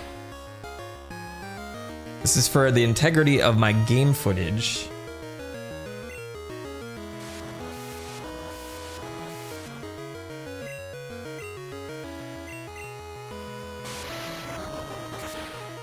Bing, bing, better. Man, Misty got her hands on a whole ass Lapras, bruh. And I think she's gonna end with Starmie. Starmie is a beast, by the way. That is... I saw that in the chat earlier. Yeah, Starmie. I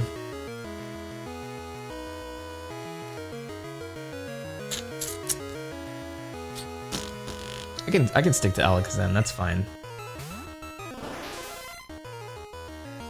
It's a good looking Pokemon, I like that. I like it, I don't know, something about Starmie is special. And it's super fast too, but my Alakazam is faster. Hey, one shot, one kill, let's go. Misty is Dunzo.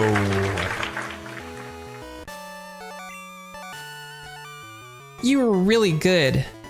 I'll admit that you are skilled. Here you go. It's Cascade Badge.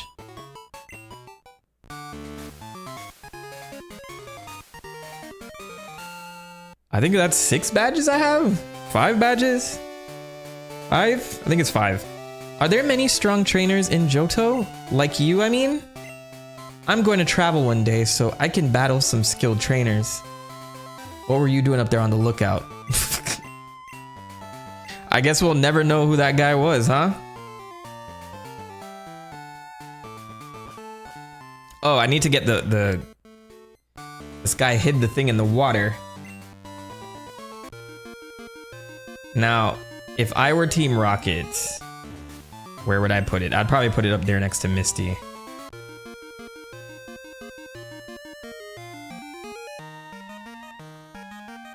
I could use the item finder, but I am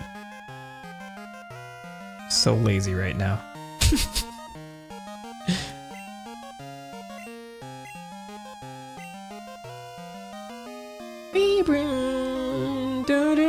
It's an excuse for me to leave the surf music on.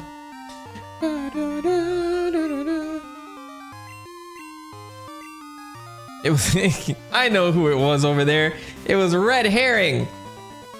You're absolutely right. The thing is, if I use the item finder, it's not like specific enough, is it?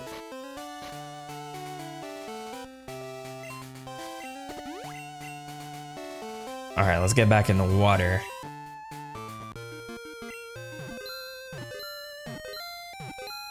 It's close.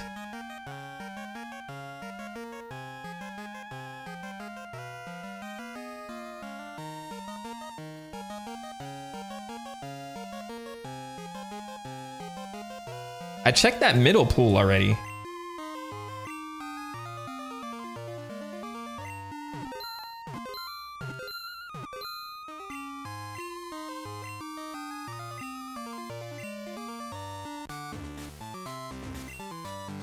All right, the only area I didn't check was down here. Okay, indicates there's an item nearby.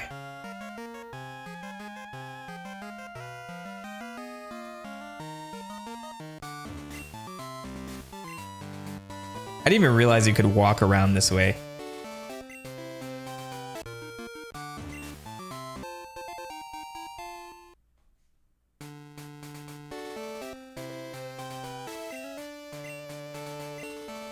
Stupid.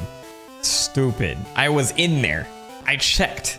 I was swimming around. I checked. I checked myself. Whatever, it's fine. Can I fly back to the power plant? That would be nice if I could do that.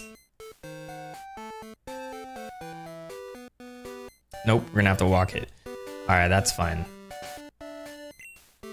And once we get the power restored, I will call it for today, and then tomorrow will be the epic finale. The thing is, like, I guess I'll have to do it after the state of play. I don't know how long the state of play is gonna be. So I'll start with state of play, then we'll move into the finale of this playthrough. What am I looking for? I'm looking for the bike. There it is. Anybody got any bets on what they're gonna present tomorrow? Because I have no clue. I just have not been tapped into gaming news in a while. Some people are speculating Final Fantasy VII Remake Part 3. I'd love to see more on that game Intergalactic. I almost called it Interstellar. From Naughty Dog, maybe we'll hear more about Wolverine. I just don't want to see like another Resident Evil trailer. Like, and if it opens with that, then we're screwed, boys. Ben Alien, welcome, welcome. Just got into Rondo of Blood. Saw your video about it. Nice vid, dude. Thank you so much. Yeah, I wanted to give like as much respect to that series as I could, you know? I try to like get a nice balance of like opinions and facts. I don't like to drop my opinion and inject it in everything. Just like so many good Castlevania games out there.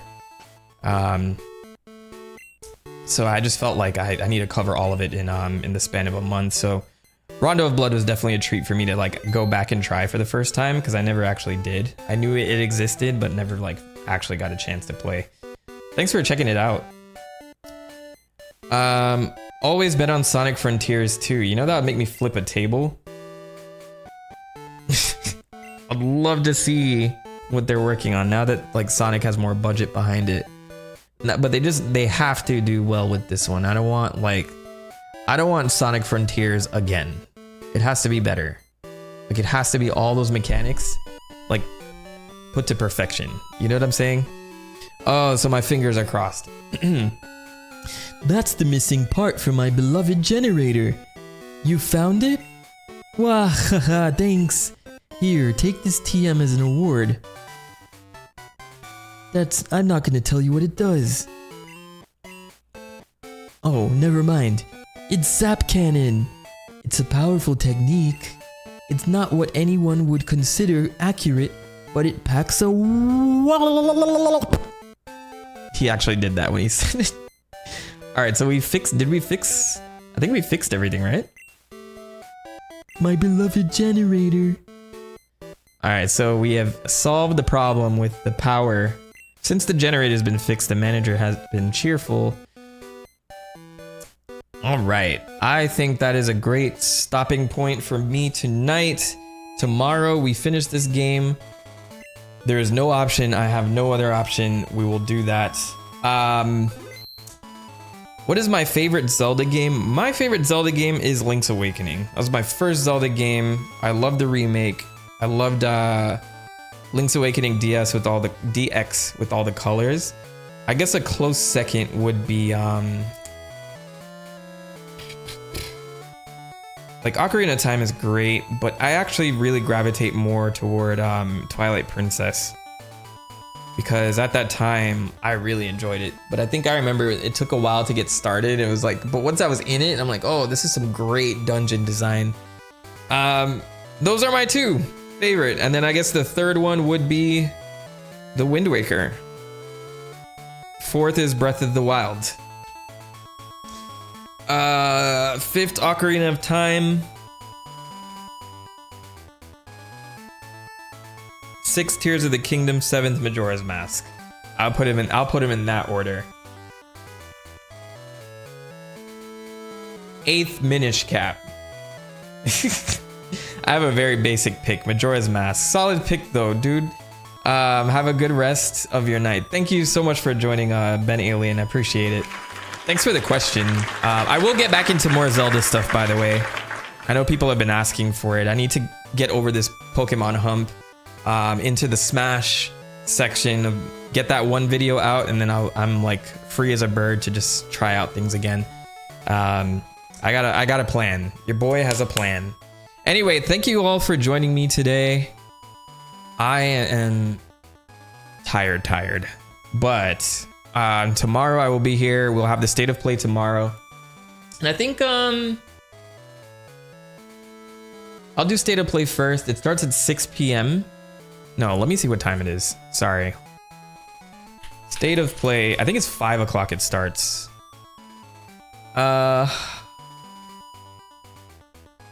February 12th, 60 minutes of news, gameplay updates, and announcements from game studios across the globe.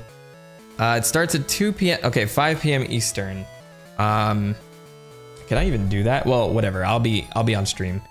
I'll be on stream when it comes out. We'll watch it together. And after that, I will get right back into the game and then hopefully finish this once and for all. I hope you all join me at that point in time, because I've done some hacking in this game to do some cool end game stuff. So be prepared for that. It's going to be sweet. Thank you, Sayas Speaking, Ethereal Dragon, Ben Alien, all the donations from earlier, JVMon, Clockwork Corner. Maybe I'll get to Scooby-Doo one of these days. Alolan Figment. Really appreciate all you guys. Hip Hop Her, of course. Thank you. I'll be back tomorrow. Love you all. Prophet has spoken. Peace.